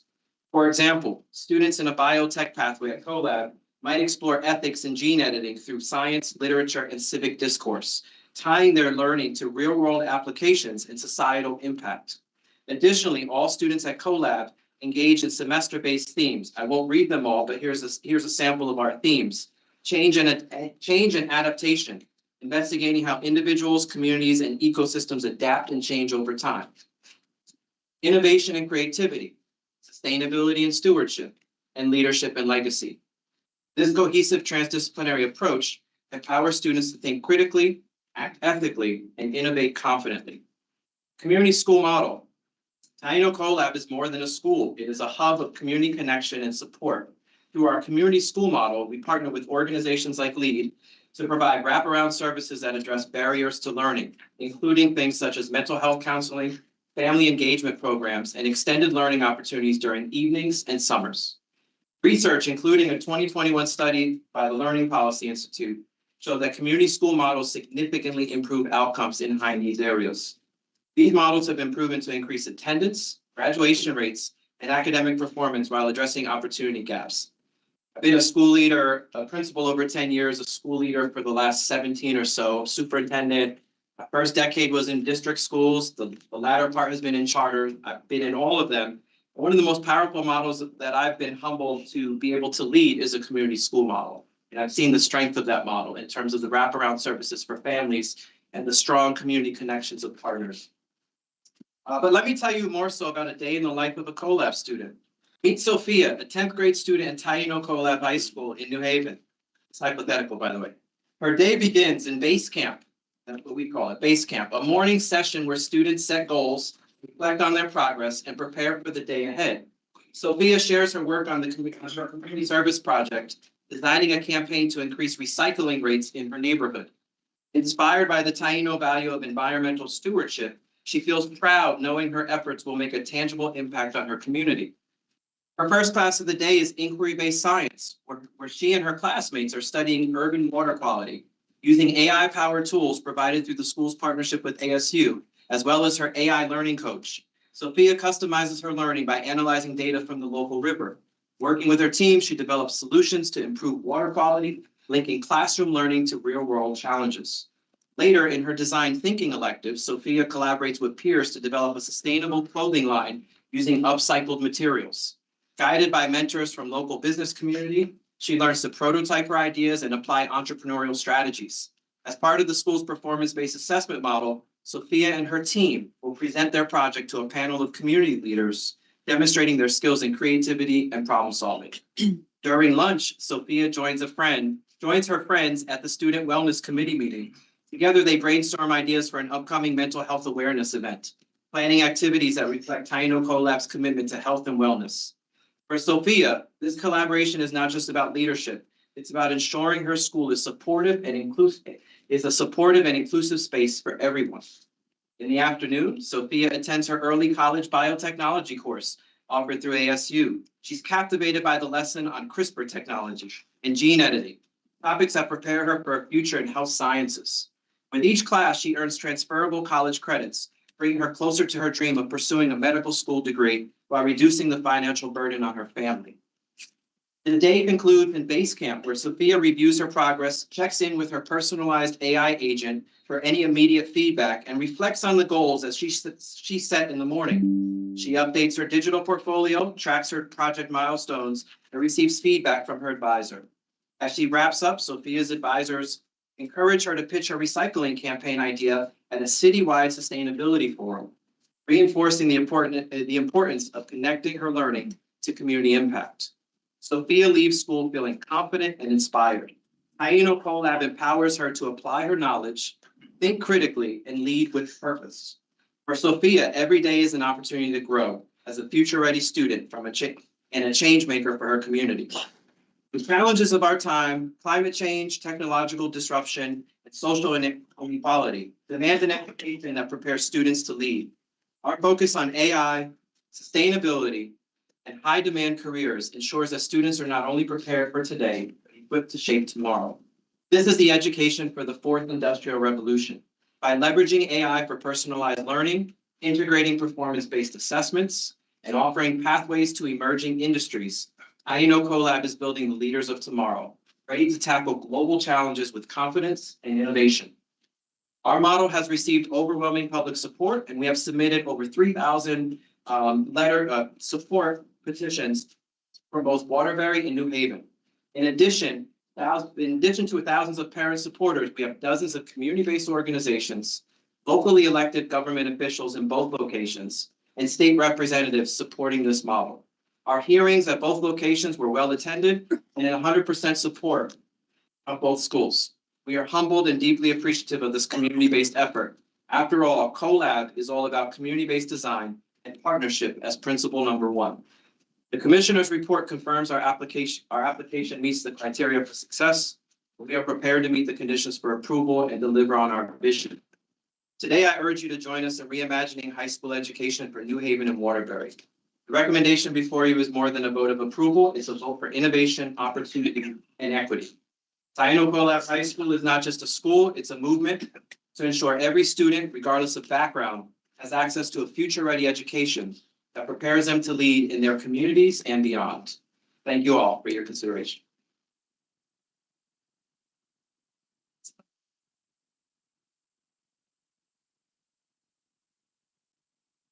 Few questions about comments that were in the application rubric. Specifically under human resource policies, there's a justification comment that waiver request, that there is a proposal for waiver requests regarding staff certifications. You talked about what that waiver request is. Yeah, so specifically in thinking through our model, part of, and I think we heard this challenge earlier, if I got it correct, but I can't cite who I heard earlier because there's a lot of folks up here. But the challenge, I think it was the challenge around getting special educators licensed. Some of our courses, especially the ones around biotechnology, some of the ones around digital media, may require us to find folks who are industry experts who might not have certifications. So for example, think of perhaps a person who used to work in the film industry and did film production and is teaching a media literacy course. That person may not be the normal entry point into certification, but may have the expertise and the background to teach that course to young people. And so we just predict in some of our pathways, which are career oriented, we're going to have some challenges in finding the right folks to put in front of our young people who have the expertise in the field and the current sort of career oriented knowledge to bring to the classroom. And that's how we anticipate that.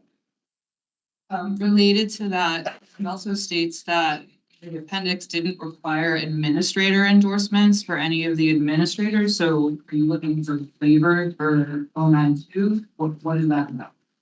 I don't believe so. I think part of this is just a concern. I mean, I've seen this over my 25 years of getting certified, highly experienced individuals. But then at the same time, the power of bringing in folks who may have alternate experience that's equally as strong, if not powerful, to put in front of young people or a school.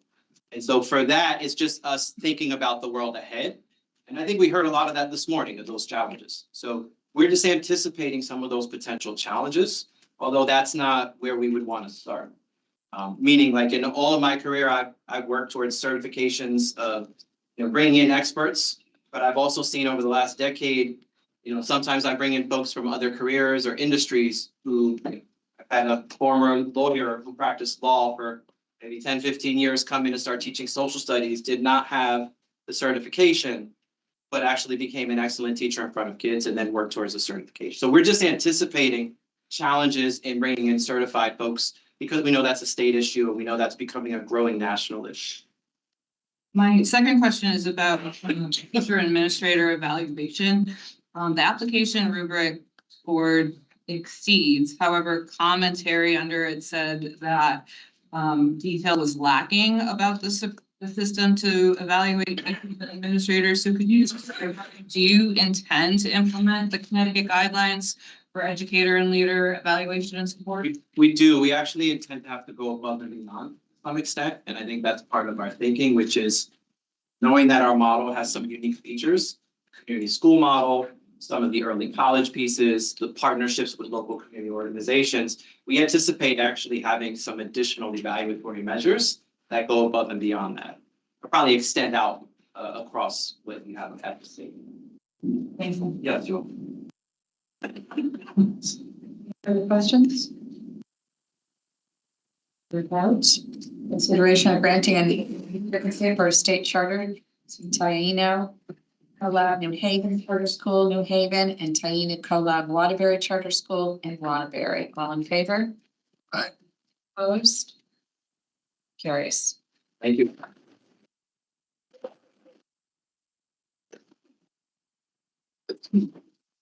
Kind of on 7, the adoption of the Connecticut.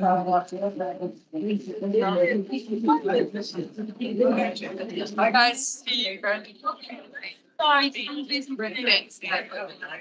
As well. All about feeding you.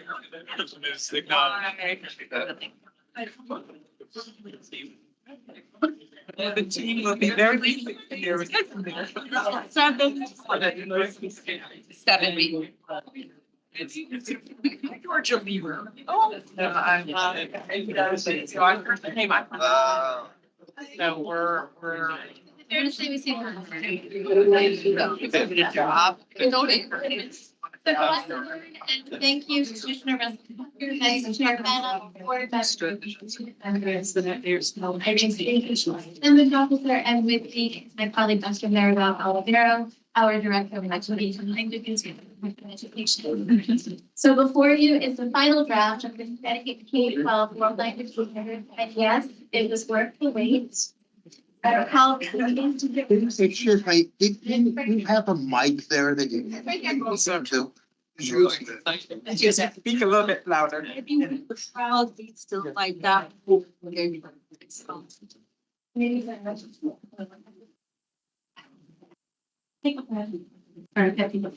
Much better. Thank you. So before you is the final draft of the Connecticut K-12 World Language Standards, and as I said, yes, it was worth the wait. I also recall being in District Music 2005 framework to support the design of world language programs, and to be here now with the State Department of Education to be able to bring this to you with our colleagues and the team is really fun. This document is the culmination of 18 months of intentional work with key partners and stakeholders and interest groups, teachers of world language, and our MTV colleagues. And as noted in the document, mastering world languages will open doors to a universe of opportunities. The draft standards were presented to the Academic Standards and Adjustment Subcommittee of the Board on November 18, 2024, with an update on our process, our format, and content. It was then recommended that the standards be presented to the State Board of Education for consideration and adoption. So thank you, Vice Chair Adam and the committee members for making this happen. As stated in the executive summary, pursuant to Connecticut's general statute, the Department of Education required to develop world language curriculum in kindergarten through grade 8 for specified content, and again, including world language. Upon analysis of existing SBE approved world language framework of 2005, it was determined that the design and development of a K-8 model curriculum would be a renewed set of improved standards that was necessary. So at this time, I'd like to invite my colleague, Dr. Maribel Olivero, to share the brief statement on the development process and those involved and the potential of these standards. Well, thank you. Good afternoon. Buenas tardes. I am very pleased to be here. Afternoon to present the draft of the K-12 World Language Standards for First, I really want to acknowledge the many educators who volunteered their time to support this work, as well as the Connecticut Council of Language Teachers, also known as CT Holt, for their partnership in this work. The drafted standards that are presented here today is a result of their dedication and passion. Thanks. Some were here this morning and many are watching online, so thank you, everyone. So to give you a little background, our as Irene shared, our existing state standards are a 2005 approved world language framework that was based on 1996 national standards for teaching foreign languages. So in the spring of 2023, we set out to bring them up to speed and modernize them. So after national search of world language standards, the creation of a world language listserv that was used to communicate with world language educators, in communication with the American Council on the Teaching of Foreign Languages, also referred to as ACFL, focus group of administrators in the field, establishment of a partnership with CT Holt. We developed an initial team of representatives from various roles, languages, and regions. So to highlight the process, the World Language Standards Revision Team, that was the initial team that got together in August of 2023. This revision team developed common understandings about the most critical components of teaching and learning a world language, and we continued to meet twice a month until the work was done. It was around April 2023. At that time, a new team, which we refer to as the World Language Stakeholder Review Team, met weekly to provide feedback on the draft.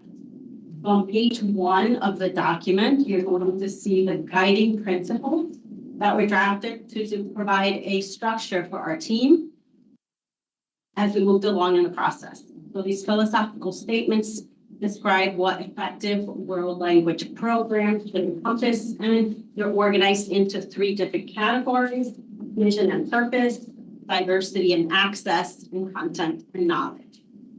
On page 3, you're going to see the goals. These are what the field commonly refers to as the 5 C's. They're communication, culture, connections, comparisons, and community. And these are aligned with the World Readiness Standards, which are the national standards that were developed by ACFL. Now, these goals are interrelated, so interrelated and interconnected and should not be taught in isolation. On page 5, you will see where we begin to introduce the standards, and the subsequent pages contain details on each of the 5 goal areas. Each goal contains performance descriptors and sample indicators. So the performance descriptors are intended to guide curriculum planning and production that is targeted to the student's proficiency level. To provide more clarity for educators, each performance descriptor is accompanied by sample performance indicators that illustrate examples of what learners can do at that level. These sample indicators are not intended to be a complete list, nor are they intended to dictate what the curriculum should look like, which may be shaped by a variety of local contextual variables. So once we got together, we had an initial draft of these standards. We Then, of course, moved on and convened our spring of 2024 team, the stakeholder review team, who also provided lots of valuable feedback. In October, we held a virtual town hall meeting that was hosted by CT Holt, providing another opportunity for other stakeholders to review and comment on the most up-to-date draft of the standards. And then, of course, we had a feedback survey that was posted on our website, and it was shared widely across the state. We kept it open for 18 days to allow others to participate and provide feedback to help us improve the document. For next steps, there is much excitement, as you saw someone, Jessica, shared this morning, amongst world language colleagues across the state. We've been waiting for a very long time for newly revised standards. We expect that these standards will support teachers and districts across the state as we continue to improve teaching and learning practices in world language classrooms. On approval, we will proceed with the plan that we have in place to provide professional learning opportunities. And we'll also convene curricular design teams to begin working on world language curriculum. Questions? I think it's important to just recognize that this didn't just come out of the academic office. There was a lot of cross-traditional work. So I do want to recognize the legal team for their review, as well as communications office to create a beautiful document for it and help us organize, and certainly their leadership and energy. So thank you. Questions from the board?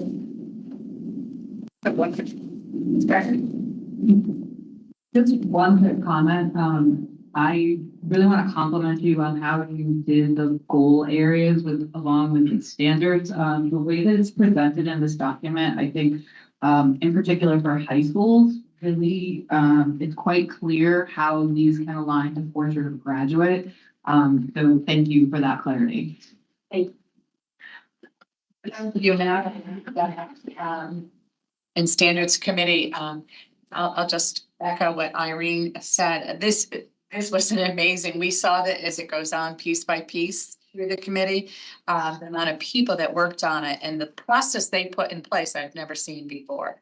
Having this group come together, talk about it, come back together. They met at one point at the end, wasn't it weekly? They were meeting. It really was just an amazing amount of work that was, it's very thrilling to see this document come full. Thank you. We have to credit all the educators, the teachers, the support staff. We have teachers that came out of retirement to help with the document.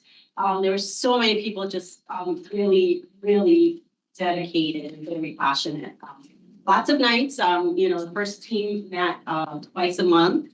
In the evenings, we did have a meeting in the morning just to accommodate schedules for some folks, but they met twice a month in the evenings after a long day at work. And so that, it's a lot of credit there. The second team was, again, evenings, meeting weekly, trying to provide feedback on the document that had been drafted. We certainly had a lot of commitment and invested. That is correct. Public as well as staff, so much to be proud of. So we'll vote on the adoption of the Connecticut K-12 World Language Standards. All in favor? Aye. Opposed? Motion carries. Congratulations.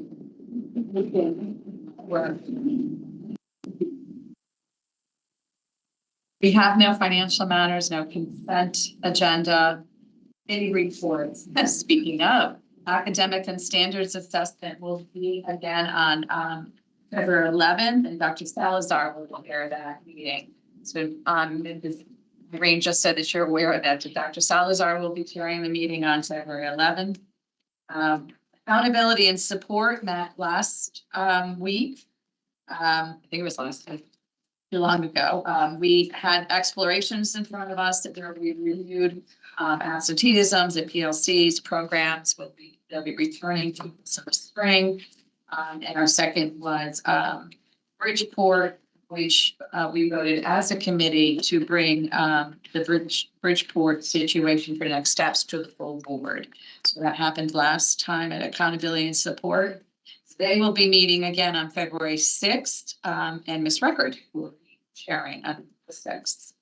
I'm assuming there is no finance. No, except we are meeting on February sixth. Okay, finance, audit and budget is meeting on February sixth. Legislation and policy I know is meeting today. Do We you will have? be meeting 20 minutes after the adjournment of this meeting. Grab Okay. your lunch, come to room E. He's here. He's back there. As long as you heard, we're meeting 20 minutes after the adjournment. Thank you, sir. And just from my ASTI seat, I just want to let everybody know that thank you to Harold Mackin and Irene Parisi. We're going to be doing a tour on April 30. If anybody wishes to go to Bloomfield, to the Harris Agri-Science Center, we'll be starting there at 8:15 and then going to Southington and then finishing up at Chippewa over in Washington. So April 30th, if anybody wants to come to one center or tour. Like correction. It's the Donald F. Harris Senior. Senior. Located in Bloomfield.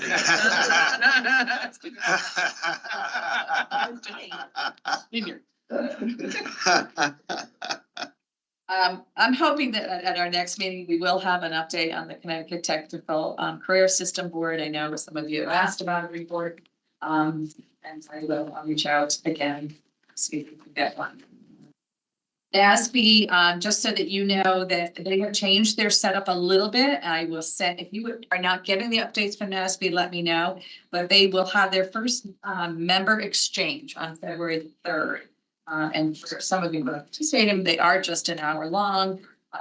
They probably would love to hear from some from Connecticut other than me. So I will remind you of that. And that is going to be something they're going to change over to. CERC, you have your packet. Please look through it. There's a lot of information on the blogs, the activities that are coming up, as well as save the dates in there, especially for the big conference in May. So that is in your packet, as well as a wonderful program last week. School. So that was sponsored by CERC. I think any other business. Motion to adjourn. Move.